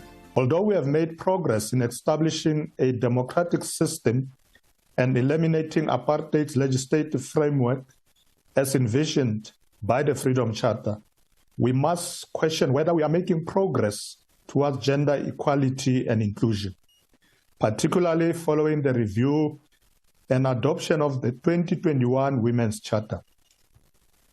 The reality is that despite an increase in representation in Parliament since 1994, as I have already mentioned, most sectors of our economy remain male-dominated. This indicates that we have not fully realized the ideals of the Freedom Charter. Hence, we need to act decisively to achieve equitable representation in all areas of our society. Here, this dialogue built on previous discussions with a strong focus on women's safety, expanding economic opportunities, and tackling persistent inequalities in growth and sustainable development. From the women's speeches, the message was clear. Without gender equality, there can be no strong democracy or genuine economic progress. These are some of the critical concerns that women raise. And with millions of girls and women in our own country lacking access to basic menstrual products and 30% of schoolgirls missing up to 50 days of school a year, period poverty is not a side issue. It is a national crisis. And our work is not only to address this urgent need, but also to support the circular economy by reducing waste, promoting reusability, and creating cleaner, more sustainable future. In South Africa, we all know that climate change is not a distant threat. I mean, we've seen in KZN the floods. And recently, we've seen Mthatha, the floods again, what did to those communities. And if I could take us maybe back into 2017 in Cape Town, where we were just like close to day zero. All of these phenomenals were not just a punishment from Uthixo, which I often hear when I go to these communities where people say, thank you very much. It's not Asigweji, it is climate change. To welcome you to this important media briefing called by the presiding officers of Parliament. And this is the media briefing that we have been waiting for the P20 Speaker Summit, and that is the spokesperson of Parliament, Mr. Moloto Mothapo. Let's listen in. The 11th G20 Parliamentary Speaker Summit that is scheduled from tomorrow to Friday, the 1st to the 3rd of October 2025. I'm sure the members of the media will have realized that this is a very busy place, meaning that we have had or we are busy with the two events that are taking place simultaneously since yesterday until today.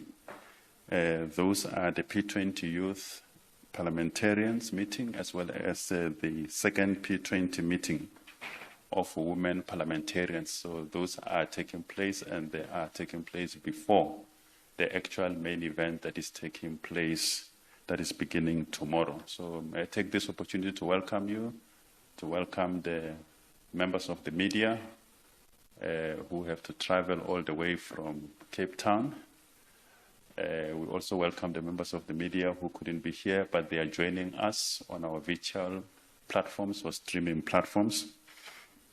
I wish to introduce the Speaker of the National Assembly, the Mayor Togodidiza, also the Chairperson of the National Council of Provinces, Mayor Refilio Mtsweni-Tsipane.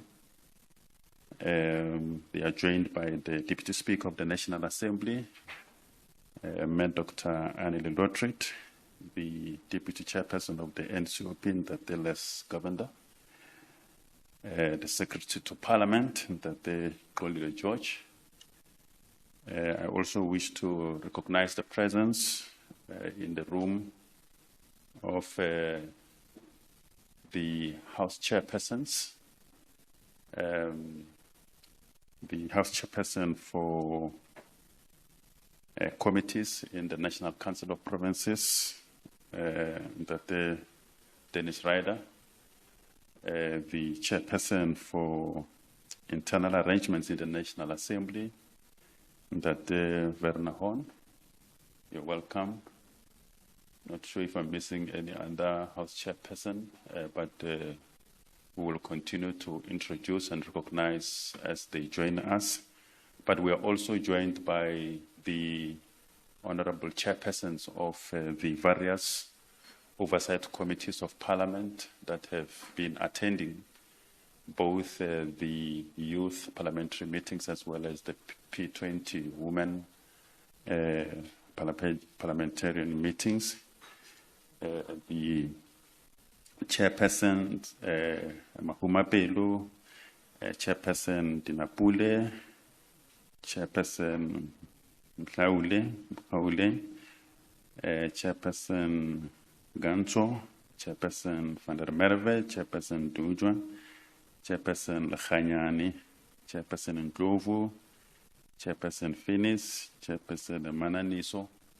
We'll continue to introduce and to recognize more chairpersons as we go along. Without any waste of time, I'm going to invite the Speaker of the National Assembly to present the statement of the presiding officers on the state of readiness to host the Speakers Summit. You're welcome.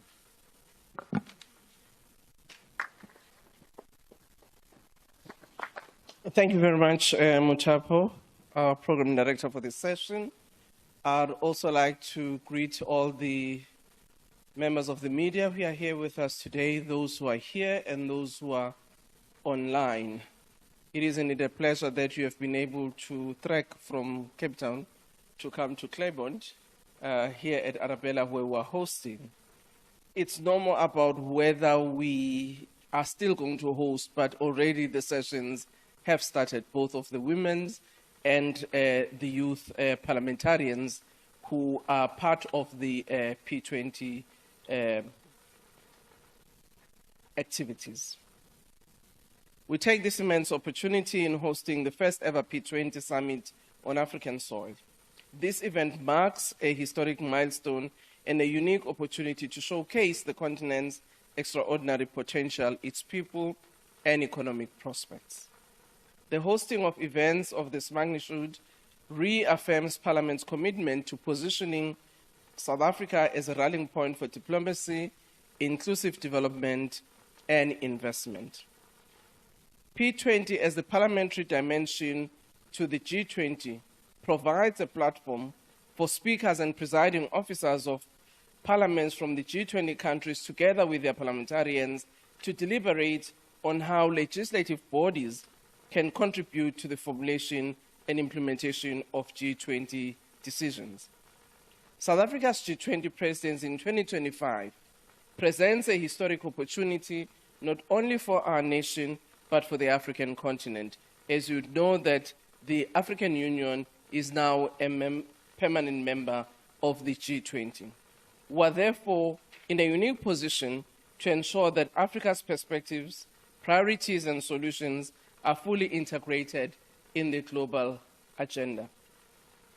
In preparation of the summit, we held two symposia with the Pan-African Parliament, led by our chairperson of the National Council of Provinces, which was focusing on the theme of the G20. Yesterday and the day before, we had the Pan-African Speakers meeting, which also made their inputs on the PAP's agenda in terms of what their expectations are of the outcome of the G20 held in South Africa. And we trust that those engagements have prepared us enough to carry the perspectives of the African continent.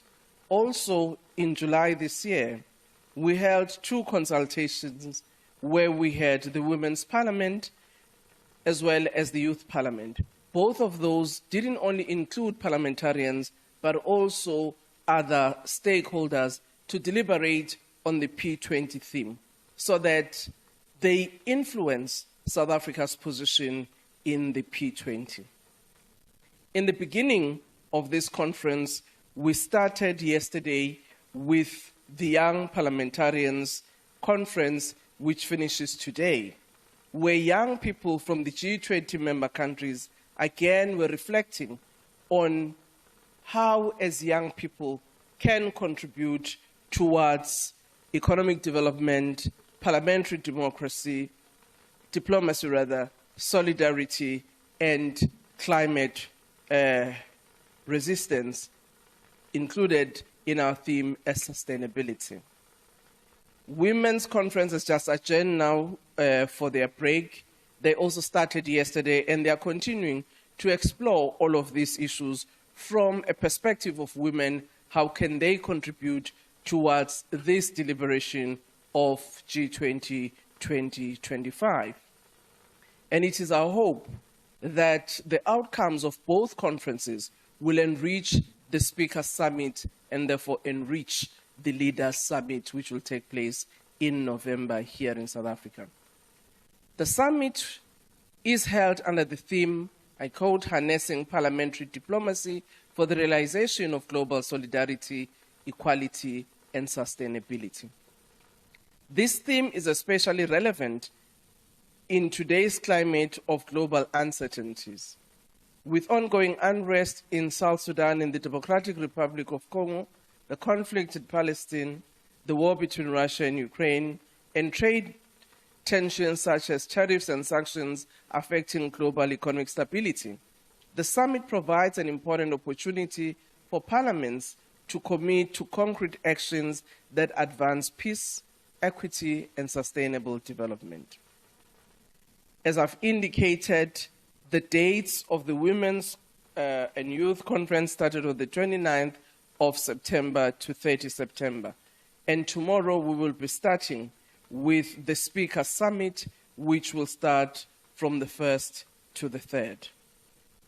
The Women's Parliamentarians Conference is championing gender equality in policymaking, looking at issues of disaster resilience, issues of just energy transition, financing, and women's economic empowerment.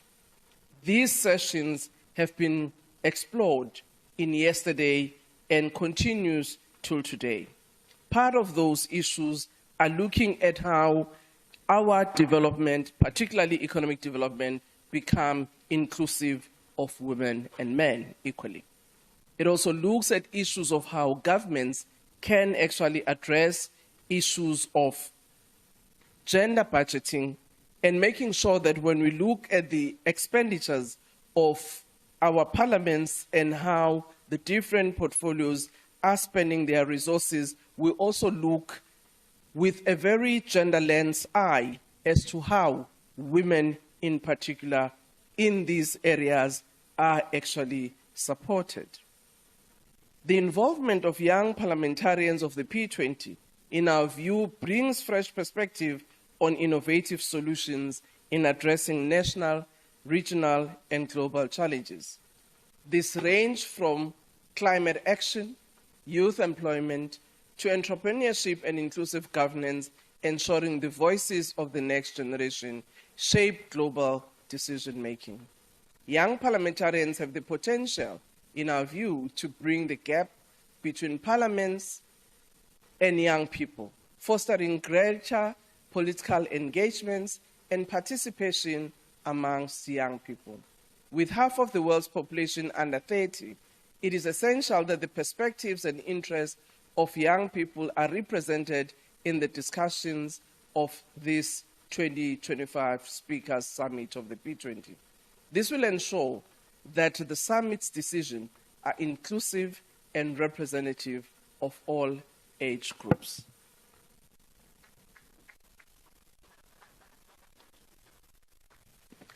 Thank you very much, Honourable Speaker. May I stand on the established protocol? What are then the desired outcomes of African countries?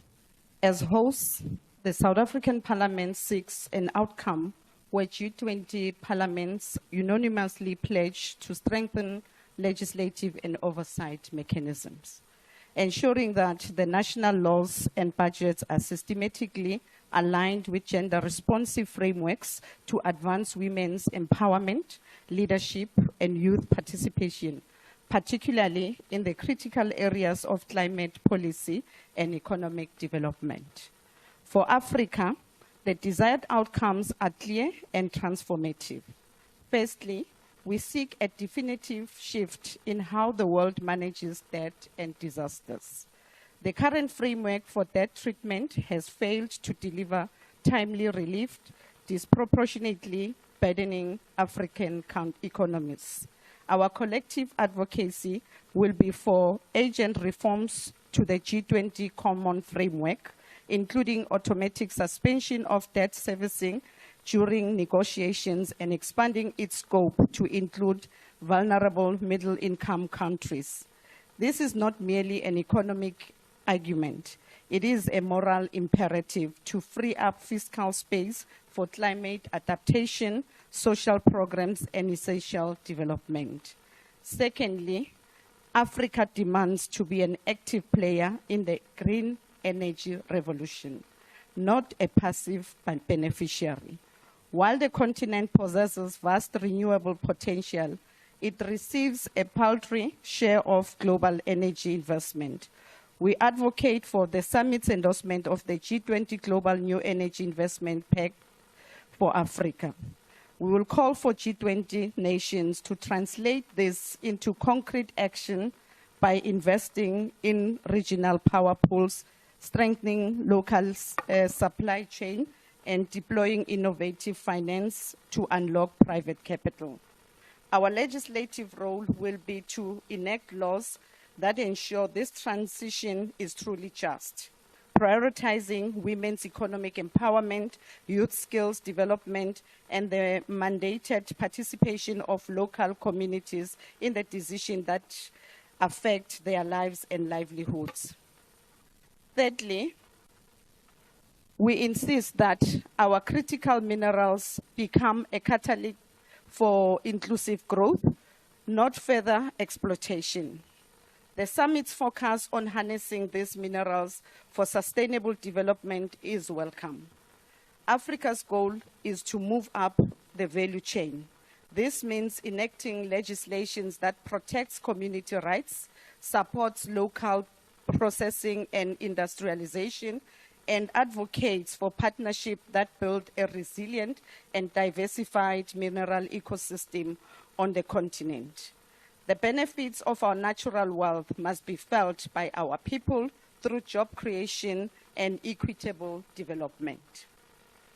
Therefore, insofar as the composition of the delegation, we will welcome speakers of parliaments from all G20 countries.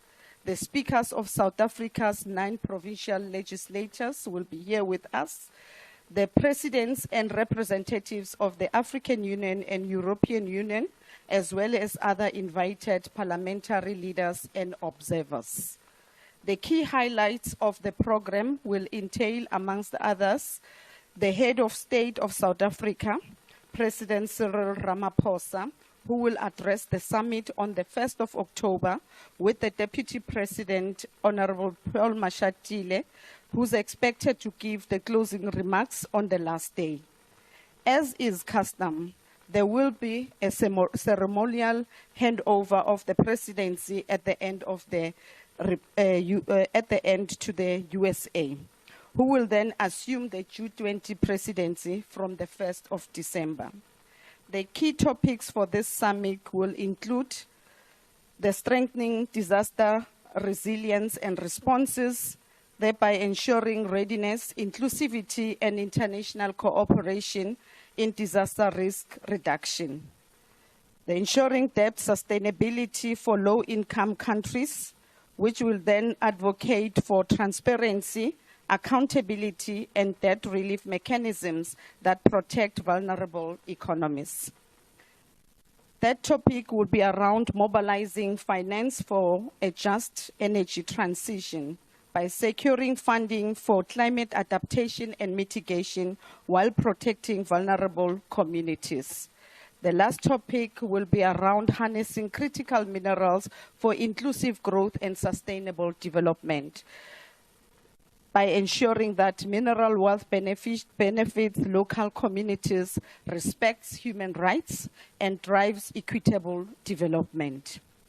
On the logistics, we want to confirm that logistical security and diplomatic arrangements are well advanced. Through collaboration with government, the diplomatic corps and private stakeholders, we are ready to host a summit that is secure, warm, inclusive, and impactful, showcasing South Africa's democracy, cultural richness, and leadership.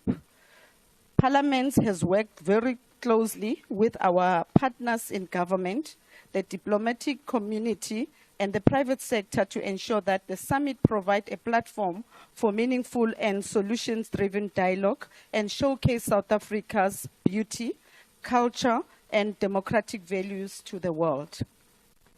Regarding accreditation of members from local and international media, we received a total of 109 applicants. Following a thorough and meticulous vetting process, a total of 105 bona fide members of the media have been approved to attend.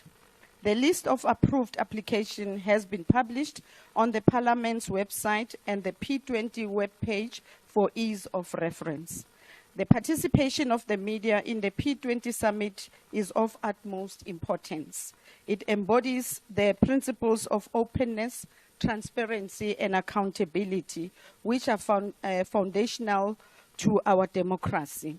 The media plays an indispensable role in ensuring that parliamentary proceedings are communicated effectively and accurately to the people of South Africa and the world.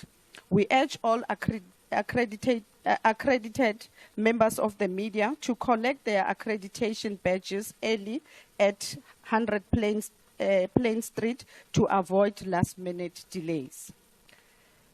As we conclude, the 11th P20 will be a summit of action, not just aspirations. South Africa aims to consolidate parliamentary contributions to eradicating poverty, promoting gender equality, enabling just transitions, and reshaping global governance, ensuring parliamentary diplomacy drives real outcomes. The expected outcomes of the 11th P20 Speakers Summit include a declaration of the 11th P20 Speakers Summit, adoption of the Cape Town Declaration of second P20 meeting of women parliamentarians, and adoption of the P20 Young Parliamentarians Outcome Statement. As hosts, we take pride in the fact that the outcomes of this summit will contribute to shaping the G20 summit in November. Our vision is to leave a legacy of strengthened parliamentary diplomacy where legislatures play a pivotal role in forging a more just, peaceful, and sustainable global order.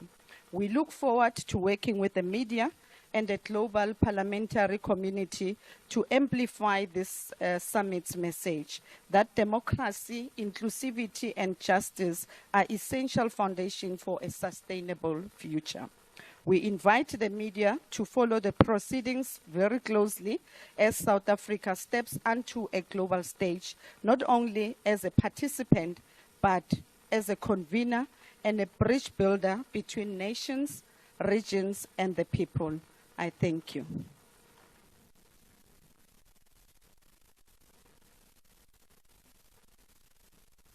Thank you very much, Honorable Speaker of the National Assembly, Honorable Chairperson of the National Council of Provinces. Thank you very much for that opening statement. Ladies and gentlemen, we did indicate that we will continue to recognize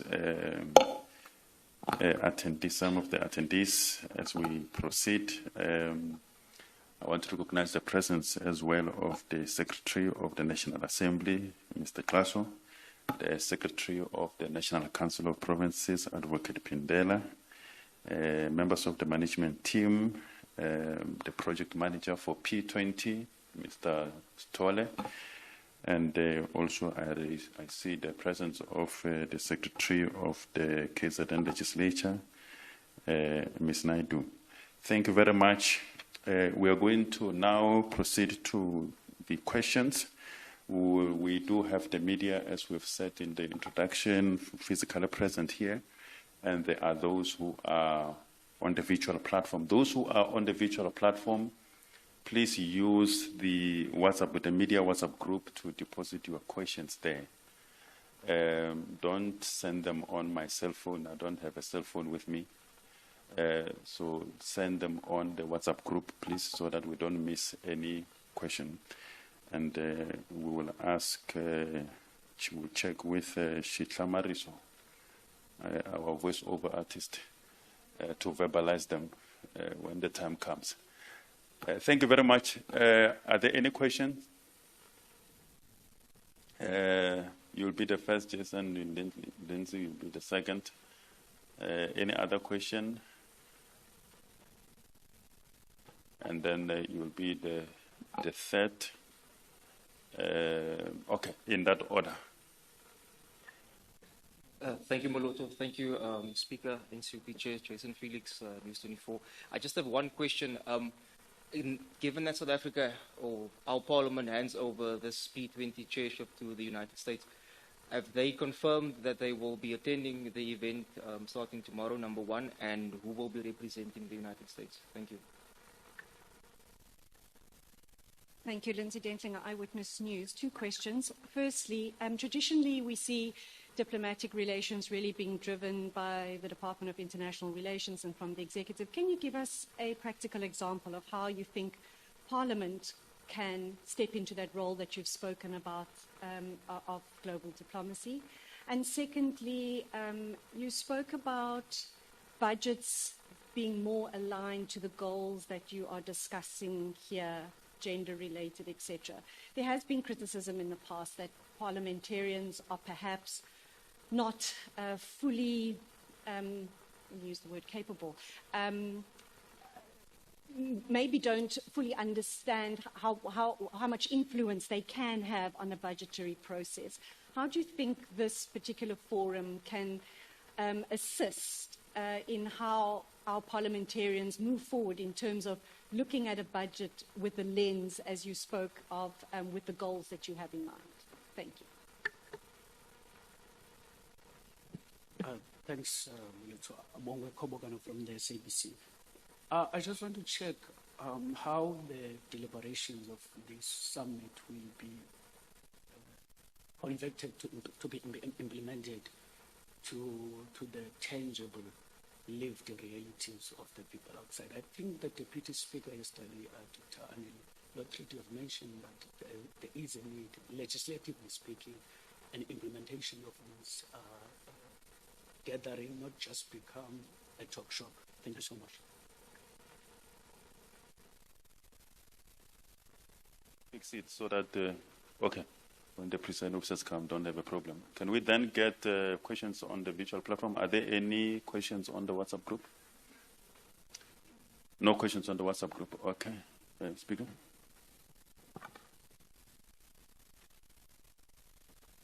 Thank you very much, and thanks to the representative of the media that have asked the question.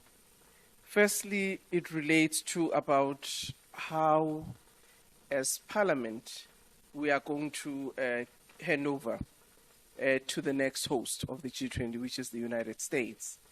We have been informed by the United States that there will be 4 representatives that will be coming to a meeting, but not at a speaker's level, but as members of Parliament, and others will be coming from the embassy, and therefore that handover will be done. Secondly, I must say that even in all other countries, there are some countries that are sending speakers, others are sending deputy speakers, others who are bicameral parliaments like ourselves. Like in this meeting of the women, we had 2 deputy speakers from the United Kingdom, one coming from the House of Lords and one coming from the House of Commons. And the Speaker of the House of Commons is actually coming. So you'll find that the representation from different countries will be either at a speaker's level or deputy speaker's level. And where that doesn't obtain, it will be a delegation led by the members of parliament and or the ambassador of that specific country. So I think that covers that question. The other question that has been raised is how does Parliament step into the role of playing a diplomatic relations? I must say that it's not about stepping in. It's what has always been there. Parliament actually is part of the multilateral fora, the Interparliamentary Union. We participate, we are a member, and that is one of the fora that allows us to influence, international agenda, but also share experiences with other parliamentarians globally. It also enables us, as part of those instruments, to be part of critical, areas of interventions. You will recall that in the past 2 years, South Africa was part of the team that was led through the IPU to engage with both Russia and Ukraine parliaments to try and see whether there can be opportunities for a peace settlement. Also, in terms of the Sahel region, the IPU has been engaged in talking to those countries where there was a change of guard through a coup to find a way in which they work through the parliaments to return to more normalcy and go for elections. So that role has been played. Parliament is part of the Commonwealth Parliamentary Association, both in the Africa region, but also internationally, led by our chairperson of the National Council of Provinces. Actually, at the end of the summit, most of the speakers will be here, will be exiting to Barbados, which is hosting the next Commonwealth International Conference. We're part of the Pan-African Parliament, which is a regional body of parliamentarians in the continent. We're also part of the Southern African Development Community, which is part of the regional body. And actually this year, in December, South Africa will be hosting SADC. So through those engagements, Parliament have been ensuring that they, on one hand, project and promote South Africa's foreign policy, but at the same time, ensuring that we influence the international agenda in various ways on issues of trade, on issues of conflict and peace, on issues of human rights. If I were to also share with you, on an annual basis, we've got a consultation meeting between South African Parliament and the European Union Parliament, where we'd look at issues of trade relations, for instance. Early this year, South Africa was hosting that consultation. Towards later this year, the EU will be hosting that consultation. So in a range of ways, Parliament does have a diplomatic role that they play in ensuring that we're able to influence the various agendas. You're raising the issue about how, as South Africa, we will make sure that the outcomes of this conference are actually integrated in our day-to-day. And more specifically, you've raised the issue of the power of parliamentarians in terms of the budgeting process. Actually, as South Africans, we would say this year it's one of the ways in which parliamentarians really flex their muscle in terms of how the budgeting process ought to happen, demanding transparency on the size of the revenue, but also making critical interventions on what they felt will affect the citizenry in a negative way. You'd recall the issue of the VAT increase or non-increase. That was parliamentarians who played that role in their diverse formations, maybe coming at it in different ways. But both those that went to court, even those that did not go to court but engaged the ministry, it was, again, an indication that Parliament is able and has the capability to influence national policy but also ensuring oversight and accountability. We do that in terms of the various committees. The committee chairpersons are here, where presentations of strategic plan by different ministries will be done. Parliamentarians will scrutinize the strategic plans, will scrutinize the reports annually, would also on a quarterly basis hold ministers to account on their annual performance plan per quarter as to how have they, progress on what they had committed to do, but also demands question where such has not been done. They scrutinize the Auditor General's report. And in most instances, if you listen to parliamentary portfolio committees and select committees, they would actually ask very pointed questions and demanding answers from the executive in terms of their spending or not spending. You would recall actually earlier this year again, where this NCOP particularly raised the question to the Ministry of Finance as to how they have factored in the inputs of the Fiscal Framework Commission, because in terms of the budget process of South Africa, that commission has a role in terms of making inputs to the budget process. I'm just flagging these to actually show that Parliament is very clear about its role and very robust.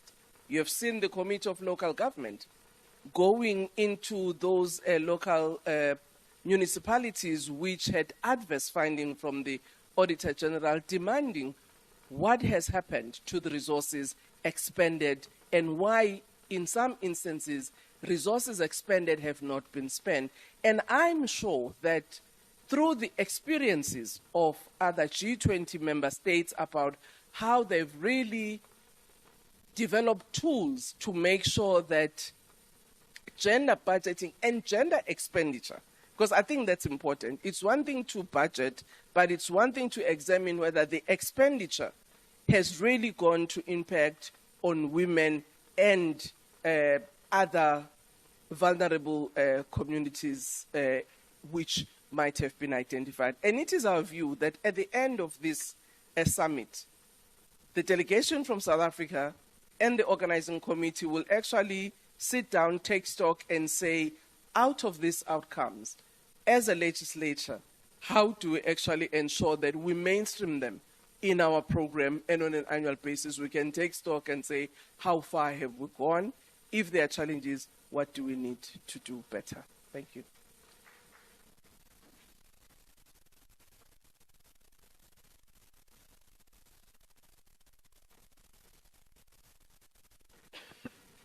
All right. No, thank you very much. I think we are, I don't have a time with me, but I think it's 1 o'clock or almost 1 o'clock. The women parliamentarians are coming back. So let me take this opportunity to thank the presiding officers, Speaker, Chairperson, Deputy Speaker, Deputy Chair, Secretary to Parliament. Thank you very much, as chairpersons and chairpersons of committees. Thank you to the members of the media for traveling all the way. We know that it's not very easy. Please be reminded that the opening session of the 11th G20 Parliamentary Speakers Summit is tomorrow at 9 to the President of the Republic to give a keynote address. At that session, it is at Benguela. It's just a stone throw from here, just around the corner. So there are daily shuttles for the members of the media leaving Parliament in the morning. I think you know about the time of departure. So those who do not have accommodation here will be assisting you with daily shuttling. But thank you very much for your attendance. The statement of the presiding officers will be disseminated on all the platforms, including the WhatsApp group. Thank you very much. PCS colleagues, please come to prepare the stage for the women. Thank you very much.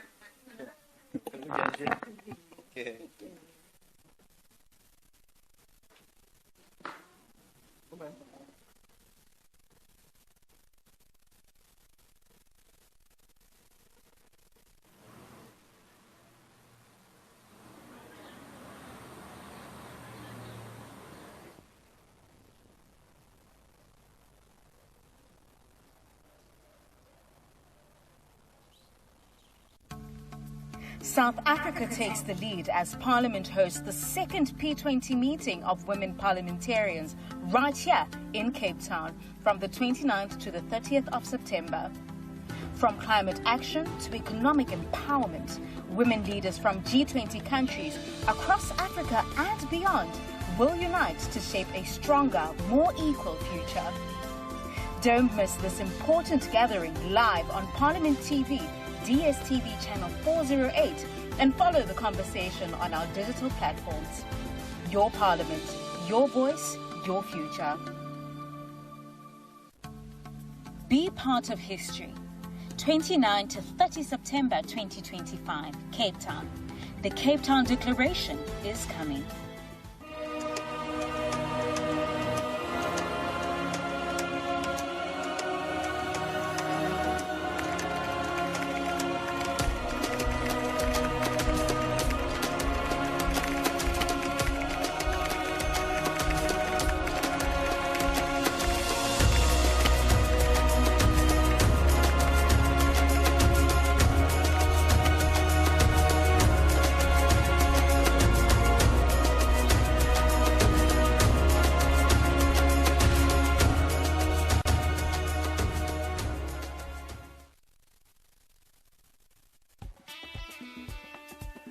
This September, the Parliament of the Republic of South Africa proudly hosts the inaugural P20 Young Parliamentarians Conference in Claremont, just outside Cape Town, from 29 to 30 September 2025.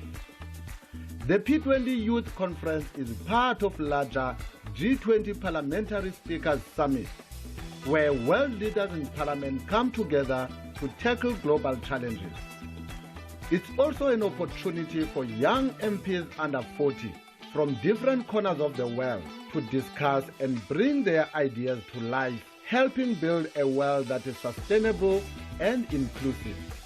The theme for this year's summit is Harnessing Parliamentary Diplomacy for the Realization of Global Solidarity, Quality and Sustainability. Young parliamentarians will tackle real issues that impact youth around the globe, such as youth driving climate change and sustainable development, fair budgets and policies that include young people's priorities, more youth in politics, and bold ideas in education, innovation, and entrepreneurship. The ideas and concerns of young parliamentarians will be captured and reflected in the final P20 declaration, giving youth a say in shaping the global parliamentary agenda. By hosting this global event, the Parliament of the Republic of South Africa shows its commitment to meaningful youth participation and helping build a more equal and inclusive future. For more on the P20 Young Parliamentarians Conference, visit www.parliament.gov.za or p20.parliament.gov.za. Catch all the action on Parliament TV, DSTV channel 408, and stay connected through our social media channels at Parliament of RSA. Your Parliament, your voice, your future. Climate, equality, representation. Women are leading change. The P20 Women's Conference from 29 to 30 September, Cape Town.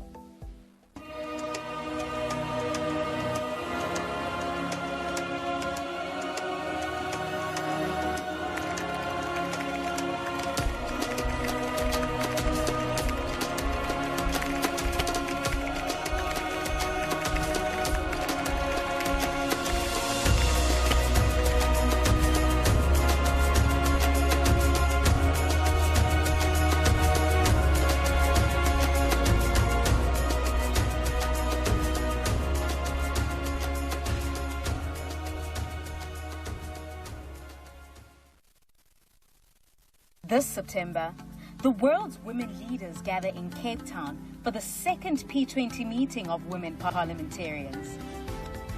29 to 30 September, Parliament TV, DSTV channel 408. And those are the flags of the G20 countries that have come here to South Africa for the P20 Speakers Summit that is about to take place from the 1st of October to the 3rd of October. Of course, there have been proceedings throughout the past 2 days, and that is the 29th to the 30th of September with the meeting of young parliamentarians and the second P20 meeting of women parliamentarians. And of course, we had the presiding officers of the National Assembly and the National Council of Provinces of South Africa providing the media with a briefing with regards to preparations for the P20 Speakers Summit. As you can see, there's a lot of activity outside as things are gunning up for the P20 Speakers Summit in South Africa 2025. Now, the media briefing was led by the presiding officer of the National Assembly of South Africa, Ms. Thoko Didiza, and provided journalists with the essential information about the summit's objectives, sessions that are expected, and of course the expected outcomes. And of course the media has questions, and throughout our engagement here on Parliament TV, we've been asking the pertinent question of, after these dialogues, what is it that South Africans can expect?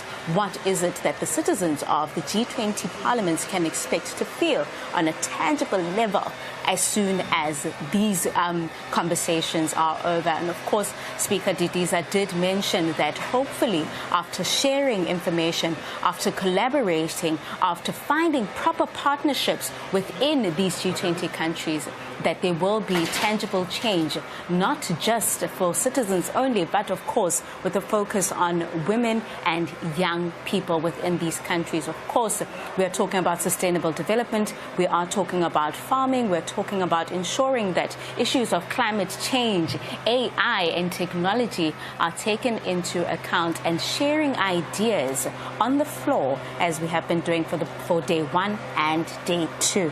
Now, with that, of course, the Speaker did highlight the significance of hosting the P20. It is the first time that the P20 Summit is being held in South Africa, and not that only, but in Africa as a whole. And it marks a pertinent and important significance with regards to ensuring that the issues that are in South Africa and the challenges that we have and that of Africa as a whole are put on the global stage. Now, the summit will address critical global issues through 4 high-level sessions, and these are the global issues through 4 high-level sessions, which is strengthening disaster resilience and responses, ensuring debt sustainability for low-income countries, mobilizing finance for a just energy transition, and harnessing critical minerals for inclusive growth and sustainable development. And these are the key themes that will be ongoing throughout the P20 Summit. And of course, this is a reminder that the P20 Speakers Summit is scheduled to begin tomorrow from the 1st of October to the 3rd of October. And of course, we've just come out of the media session. Of course, with that, there is preparations right there in the Women's Conference. This is the meeting for the Women's Parliamentarians Conference. And as you can see, the delegates are starting to take their seats. Day 2 is still underway. Day 2 is still ongoing. And of course, more dialogue and conversation is about to go on. And of course, you can also join the conversation by visiting us on www.parliament.gov.za. And if you want more information on the program, you can find that on P20 at p20.parliament.gov.za rather. And in that case, if you still, as you can see, there is a robust dialogue that is happening right there, and people are engaging. And soon after, this session will begin. We will be back still. Please watch Parliament TV.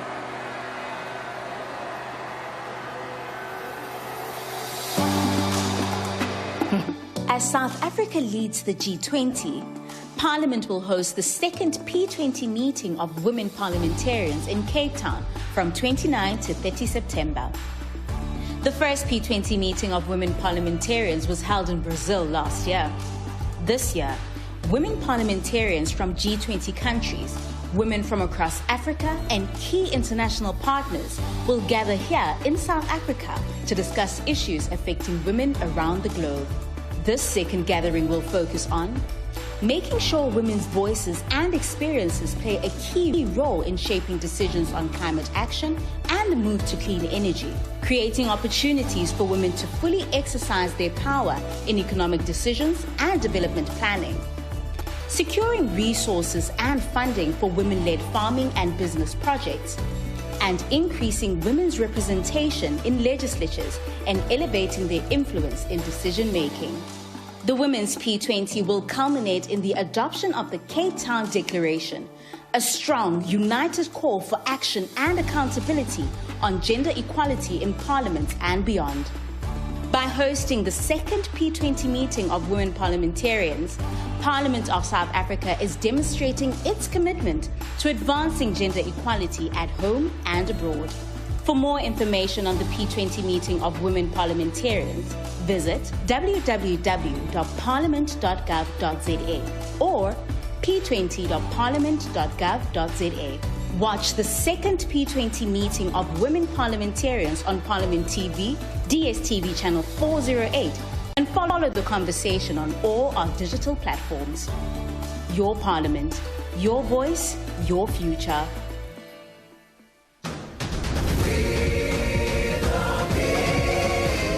This book, our Constitution, protects our society and empowers us to gather. The Protea leaves are us, the people, who freely elect our voices in Parliament. The drum calls the people of Parliament, through whom we govern together.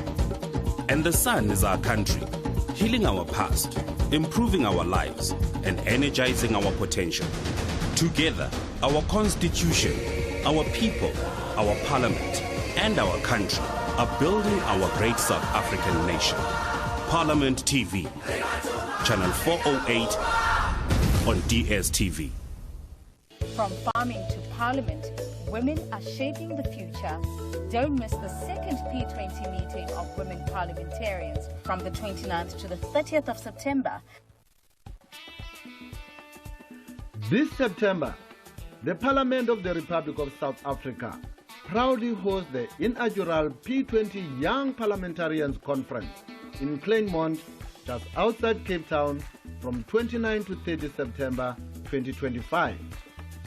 The P20 Youth Conference is part of larger G20 Parliamentary Speakers Summit, where world leaders in Parliament come together to tackle global challenges. It's also an opportunity for young MPs under 40 from different corners of the world to discuss and bring their ideas to life, helping build a world that is sustainable and inclusive. The theme for this year's summit is Harnessing Parliamentary Diplomacy for the Realization of Global Solidarity, Equality, and Sustainability. Young parliamentarians will tackle real issues that impact youth around the globe, such as youth driving climate change and sustainable development, fair budgets and policies that include young people's priorities, more youth in politics, and bold ideas in education, innovation, and entrepreneurship. The ideas and concerns of young parliamentarians will be captured and reflected in the final P20 declaration, giving youth a say in shaping the global parliamentary agenda. By hosting this global event, the Parliament of the Republic of South Africa shows its commitment to meaningful youth participation and helping build a more equal and inclusive future. For more on the P20 Young Parliamentarians Conference, visit www.parliament.gov.za or p20.parliament.gov.za. Catch all the action on Parliament TV, DSTV channel 408, and stay connected through our social media channels at Parliament of RSA. Your Parliament, your voice, your future. From Brazil to South Africa, the P20 journey continues. In Cape Town, women parliamentarians from across the world will unite to adopt the Cape Town Declaration, a bold call for action on gender equality. Be part of the conversation. Watch the second P20 meeting of women parliamentarians from the 29th to the 30th of September on Parliament TV, DSTV channel 408, and follow at Parliament of RSA. Your Parliament, your voice, your future.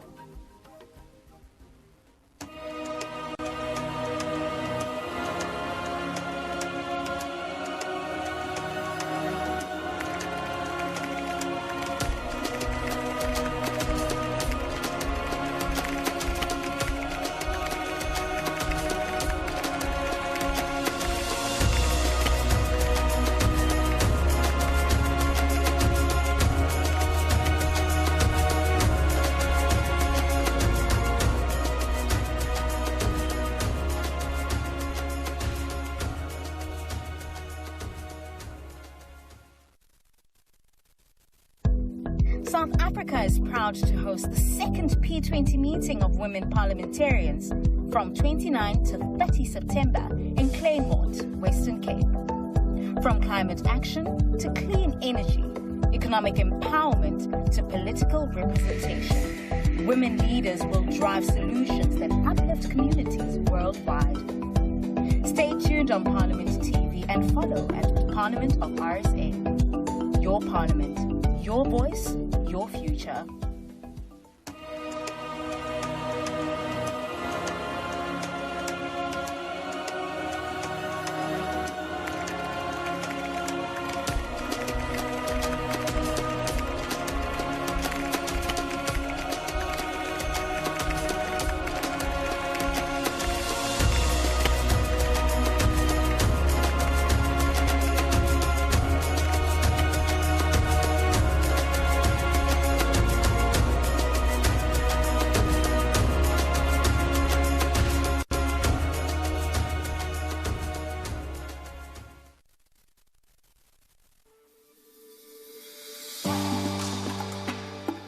As South Africa leads the G20, Parliament will host the second P20 meeting of women parliamentarians in Cape Town from 29 to 30 September. The first P20 meeting of women parliamentarians was held in Brazil last year. This year, women parliamentarians from G20 countries, women from across Africa, and key international partners will gather here in South Africa to discuss issues affecting women around the globe. This second gathering will focus on making sure women's voices and experiences play a key role in shaping decisions on climate action and the move to clean energy, creating opportunities for women to fully exercise their power in economic decisions and development planning, securing resources and funding for women-led farming and business projects, and increasing women's representation in legislatures and elevating their influence in decision-making. The Women's P20 will culminate in the adoption of the Cape Town Declaration, a strong, united call for action and accountability on gender equality in Parliament and beyond. By hosting the second P20 meeting of women parliamentarians, Parliament of South Africa is demonstrating its commitment to advancing gender equality at home and abroad. For more information on the P20 meeting of women parliamentarians, visit www.parliament.gov.za or p20.parliament.gov.za. Watch the second P20 meeting of women parliamentarians on Parliament TV, DSTV channel 408, and follow the conversation on all our digital platforms. Your Parliament, your voice, your future. A united call for equality, the Cape Town Declaration. Watch the second P20 meeting of women parliamentarians from the 29th to the 30th of September, live on Parliament TV.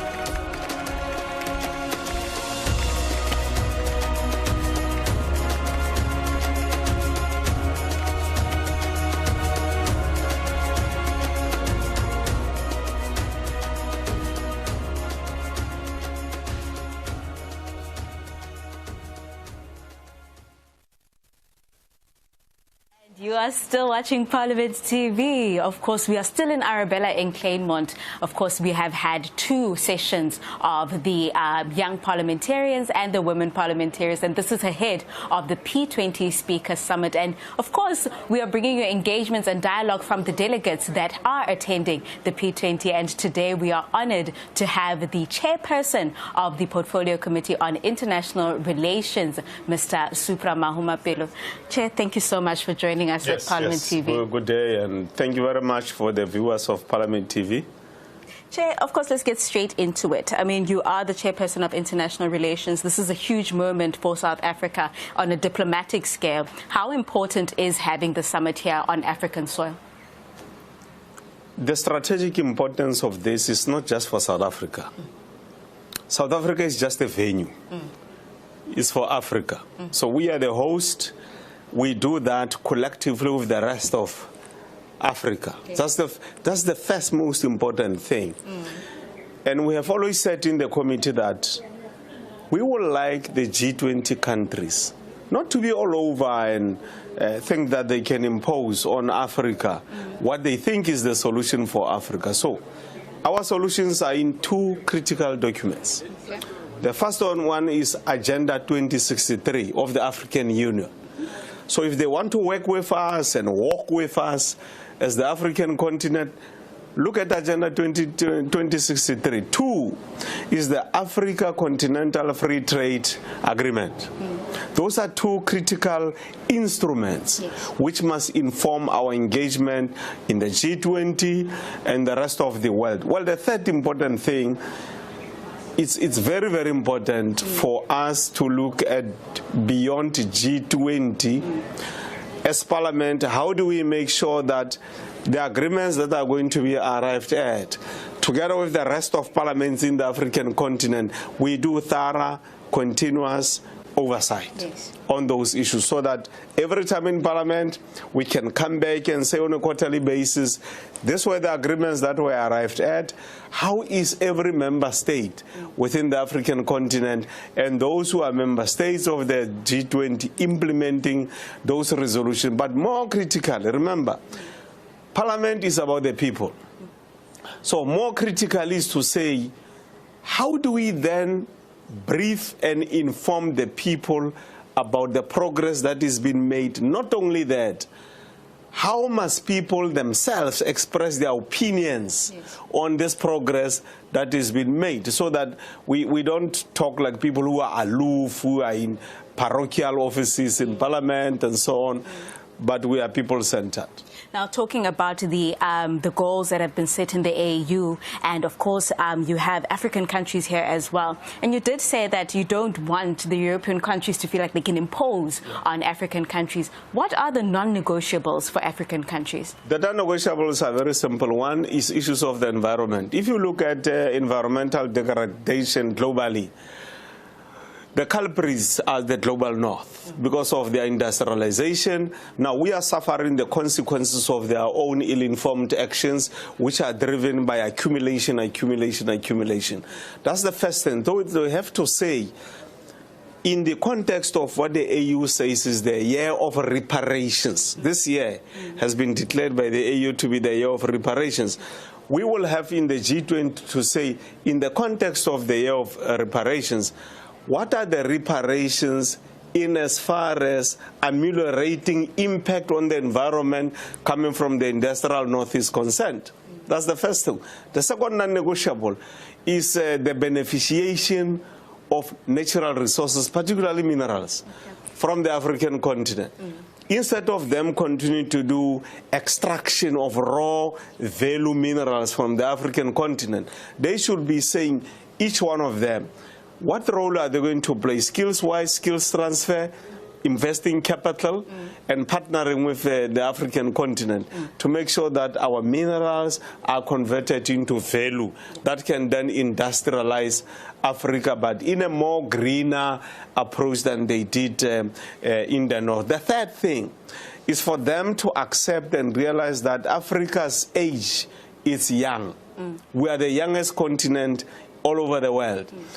And therefore, we cannot negotiate the fact that our resources must be targeted towards young people who are a majority in the African continent. And fourthly, you can't do anything without the agenda of women being focused upon. Therefore, we are nothing without you as our mothers, as our sisters, and so on. Therefore, at the center of everything that we do, particularly economy, it has to be women. Now, talking about women, of course, we've had these two engagements. So you had the meeting of women parliamentarians, you had the meeting of young parliamentarians. Now, given these parallel meetings that have been ongoing, how does then the portfolio committee that you lead intend to integrate the outcomes of these discussions into national and regional policy frameworks? We have made a proposal already to the Speaker. We are not waiting for the G20 to come to an end. We have made a proposal to the Speaker that says we must change the rules through the Rules Committee. And the rules must change, among other things, to include the fact that on a quarterly basis, Department of International Relations and Cooperation, with the presidency, they must table a report on global trade agreements and the progress we are making therein in Parliament. What the Speaker must then do is to refer the report to the Portfolio Committee on International Relations. What we must then do as the Portfolio Committee is to take it to the population throughout South Africa so that we don't just educate people about it, we don't just familiarize the people with the report on the global trade, but we also allow people to drive the direction, the pace, and the quality of those reports. That feedback that comes back must then go back to Parliament, we report, we debate, and thereafter resolutions have to be taken by Parliament, concrete resolutions on these things that we have discussed and agreed to. And of course now the huge focus also on youth engagement, right? What mechanisms are in place to ensure that the insights and resolutions from the young parliamentarian session is going to influence parliamentary decision-making at home? Well, firstly, we've got young parliamentarians, they are talking here, which is very important. And I said to them, it's a bit discomforting that young people are still asking for this and asking for that. My view is that young people shouldn't be asking for things. Young people should be saying to member states, including South Africa, the following things must happen, these are the time frames, and this is how, as young people, we are going to impose ourselves as citizens on Parliament to make sure that we use Parliament as a tool to hold these executives accountable through member states. But if young people are still going to say they are asking for this, they'll send a petition on this and that, yes, it's important, but we have reached a stage where young people must up the tempo. And they must now become more aggressive, more assertive, without being anarchic. They must make sense, there must be logic in what they say. And campus by campus throughout the African continent, institution by institution, village by village, township by township, they must do necessary mobilization of young people for this cause in the context of the AU 2063 agenda and in the context of the Africa Continental Free Trade Agreement. Now, of course, Chair, a lot of the times when dialogues like this happen, when there's conferences, politicians coming together, speaking, talking, people think it's a talk show. It's just going to be talking, they're going to have some tea, and that's it. How can South Africans be assured that whatever resolutions come from the P20, they will feel in their daily lives? Well, in the first place, I think the media, the majority of the media, this myth that we just meet and talk and there's no concrete things, part of the blame must go to the media, both local and global media. I'll make you an example.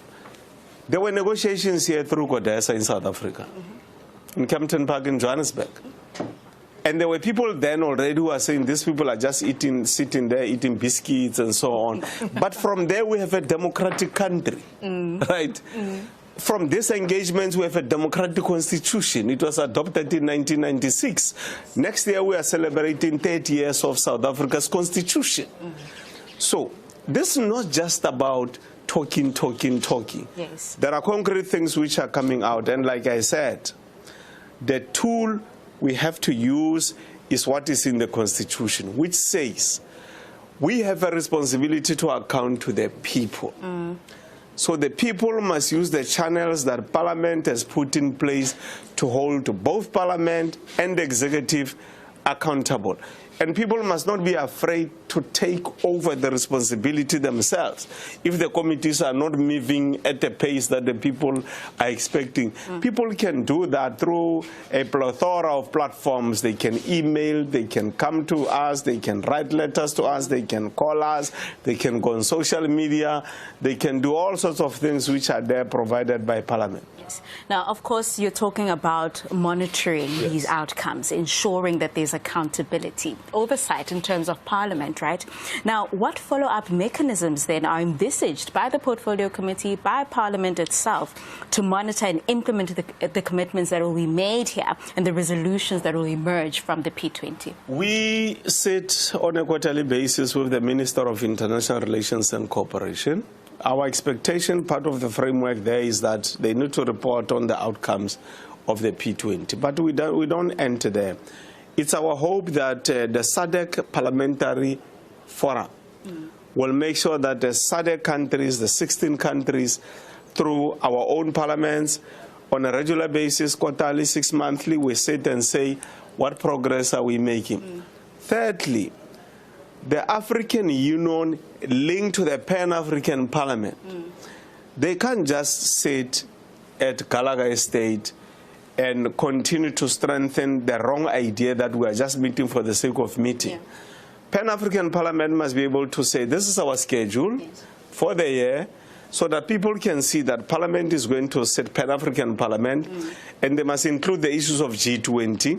They must then be able to say to people as Pan-Africanist Parliament, please send us your views on how you think, over and above the instruments we have to hold member states accountable, what else must be done to hold them accountable? And I think, practically, one of the things that must be done, it's not happening now. It's for both Parliament and the Executive to be called to universities, to colleges, to the traditional leaders in the villages and so on, to go and sit down with the people and report an account to them. Practically, those are some of the things that have to be done.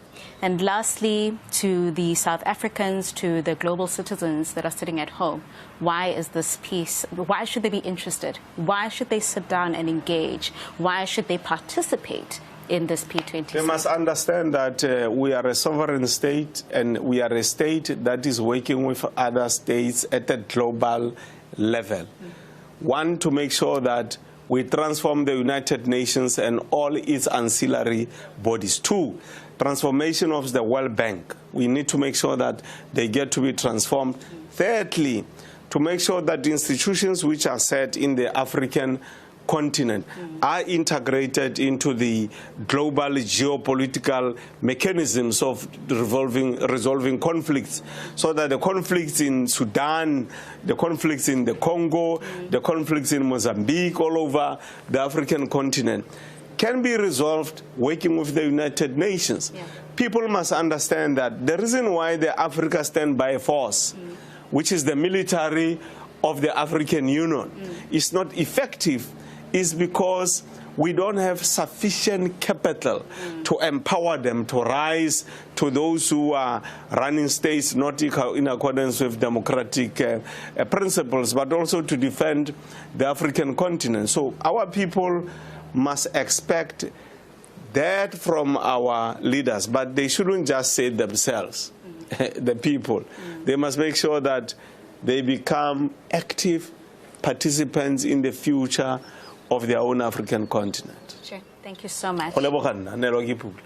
Of course, that was the chairperson of the Portfolio Committee on International Relations and Cooperation here at the National Assembly of South Africa, talking to us about the non-negotiables when it comes to African countries as we await the P20 Speakers Summit that is held in South Africa for 2025. Let's take you to the meeting of the Women's Conference that is ongoing as we sit here and anticipate those resolutions coming from the second P20 meeting of women parliamentarians. Stay tuned to Parliament TV. MSME credit guarantee that can stand in place for title deeds. So these are the type of models that I've seen working quite well.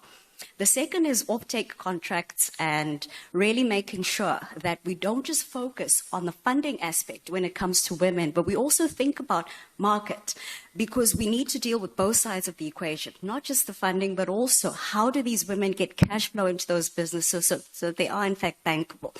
And what we find is that women entrepreneurs tend to be excluded from formal established value chains.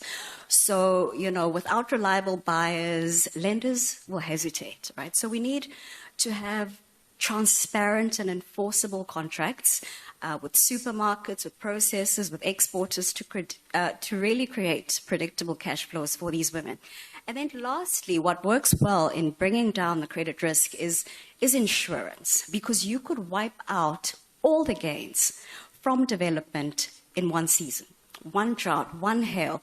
And it's so important that we decrease the vulnerability of women entrepreneurs in agriculture through instruments like insurance. So weather insurance, weather index insurance, yield insurance, and these have been tested in a number of African countries to great effect. But what we need is parliaments that really support these insurance products with weather data infrastructure, public reinsurance scheme, and oversight over concessional loans across development finance entities that are linked to insurance participation. Before I close, as I was thinking about this issue, I think it's important that we think a little bit broadly. It's important to remember that women-controlled enterprises, cooperatives, projects, etc., exist in a broader context. They don't exist in a vacuum. So they exist in the greater agricultural sector. And the reality is the agricultural sector itself has been struggling to attract capital for many, many years. In sub-Saharan Africa, where I operate, the sector contributes about 22% to GDP, give or take. It employs about 40% of employment in a number of countries, and yet less than 10% of bank credit goes towards the sector. And more than 3/4, or roughly 3/4, of SMMEs in agriculture complain about a lack of access to finance more than in any other sector. And that's because what bankers have found is that the agricultural sector gives rise to more non-performing loans. It's riskier. Operational costs are higher. The agricultural sector is disproportionately affected by things like poor rural infrastructure. So, where, for instance, you have local governments or municipalities that aren't operating as they should, the brunt of this is felt by those small farmers because they have to transport their goods from the rural towns to the ports, etc. And so, in essence, we find that these are bigger issues that affect the agricultural sector and trickle down to women, and we must deal with the broader agricultural sectors while we are looking at the issue of funding women. So while our interventions might be gender sensitive, and of course they need to be, we must also remain focused on the need to strengthen agriculture as a whole and make it a viable and attractive home for capital through the broader macro interventions that are needed. And then as I was reading the briefs here, honourable members, I thought that it's important that we be reminded that when we are looking at these type of kind of women-owned enterprises, it's important to realise that this is not a homogenous grouping. It's a very diverse grouping with different needs. And the temptation as we are discussing these type of projects is to really, in our mind's eye, to have in mind a small village, ladies, small chickens, and those are important projects, they really are. But we must think broader as women to understand that women have broad ambitions for themselves. So we cannot think that women cooperatives and women-funded projects mean small backyard farming. We really have, if we are to equalize here, we must focus on viable commercial entities run by women, and that is the aspiration that women want. And these are the kind of women that I've engaged with, that they say, we are tired of constantly being called emerging. We are proper business people, and so the interventions need to be entrepreneur-focused rather than paternalistic and small.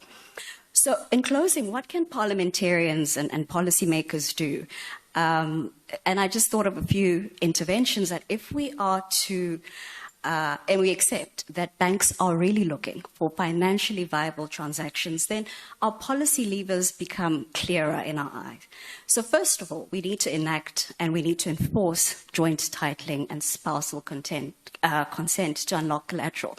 So the archaic practices that we discussed earlier around inheritance, around ownership, those are basics that must be dealt with if we are to deal with the issue of collateral. Secondly, we must require banks to recognize alternative forms of collateral, such as, not just mortgages, but we need to look at production, we need to look at tradable leases, and these can be enacted in legislation. A lot of financiers are constrained by the legislative environment when it comes to collateral, so we need to open up that space so that they can get more creative. Thirdly, we need to look at enforceable contract farming frameworks and also reserve, where we can, portions of public procurement for women-led enterprises. So where the state and the entities that we control have the power to empower women, to procure from women, to assist women in the value chain, then we ought to be able to do that. Fourth, we need to invest in weather stations, satellite data, other forms of data, because without this data, which we really struggle with in the developing world in particular, we can't track our progress. We don't know where we are. So it really becomes quite difficult to have gender-focused policies and interventions without a proper data backing. And then we need to look at how it is that we can properly support aggregation hubs. Things like logistics hub, agri-processing hubs, etc. And these require government spending, and they require policymakers to create them because they become a public good for all. So where there are opportunities to lower the cost of infrastructure and transaction for farmers, we need to be able to participate there. So there are a number of different interventions, and I'm sure we'll get to them in this room. But what is important here is that we need not just abstract commitments, but really tangible and concrete steps that align law and policy and finance, that we can start to make progress here. I have been in this agricultural finance space for close to 2 decades now, and the one thing I always say is finance is not altruistic. It's not charity. It really is a commercial opportunity, and we need to start looking at funding women businesses in that way. It really is about pricing, risk, and cost. And if we lower transaction costs and credit risk for women-owned agricultural enterprises, the money will follow. Financiers will fund it. But we really need to start thinking about the barriers here. And we can't go at this alone, which is why we need to bridge this gap between ourselves and financiers, because policymakers can only go as far. We can have grants, we can have state subsidies, etc. But the capital markets need to come in if we are to make these markets more efficient. So we know the tools that we need to use, cooperatives and producer organizations. We know that we need to have digital onboarding, enforceable offtake contracts, etc. And these need to be hardwired into law and into public finance. I think if we do these things and we have tangible and practical solutions, over the next decade, we will have women-owned enterprises, not just on the periphery of the agricultural sector, but really in the margins of the agricultural markets, really driving food security, rural jobs, and that is the opportunity here today to get to those tangible solutions. Thank you very much.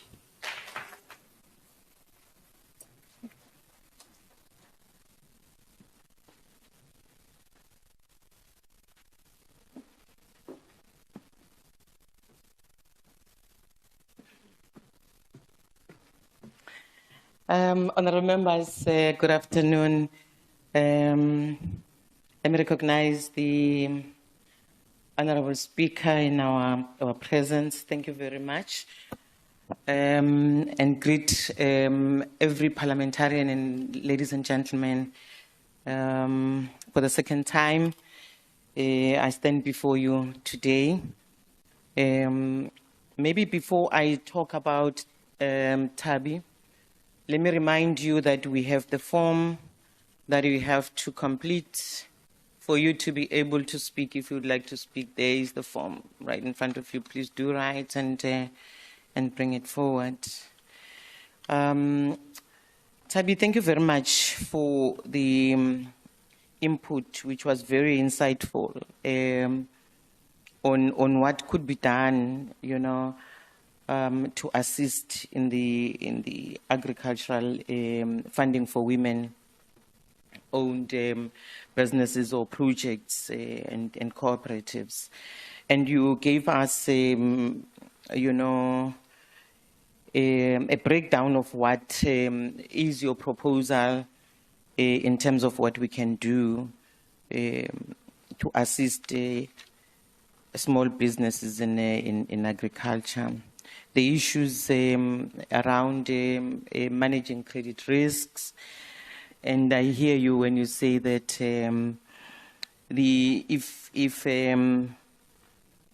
if we reduce the credit risk, then the money will flow.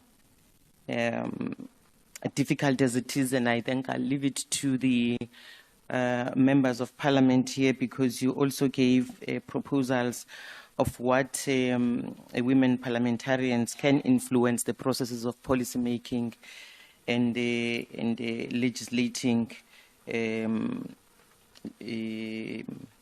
policies to make laws that would be women friendly in terms of funding. So as you were speaking and you spoke about the SMMEs, I was thinking about a very small area in Mpumalanga, Tabi, women who are in the sugarcane industry, who struggle on a daily basis because of the operational costs, and that in the value chain at the end they get less than what is supposed to be due to them, because they must have seasonal workers, they must have transport that transport their sugar cane to the mill, and at the end they become victims, and everyone else has gotten all the money that was supposed to go to women. So we thank you very much for the insightful presentation that you made to us today. We have taken to heart the proposals that you've made as members of parliament in different countries, and the members here will interact with you, and that's why we're requesting them to be able to fill in the forms. My colleague here, Honorable Sheldemos, told me that she already has forms that have been completed of women that would like to make an input. So let me invite you back on the stage, Honorable Sheldemos. Thank you very much, colleagues. Also, a big thanks to you for this and also for our speaker.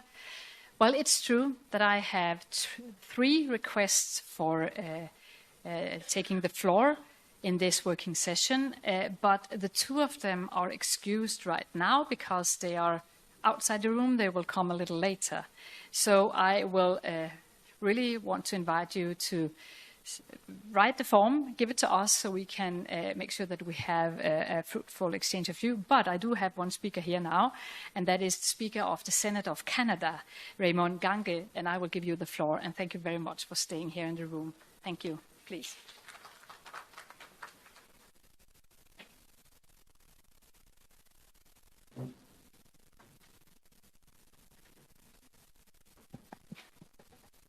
Hello, bonjour, bonjour tout le monde, distinguished speakers and deputy speakers, distinguished guests.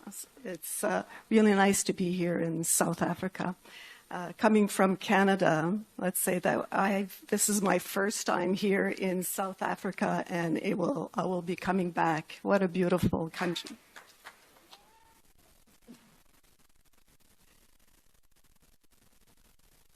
You know, today I'm honored to speak to you about a very important topic, resource mobilization and funding for women-owned agricultural cooperatives and projects. I am a member of a co-op, and I'm also, I was born and raised on a farm, so it is certainly a very appropriate topic for me. We know that globally, women play a vital role in agriculture and make up nearly 50% of the agricultural labor force. In developing countries, this share rises to between 60 and 80%.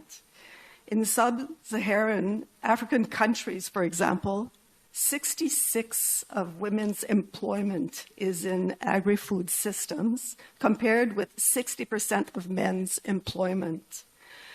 Despite their significant contributions, women farmers and entrepreneurs face ongoing barriers to accessing land, capital, credit, technology, and training, as you already mentioned. These challenges limit their productivity and consequently their ability to improve livelihoods, contribute to food security, and drive local development. One approach that has proved successful in helping lift some of the barriers I mentioned in creating social and economic change is the use of cooperatives. Indeed, cooperatives have a proud history in Canada, including the larger ones, financial ones such as Desjardins and Case Alliance, to the smaller ones such as the Red River Co-op, which I am a member of. And they have a wide range of offerings such as food stores to insurance. And as I mentioned, the range is quite substantial. In addition to federal government support, most provinces and territories have cooperative and territories, most provinces and territories have cooperative associations or councils that provide information about starting up and growing the cooperatives. So they are assisted, and they have, a lot of them also have a focus on women. Women-led cooperatives are vehicles of empowerment and gender equality.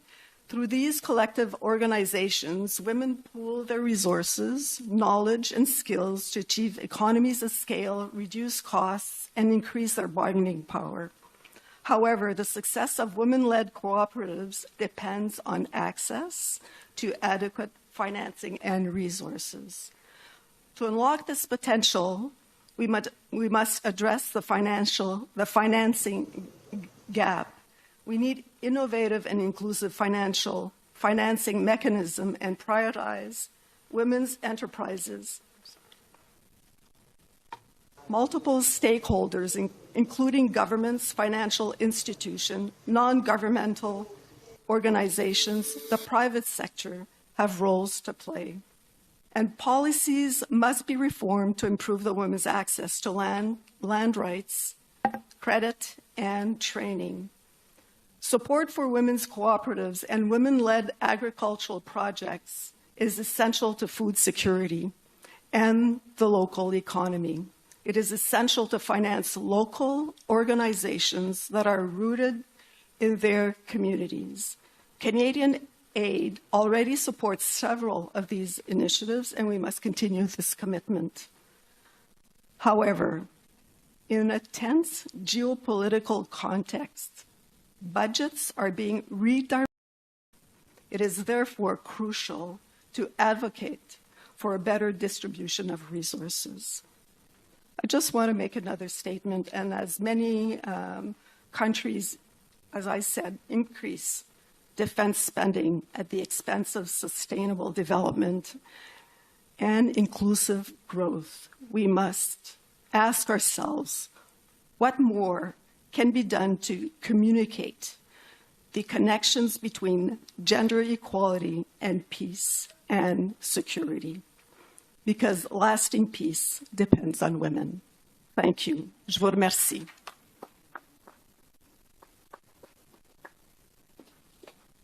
Thank you very much for this. I applaud as well. The next speaker is from Italy, Honorable Patriarchia. Please, the floor is yours.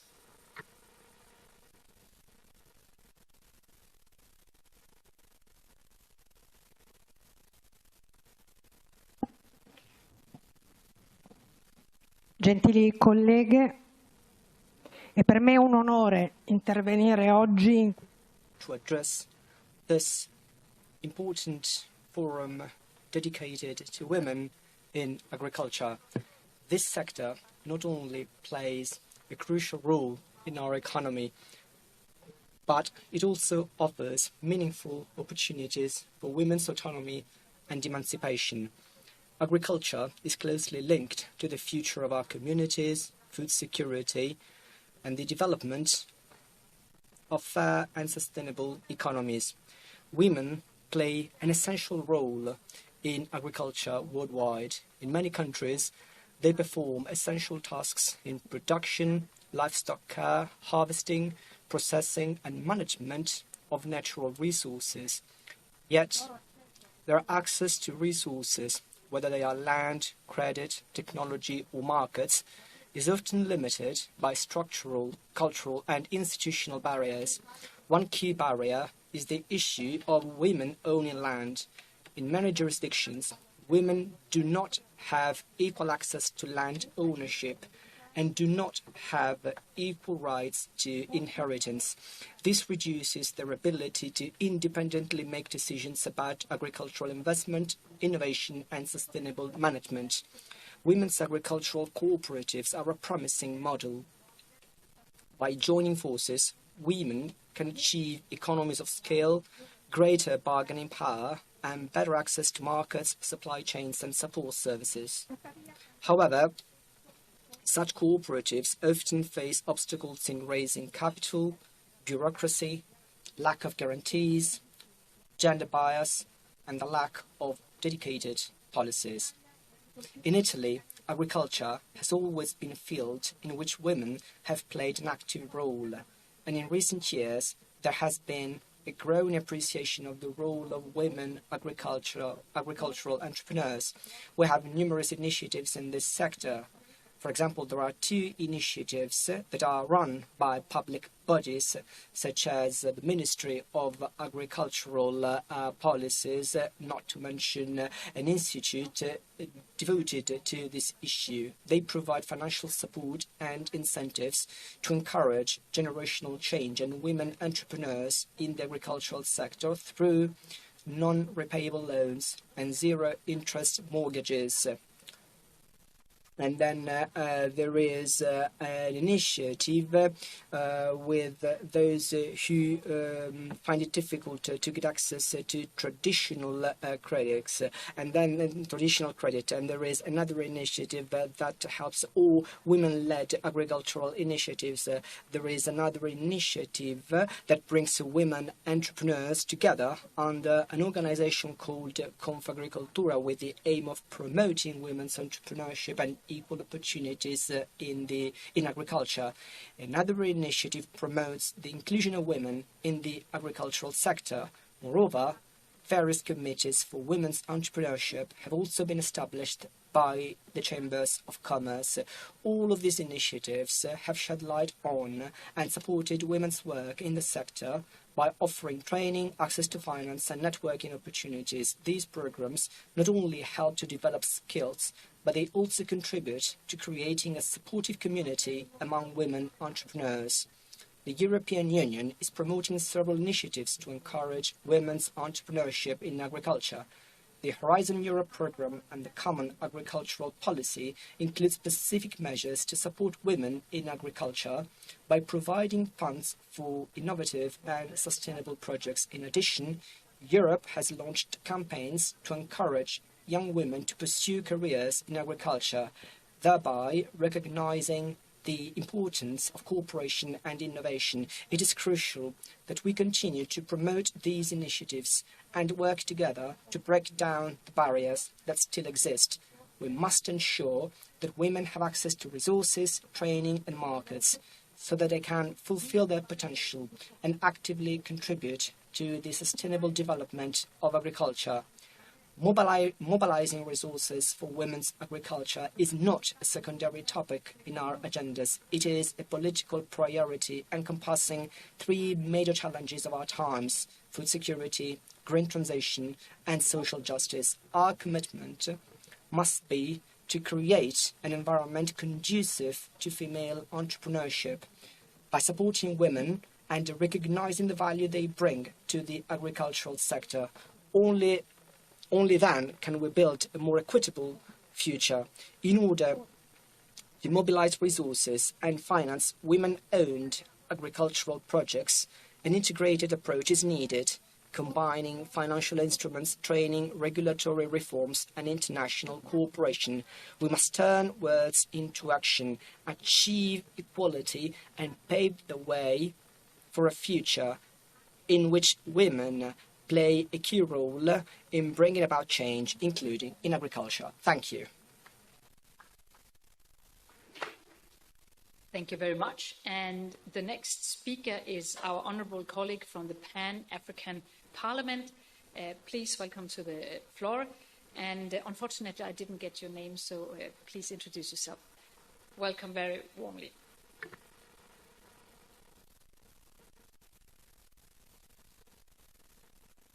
Je vais m'exprimer en français, c'est plus facile. To speak in French is going to be easier for me. Thank you, co-chairs. I'm not going to make a statement or a declaration, but instead I'm going to make some suggestions to adopt innovative approaches. May seem inconceivable, but just because it's a dream doesn't mean we can't fulfill that dream. In her presentation, the presenter gave me some ideas, but there are limits to these approaches. She talked about setting up cooperatives for women, but where I come from in West Africa, cooperatives are not popular, so setting up cooperatives of this kind are very difficult. The guarantees or the collateral for these collectives are limited. The guarantee funds are also limited in scope. But the most important criterion, as far as I can see, based on my last 30 years of helping women to get financing, is credit risks. We know that women come with risks. Who can have what can have an impact on risk? Well, it's the central banks that set the risk levels. But if we parliamentarians went to our central banks and we said to them, you need to be more gender sensitive and you need to contribute to development. If we asked them to rethink risk linked to women, to lower the risk level for women, well, this attitude would mean that banks, other financial institutions, insurance companies would be more likely to want to finance women. So let's try to put some pressure on central banks. Our central banks in Africa need to act as development banks as well. If they just put 1 or 2% of their budgets to one side, then that could solve women's problems, I believe. So let's try to put pressure on our central banks to become gender sensitive and to lower the risk profiles for women so that women can get more financing. Thank you very much. Thank you. Merci beaucoup. Thank you very much for this. The next speaker will be from Mauritius. I will invite Honourable Marie Roxana Collette, Member of Parliament, to the podium here, please.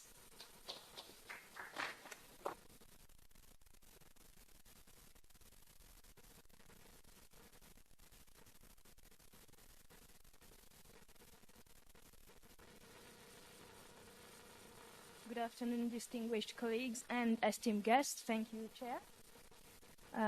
Thank you, South Africa, for the presidency of the 11th G20 Parliamentary Speakers Summit. I would start by saying that the future belongs to those who believe in the beauty of their dreams. And I'm sure that the women we are fighting for believe in their dreams. And how can we make their dreams become reality? So, I am a member of the Mauritius National Assembly, as well as the Parliamentary Gender Caucus. The caucus is a dedicated parliamentary structure tasked with reviewing government's action and budgets through a gender lens, and we have a role of lobbying for change towards sustainable development in the agribusiness sector and agroeconomy. So the government of Mauritius, with the support of international partners, has officially embarked on initiatives to implement gender-responsive budgeting. Whilst this is an ongoing process, I admit that the government has identified key entry points for mainstreaming gender perspectives into what we call the program-based budgeting exercise, PBB. Our government has been working on this, but a key challenge remains its effective implementation and parliamentary scrutiny. So if I may ask here today, how do we feel that parliaments can best operationalize our G20 commitments and hold ministries accountable? What role has our national parliaments played in ensuring that budgets are gender responsive? I shared a little bit of a perspective from Mauritius, but we have to see if there are any legislative or oversight mechanisms that can be put in place to monitor all this. For sure, there are primary challenges that our parliaments face in overseeing financial flows. And if any of our speakers today could respond to that, and for sure, before ending the session, we could have proposed solutions. Thank you.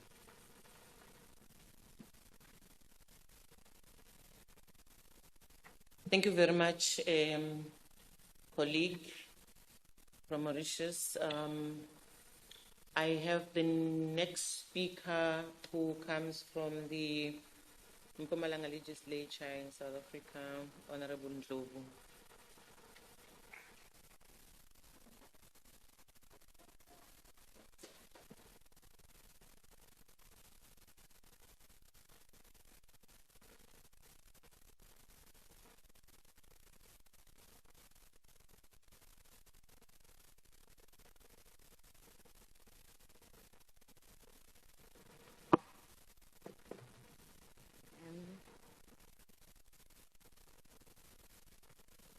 Thank you, Speaker and Chairperson. Greetings to everyone. My name is Nkateko Ndlovu, coming all the way from Mpumalanga, where the sun rises, and where agriculture in Mpumalanga it's mostly productive that side. So it will be wrong for us to come here and we talk about agriculture and we don't make meaningful contributions in the topic. So women are making up half of a global agricultural workforce, yet they continue to face several barriers that limit their productivity. Economic independency and leadership potential. Those challenges include inequal and land rights, restrict access to finance and inclusions from training and markets, and the burden of unpaid care work. So with this problem, despite their critical roles, the food production and rural livelihood in women is very essential. Globally, we are now in 15%, having 15% of women owning land globally. We are receiving less than 10% of available credit that is strictly put aside for women.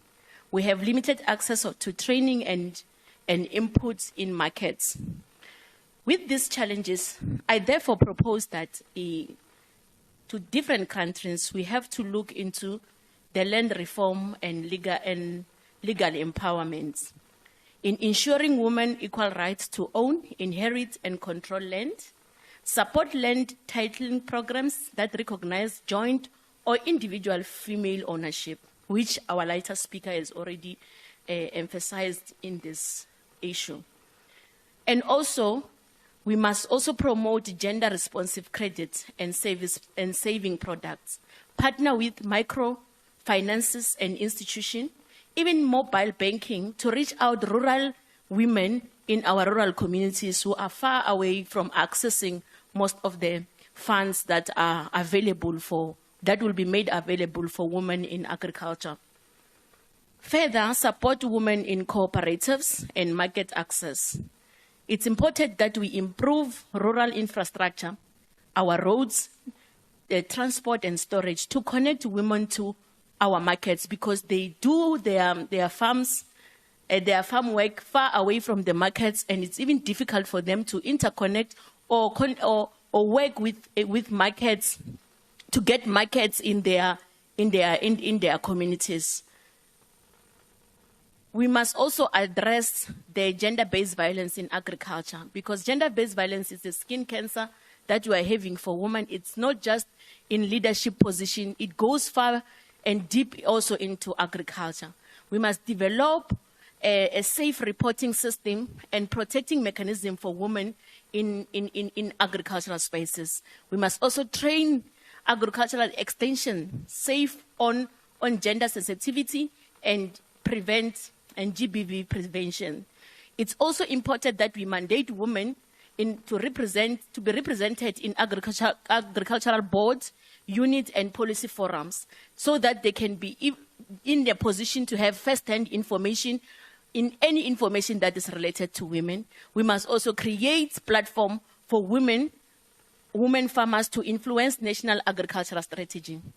If we can do this thing effectively, we have a potential to increase our productivity between 20% to 30% globally.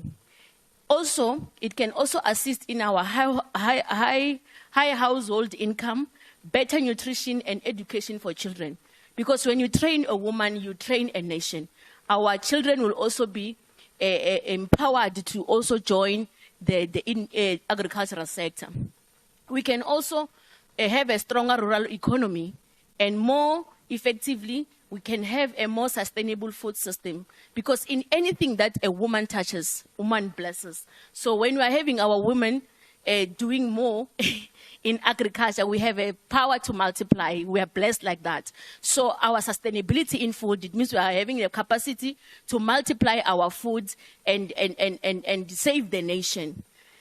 We can also urge these policies to be covered in all municipalities or legislature and national parliaments. I thank you. Thank you very much, Honorable Kateko Ndlovu. Colleagues, I am going to, that was our last speaker who had indicated that they would like to speak. And at this moment, I would like to open the floor to all other members to raise their hands and raise their issues, whether it's a question or interaction with the Tabi. You are now welcome. Okay, I'll have to stand up.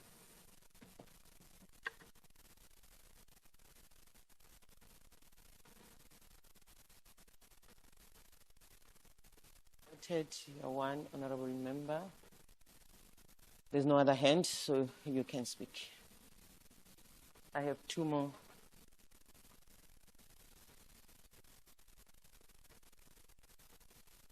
May I see the hands that were raised? Oh, okay. So let me start there and end with you, honorable member here. I'm Karabo Tebogo Makagane from the Northwest. My one, it's more general on how we're discussing.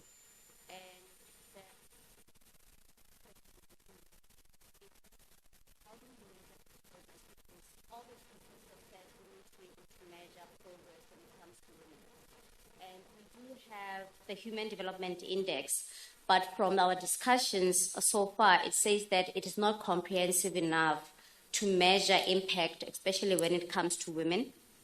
So as women, what can we propose that would be more inclusive? Because the Human Development Index does really look at, for instance, well-being of women, of everybody, but it does not specifically then look at women. And one of the things is that what Professor Bola said earlier on about dignity. We don't have a measure that then looks at women financial inclusion. And in all our topics, we've talked about inclusion and financial inclusion. So what could we actually bring about as this congregation here, and how can we change that? And then in terms of the SDGs, there is nothing that really talks about financial inclusion. And Tabi here was talking about credit risk, which is a big part of financial inclusion. And she talked about the barriers to credit risks, and she outlined them very well. But as we look at Goal 5, yes, some of the outcomes should be financial inclusion. But currently, we do not have a specific one that says women financial inclusion, so that we actually then start having strategic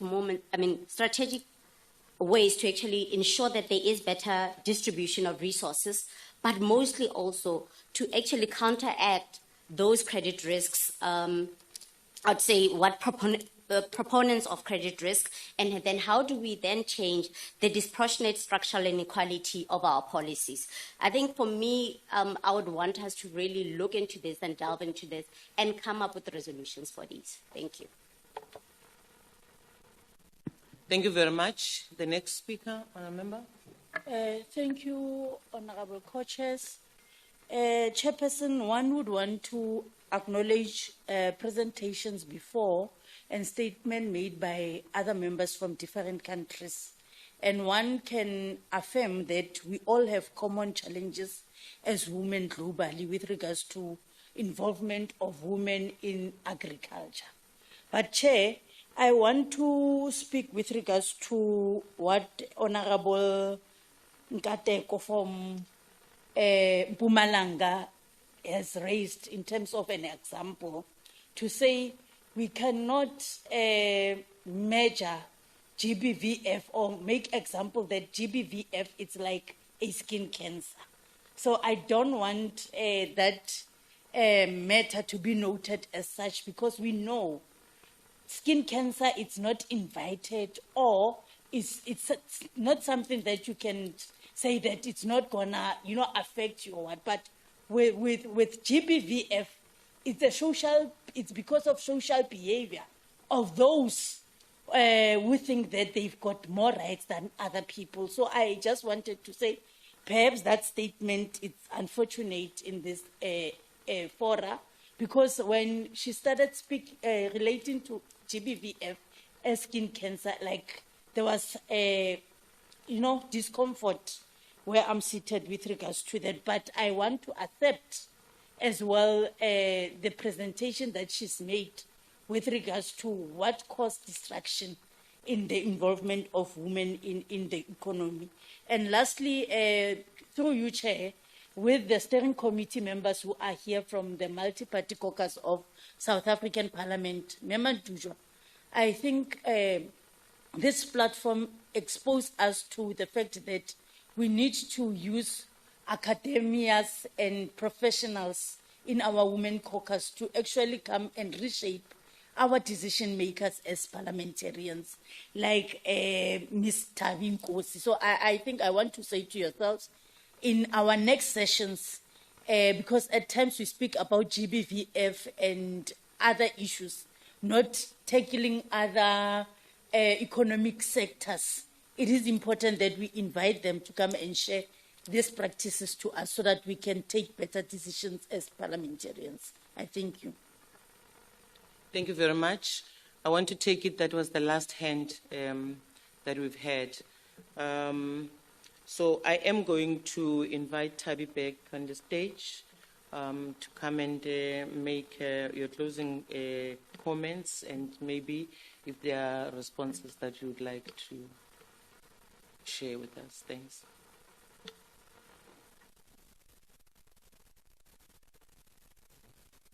Thank you very much, Chair, and thank you, honourable members, for those reflections.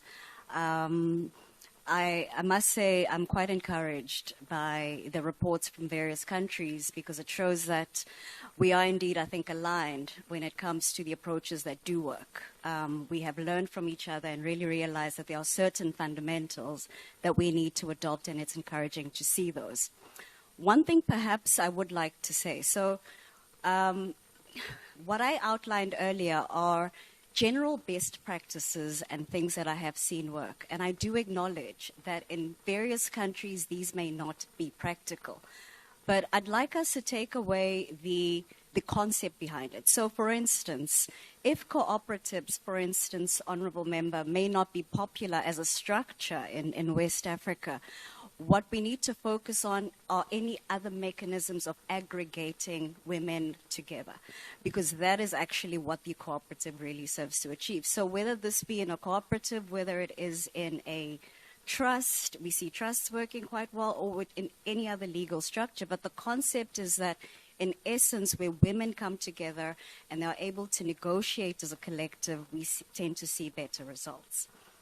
The issue around data and the type of things that we track has come through quite clearly. So the point about the Human Development Index and other points around financial inclusion and how we measure those are quite important. And I think that the challenge here, as you sit as parliamentarians, is really decide how to hold each other to account and what measures you would want to track across the various countries and perhaps what you would like to be held accountable for here. I wouldn't want to conclude without perhaps acknowledging the Speaker of South Africa for many of these initiatives that I've highlighted here. So a lot of these initiatives that I've highlighted, blended finance, de-risking, weather-linked insurance projects, she pioneered as the Minister of Agriculture in South Africa. And when I chaired the Land Bank, and she had been preaching this message since the 90s. And so when I started to chair the Land Bank, I really engaged with her, and we started to put a lot of what she had been saying into practice. And we launched the blended finance program, and we launched the index insurance project for the first time. And these are things that she had been preaching. And so I really would like to acknowledge that they do work. And we do have a member in the House who has championed these initiatives before. But honourable members, I really think that I don't have much to add from the comments that have already been made here. I do think that at the back of our minds, if we keep the 2 points that we need to address, credit risk and transaction costs at the forefront, we can really start to craft credible solutions. Anything that we propose needs to address those two things if we are to see a tangible impact. Thank you so much, everyone. Let's give her a round of applause. Thank you very much once more, Tabi. And we couldn't emphasize more the role that that was played and that for many years were played by the Honourable Speaker, Honourable Toko Titiza, as the former minister indeed. And we always are appreciative of the work that you have started, Minister, and we hope that it will continue to serve women. Now, colleagues, just before I request my co-chair to come and close the session, I want to indicate that in our discussion, yes, I'm very glad also that we have reflected on many challenges of women, and we also brought in, proposals that can actually assist women. We spoke about the cooperative loans, your supply chain processes, and importantly, we also recognize that unless these instruments are gender responsive and designed with women in mind, the gaps will always persist. And therefore, our role as parliamentarians indeed is to make sure that we work together to dismantle these barriers and promote innovative models that put women at the center of the agricultural financing. And in South Africa, Tabi has already spoken about these projects and the programs, the schemes that are there that are assisting women and to make sure that women grow into commercial farmers. So as a parting shot, colleagues, I want us to agree that as we live here, we live with one commitment to turn these conversations that we've had here into action, so that women-led cooperatives in particular, that we can learn from other countries, cooperatives and projects that are fully funded and fully supported and fully recognized as drivers of transformation. Because if we empower women, women are not only just food producers, but they are nation builders. On that note, my co-chair, Honorable Sheldon Moss. Thank you very much. Can we give a round of applause? Thank you very much, Honorable Pule. And also big thanks from my side to all your contributions here today. I think we have learned a lot, but two messages that, we need to close the funding gaps. But as you said, Ms. Nkosi, also remember that funding women in agriculture is in fact a good business, and we need to remember that as well. So with that, I want to close the fourth working session, and thank you for your contributions. And then I will give the floor back to the Deputy Speaker, Dr. Lotriet, to come up with announcements. Oh, I just saw her, and now she left again. Can we maybe call the Deputy Speaker back to the room to announce the rest of the program for this afternoon, because we are running ahead of schedule, which is unusual, but it's also nice. Oh, there she is again. Deputy Speaker, Dr. Lotriet, I will give you the floor to come up with the announcements of what we're going to do the rest of the afternoon, but I know that there should be a tea break at 3:30. Please, the floor is yours, and thank you very much for contributing to this very good working session 4. Thank you. Let's give my co-chair a round of applause as the Deputy Speaker approaches.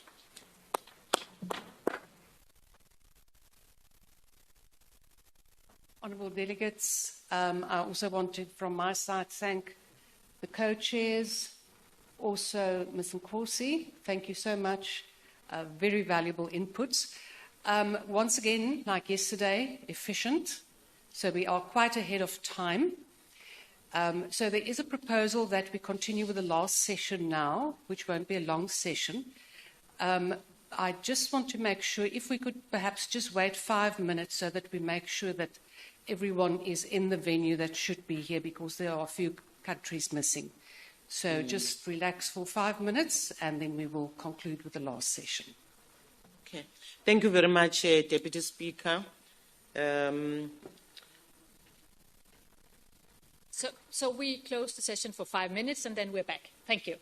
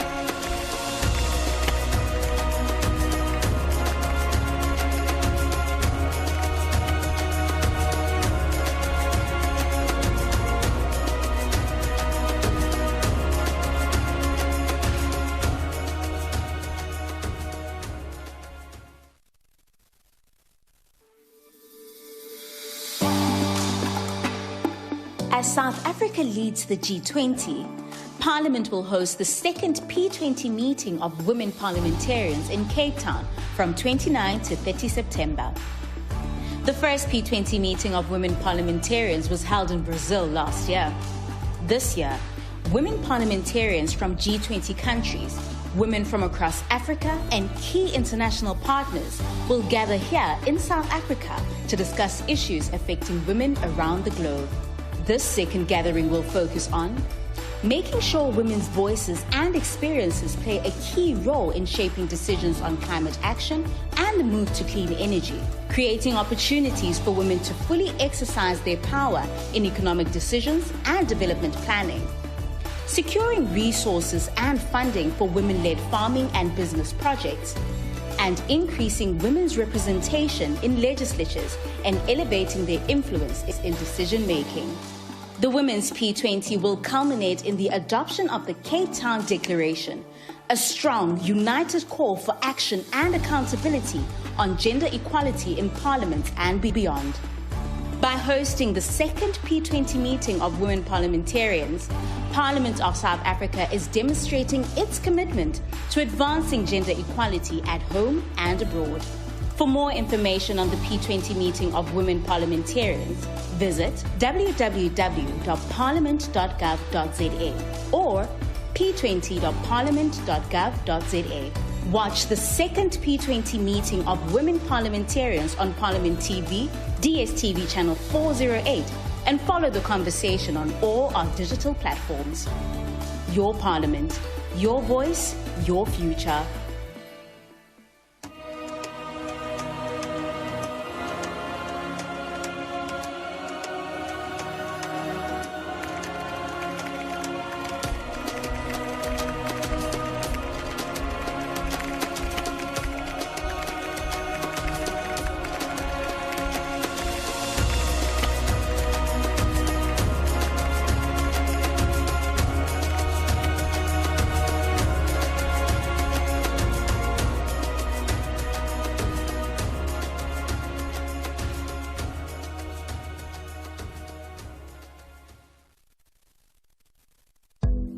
South Africa is proud to host the second P20 meeting of women parliamentarians from 29 to 30 September in Claremont, Western Cape.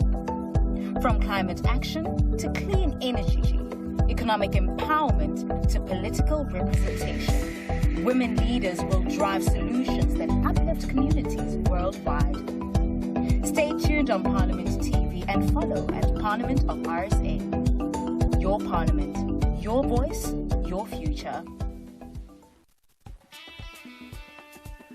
This September, the Parliament of the Republic of South Africa proudly hosts the inaugural P20 Young Parliamentarians Conference in Claremont, just outside Cape Town, from 29 to 30 September 2025. The P20 Youth Conference is part of larger G20 Parliamentary Speakers Summit, where world leaders in Parliament come together to tackle global challenges. It's also an opportunity for young MPs under 40 from different corners of the world to discuss and bring their ideas to life, helping build a world that is sustainable and inclusive. The theme for this year's summit is Harnessing Parliamentary Diplomacy for the Realization of Global Solidarity, Equality, and Sustainability. Young parliamentarians will tackle real issues that impact youth around the globe, such as youth driving climate change and sustainable development, fair budgets and policies that include young people's priorities, more youth in politics, and bold ideas in education, innovation, and entrepreneurship. The ideas and concerns of young parliamentarians will be captured and reflected in the final P20 declaration, giving youth a say in shaping the global parliamentary agenda. By hosting this global event, the Parliament of the Republic of South Africa shows its commitment to meaningful youth participation and helping build a more equal and inclusive future. For more on the P20 Young Parliamentarians Conference, visit www.parliament.gov.za or p20.parliament.gov.za. Catch all the action on Parliament TV, DSTV channel 408, and stay connected through our social media channels at Parliament of RSA. Your Parliament, your voice, your future. Be part of history. 29 to 30 September 2025, Cape Town. The Cape Town Declaration is coming. I think we all want parliaments to reflect the societies that they represent. However, when it comes to youth, we are very far from accomplishing this goal. And when half of the world's population is under the age of 30, but fewer than 3% of MPs are, it's no longer just a statistic. It really is a democratic emergency. Youth inclusion is needed for a just and representative society. But beyond being the right thing to achieve, it's also surely the smart thing. The reason is simple. We meet at a time when the global community is tackling unprecedented challenges. From climate change to technological disruption, we need all hands on deck. And the fresh and innovative ideas brought by youth are one of the greatest resources to solve these global problems. It is this vision for a more inclusive Parliament that propelled the IPU's own youth movement. It began in 2010 when members of Parliament adopted a groundbreaking resolution on youth participation in the democratic process. And it came at a time, back in 2010, when the world's youth were demanding change. Their voices had been at the margins, and the complaints that young people were being left unheard and unrepresented was ringing out from continent to continent around the world. The resolution at the IPU was a rallying call for change and a roadmap on how to achieve it. It called on parliaments and other stakeholders to enhance the number and influence of young people's participation within parliaments, and a new era of international cooperation to support this. And the IPU has been working tirelessly to implement this resolution ever since. We created the Forum of Young Parliamentarians. As the global megaphone of the world's young MPs, this body serves to enhance youth participation in national parliaments and also strengthen the participation of young MPs within the IPU itself. A united call for equality, the Cape Town Declaration. Watch the second P20 meeting of women parliamentarians from the 29th to the 30th of September, live on Parliament TV. This September, the world's women leaders gather in Cape Town for the second P20 meeting of women parliamentarians. 29 to 30 September, Parliament TV, DSTV channel 408.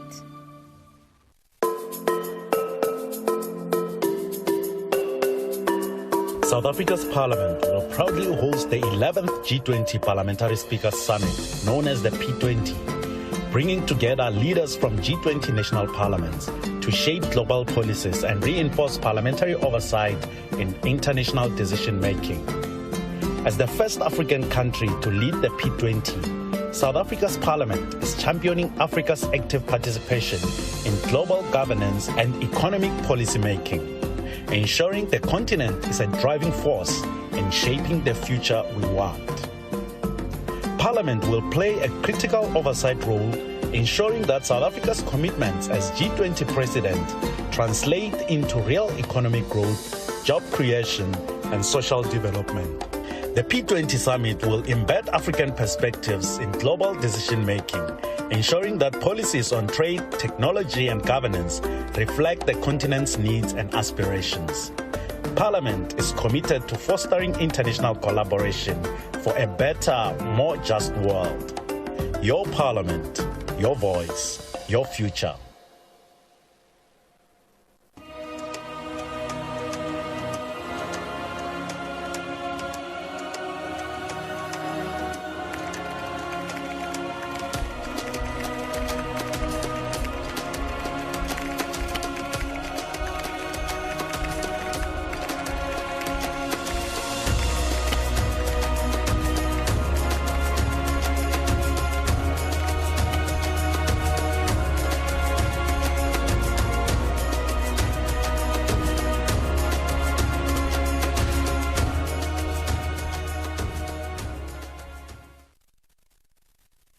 how can parliamentarians accelerate the reform for the future-proofing of education system and system alignment? And it lies with parliamentarians to ensure that those frameworks are established. And that is where we come in as youth and Y20 to request these shared priorities with parliamentarians, the issues on climate change, the issues on digital innovation, and so forth. Now, there was a call for a institutionalization of parliamentarian, young parliamentarians. It's something that we are keen to support. In fact, there is the social summit, which is going to be taking place here in South Africa, and Y20 is actively participating in that, and we know we've got and advocated for sufficient space there. And I would like to take this opportunity to invite young parliamentarians, not only from South Africa, but from across all the G20 member states, to attend as part of that youth delegation during the G20 Social Summit, which will be co-chaired by President Ramaphosa.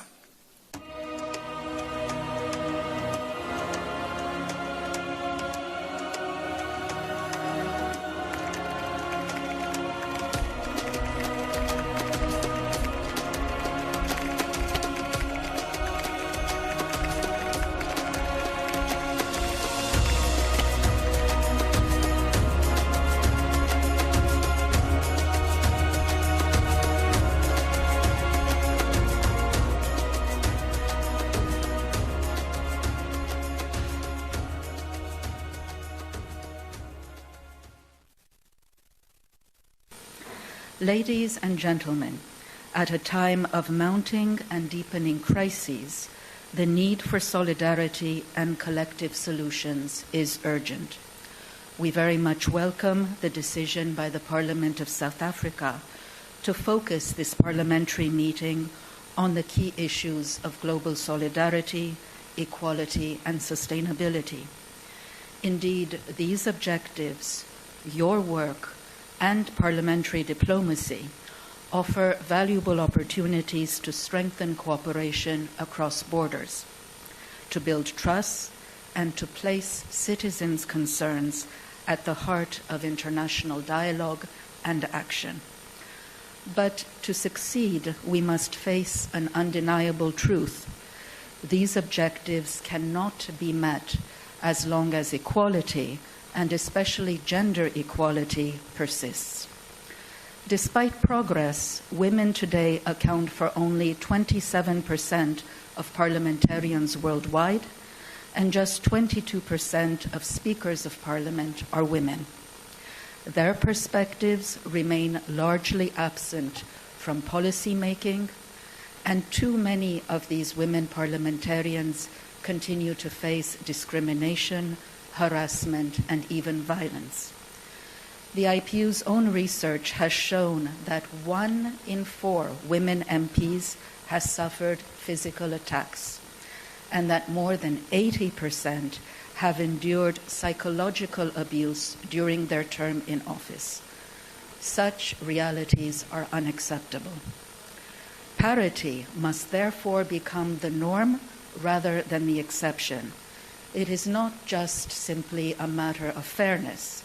It is a matter of legitimacy and of effectiveness.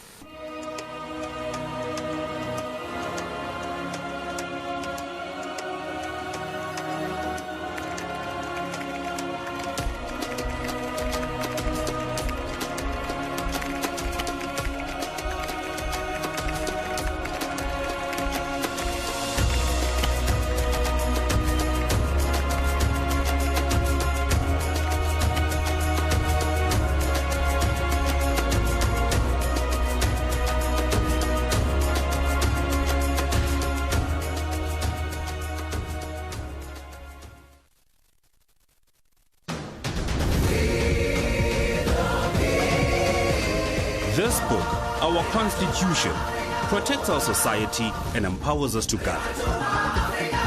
The Protea leaves are us, the people, who freely elect our voices in Parliament.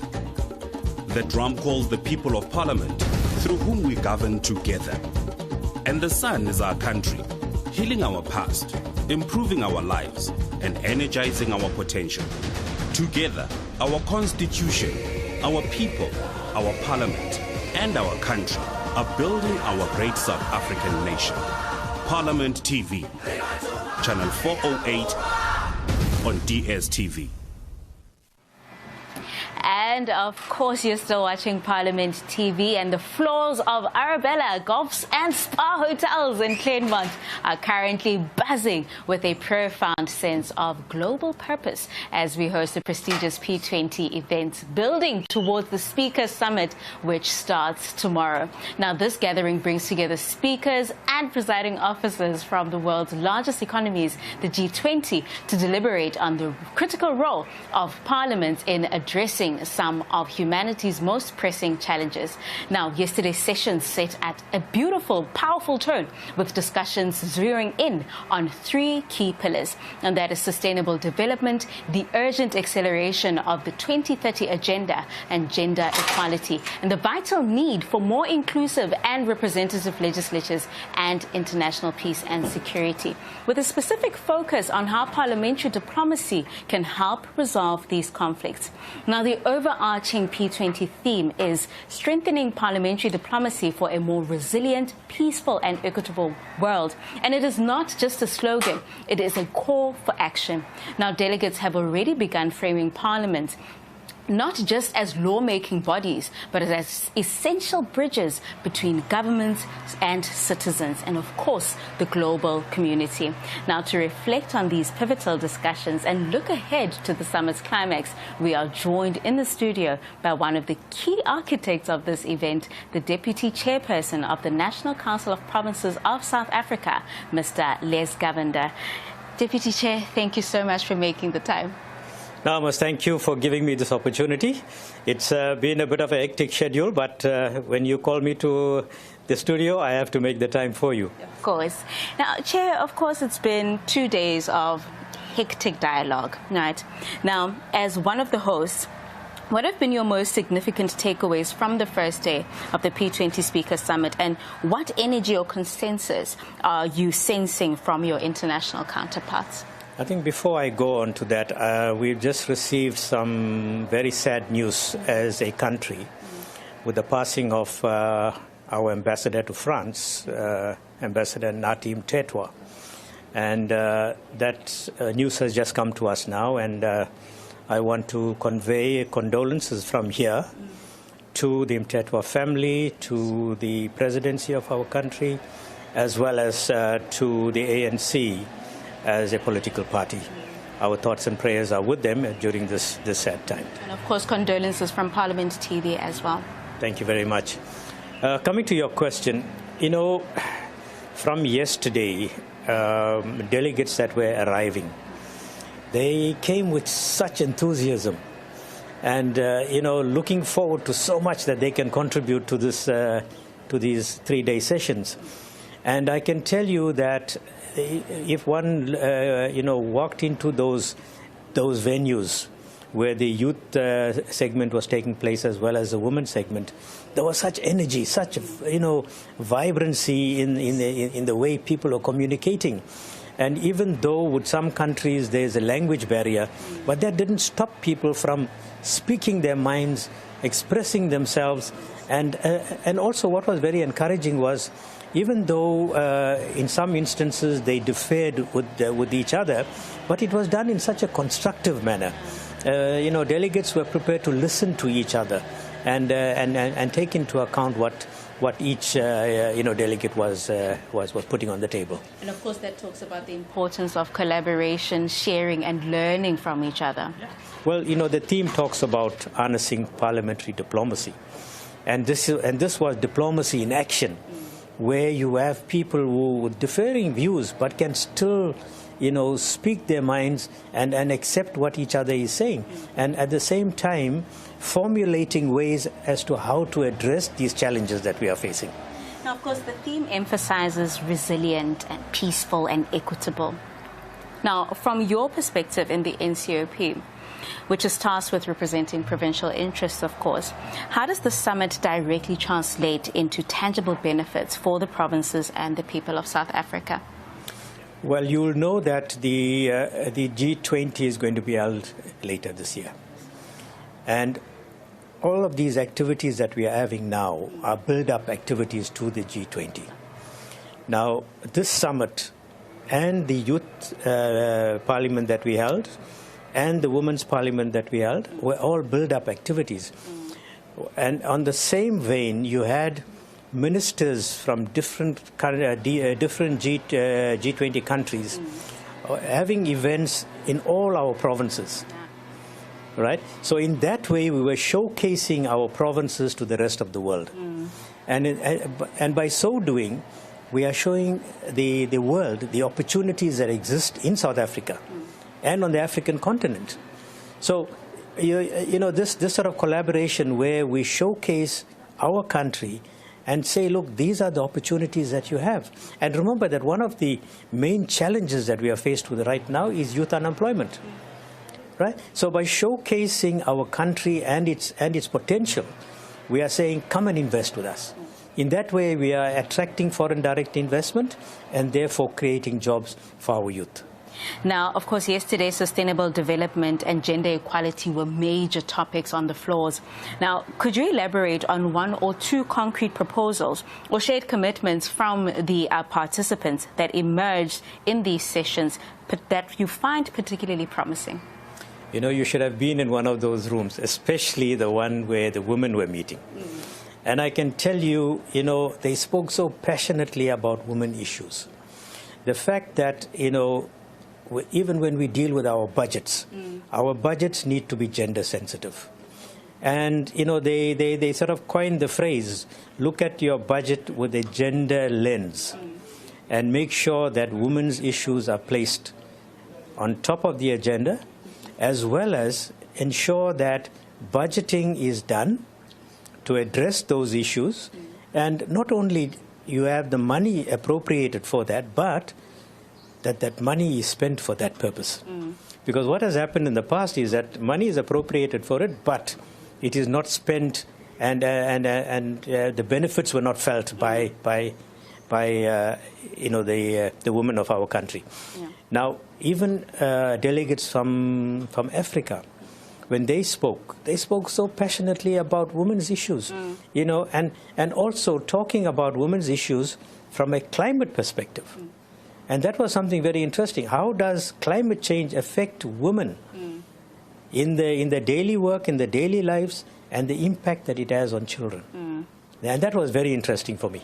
Now, you spoke dearly about parliamentary diplomacy and gave the example of these robust dialogues and how beyond the traditional challenges, beyond the language barriers, that people came together and they shared ideas. How important are these engagements and these dialogues?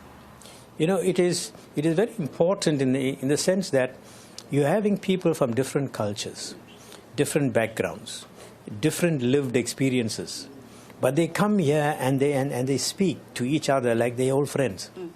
And in that way, you are able to engage with each other. Not in a very formal manner where you are sitting and you're deliberating and arguing points. But here they were putting their issues on the table to say, how do we take these issues forward? How do we legislate to ensure that these issues are indeed taken care of? And that these issues find expression amongst the people, because it is well and good to sit and formulate a whole lot of legislation, and we've got some of the best legislation in the world. But why are we not enacting those? And why is it that our people are still complaining? You know, right now you find that climate change is such a huge issue. Right here in our country. You know, the wildfires in Cape Town now, today as we speak, the floods in KwaZulu-Natal and in Mpumalanga province, these are impacting on people's lives on a daily basis. What are we doing to address those issues? And people were placing those issues on the table to say, this is how it is affecting our lives. Women especially, young girls, not able to go to school. because of this? Yes. And how does that impact on their lives going forward? So those are the issues that they were grappling with in that session. And it was so interesting. And I mean, throughout our engagements just yesterday and today, the conversations that we've had right here on Parliament TV, even during the media briefing, the one question that always stands is, how are people going to feel? How tangible are these outcomes going to be as you come back to your legislatures, as people go back home? How are these outcomes and resolutions that are going to be made at the P20, made at the meeting of women parliamentarians and young parliamentarians, how are they going to be felt? Well, firstly, there will be outcome documents. There'll be declarations that will be tabled when we close the sessions, and those documents will then be fed to all the countries, whether they were here or not.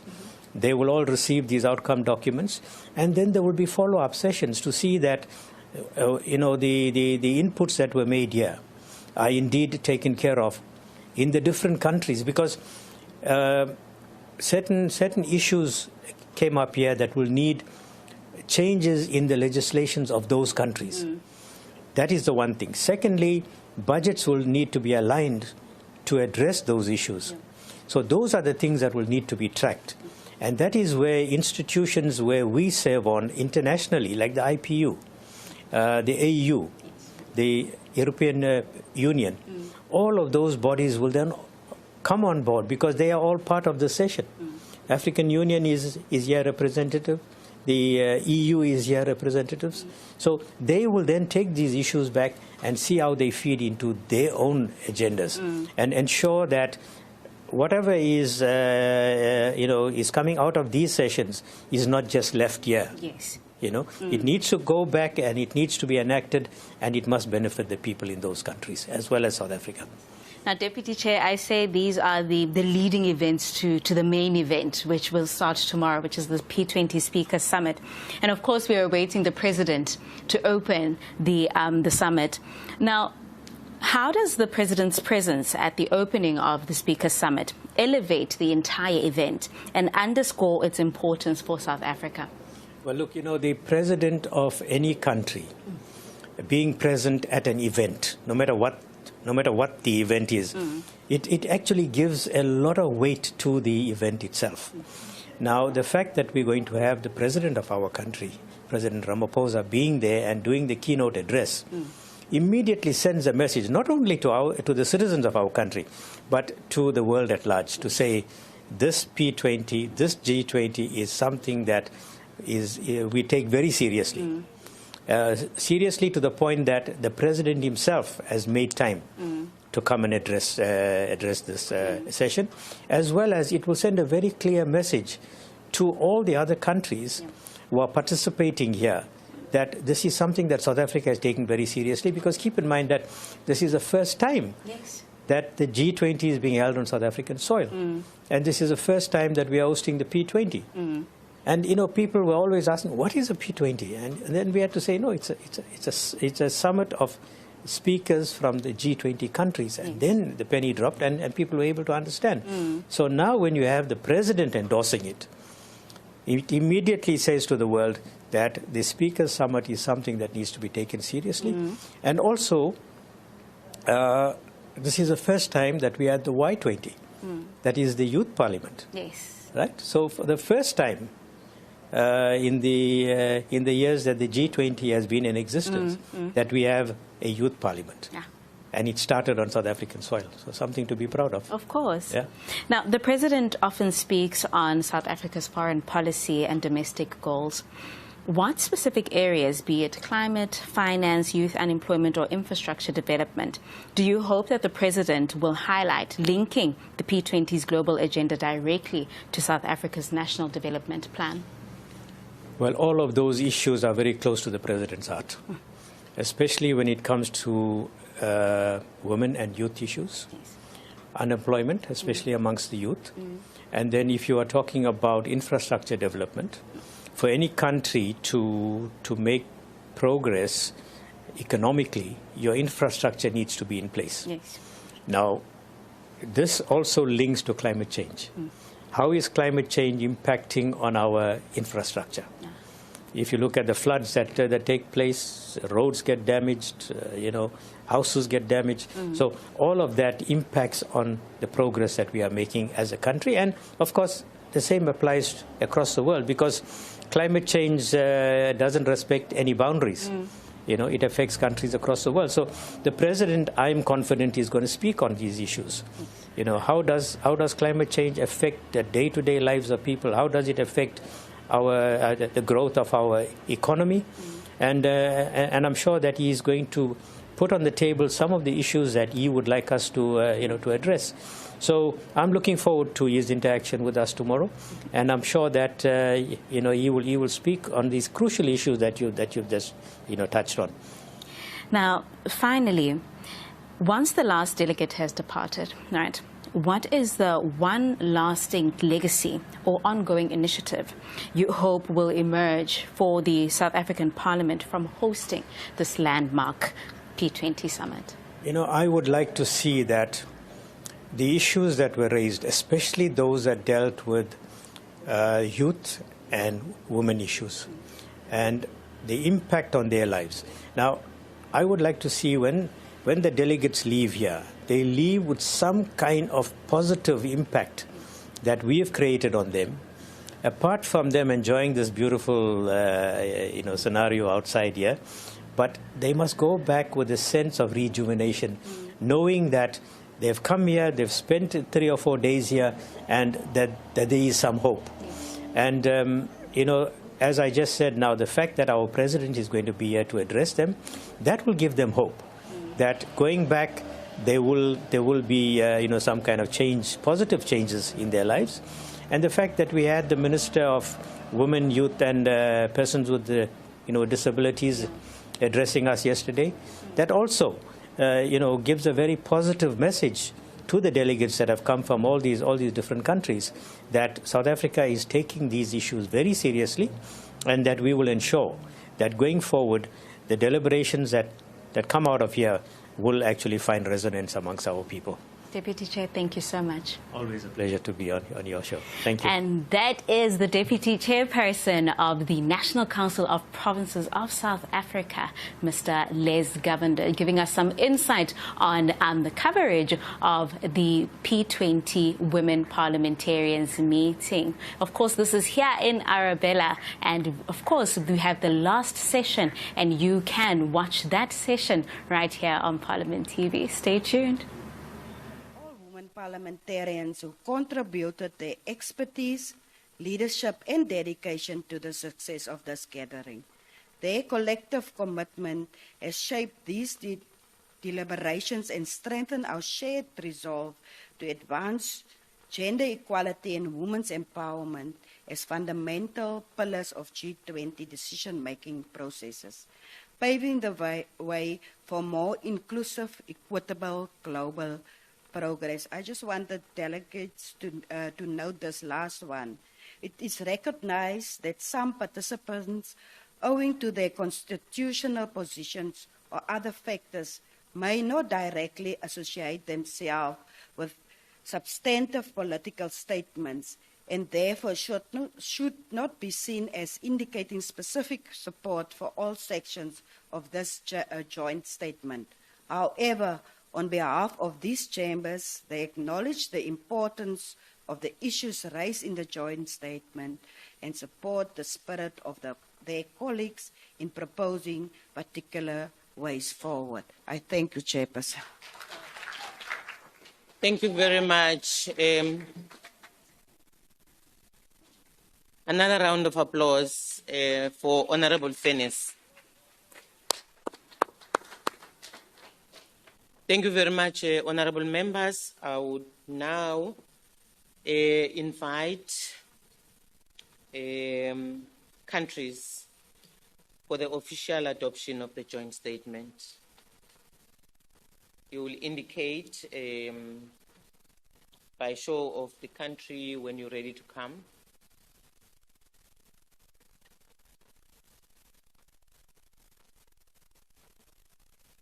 Am I seeing the UK? Can you please explain what you want us to do? Thank you.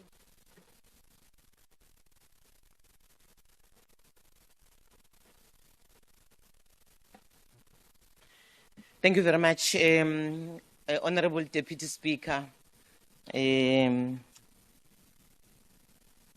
My request is to request countries to come forward to comment on the adoption of this draft declaration of the P20 meeting of women parliamentarians.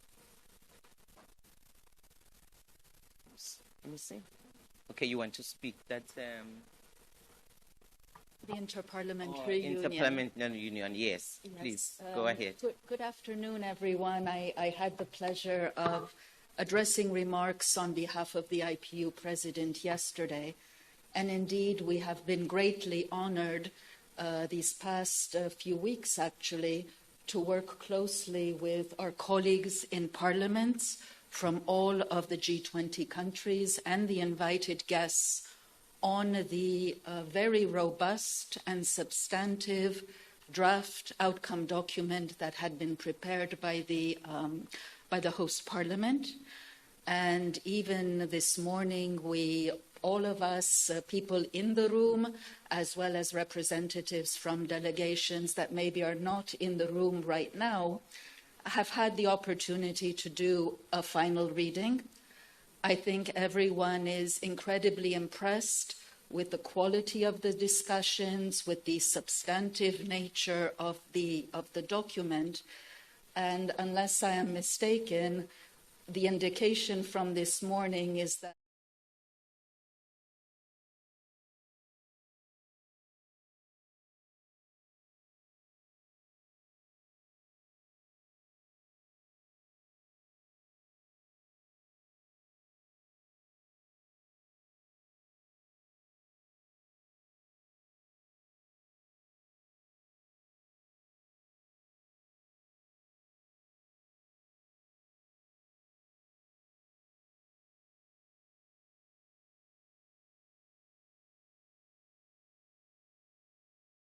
Gancho, who suppose, oh, there she is, yeah. Honorable Deputy Speaker, you'll come back later. Let me acknowledge Honorable Gancho.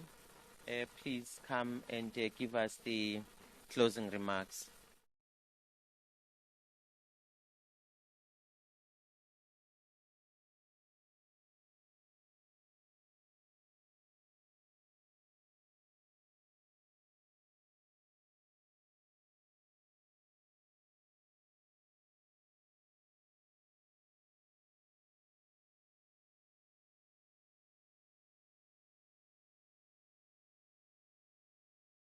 Call to action, synthesizing our collective resolve.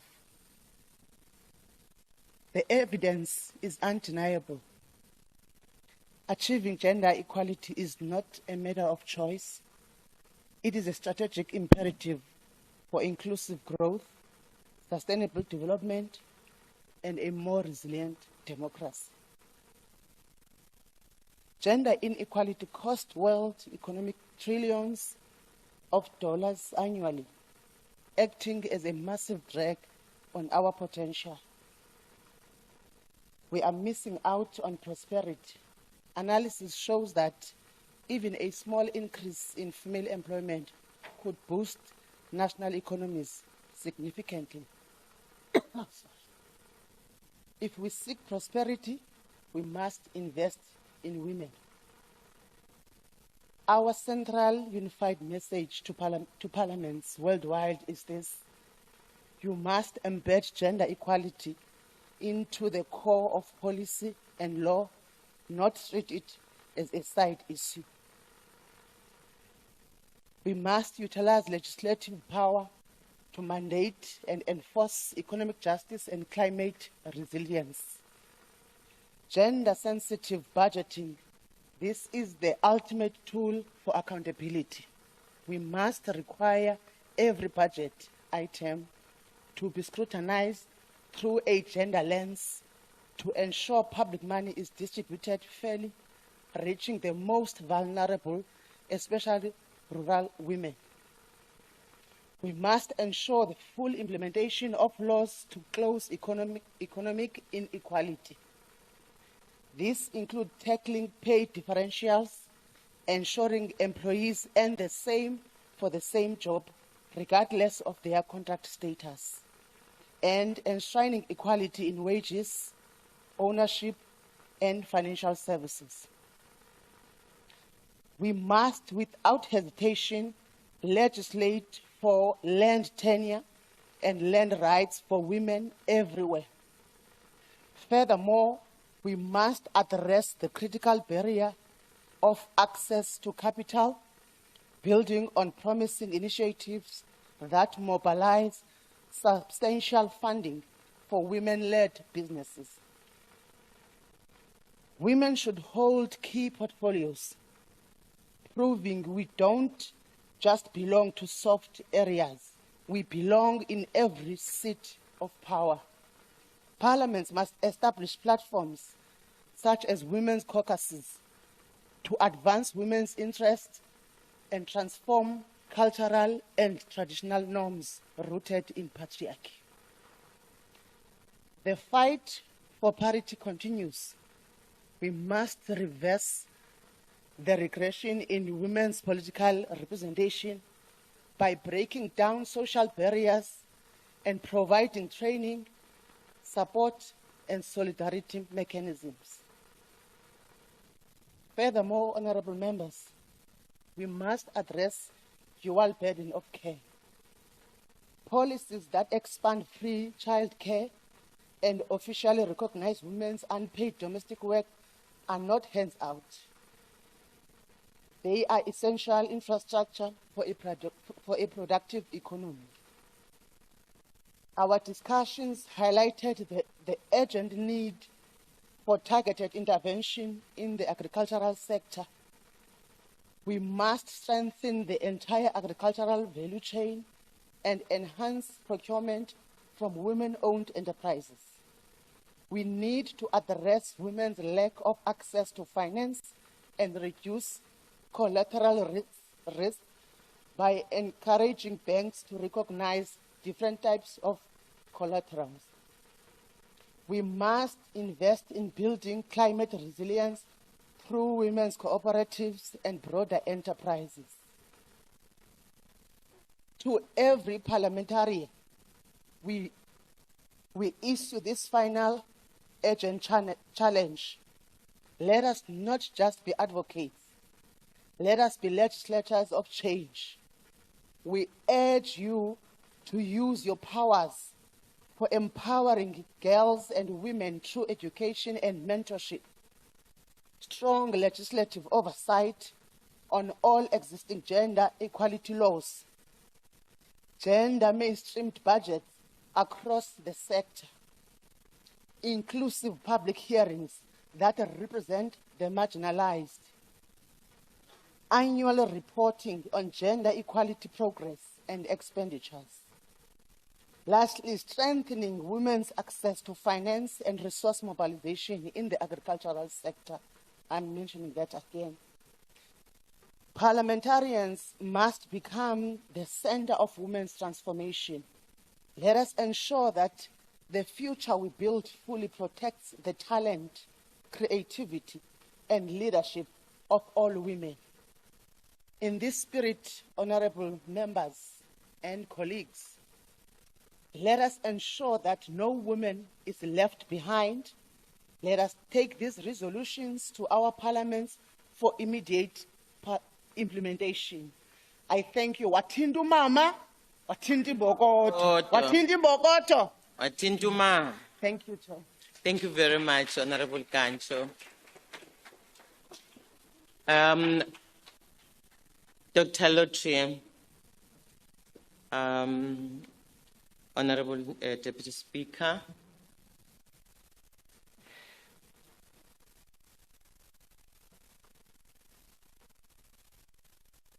You're welcome. Thank you very much. Let's give her a round of applause, please. Thank you so much, Honourable Pule, and thank you to our co-chairs as well as our final speaker. We are now at the end of the 2 days. I think hard work has been done, valuable work, and it is now up to us to take it forward. So in closing then, our gratitude on behalf of the Speaker, the Chairperson of the NCOP, and all that is left for me to say is that we will now have a group photo outside at the main entrance. Thank you. Thank you very much, Deputy Speaker. Are we doing it now? No. So, honourable members, as you heard the Deputy Speaker, we have to go outside now at the foyer, at the entrance of the hotel for the group photo. Thank you very much.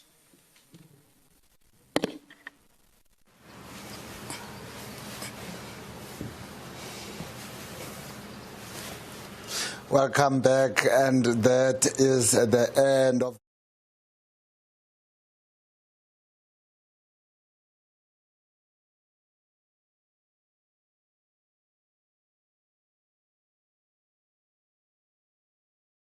the delegates will be moving to now for an official photograph. And of course, this is after that fourth session of the meeting of the women parliamentarians right here in Claremont, Arabella Hotel. Yeah, and that concludes the meeting of today, as I've said. And some of the matters that made it to the key discussions include like your gender equality, where delegates discussed ways to promote gender equality, citing statistics that show women hold only 27% of parliamentary seats worldwide, just 22% of the speakers. And that is something that we also spoke about with the Vice President of the European Parliament, and she says that she will be taking away from South Africa that most of our speakers in our provincial legislatures are women, which is something that you do not see in Europe.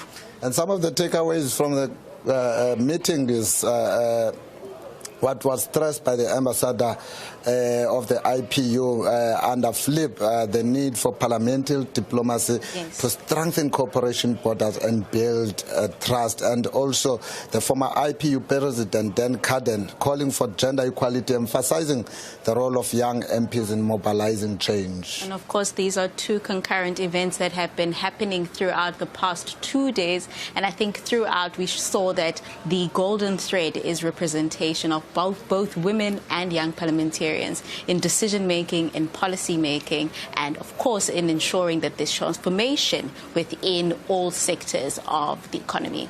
And these P20 meetings of young and women parliamentarians were built up to the actual event, the P20 Speakers Summit, that is taking place tomorrow and Thursday here at Arabella and, of course, at Benguela Cove. It's starting at Benguela Cove, but the event will be happening here at Arabella Hotel in Claremont. And you can expect President Cyril Ramaphosa, and he is the President of the Republic of South Africa, to give a keynote at the P20 Speakers Summit tomorrow morning. Of course, this is the start of the P20 Speakers Summit that we have been building up with these two concurrent meetings that have been taking place. And you can watch those visuals live here on Parliament TV.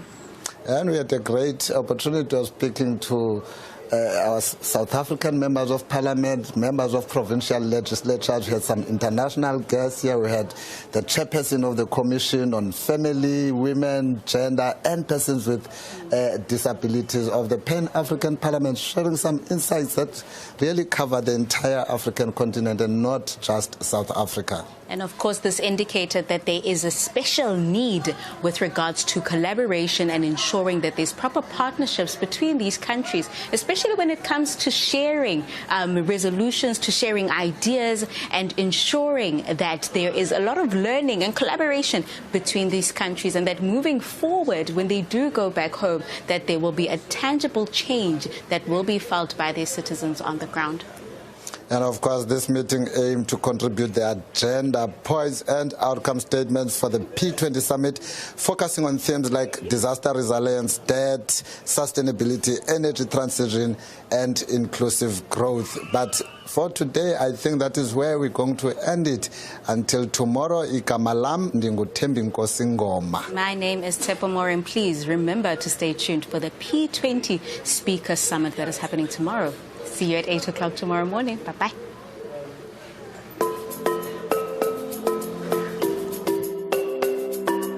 South Africa's Parliament will proudly host the 11th G20 Parliamentary Speakers Summit, known as the P20, bringing together leaders from G20 national parliaments to shape global policies and reinforce parliamentary oversight in international decision-making.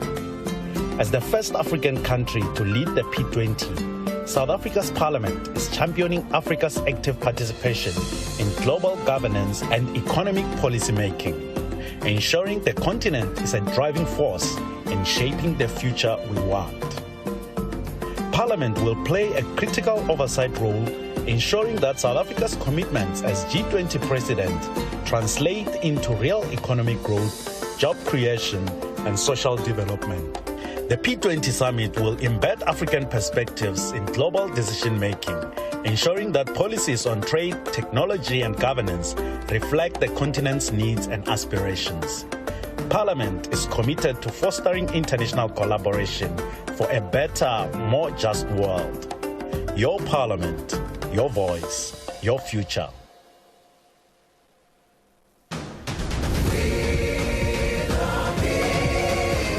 This book, our Constitution, protects our society and empowers us to gather. The Protea leaves are us, the people, who freely elect our voices in Parliament. The drum calls the people of Parliament, through whom we govern together. And the sun is our country, healing our past, improving our lives, and energizing our potential. Together, our Constitution, our people, our Parliament, and our country are building our great South African nation.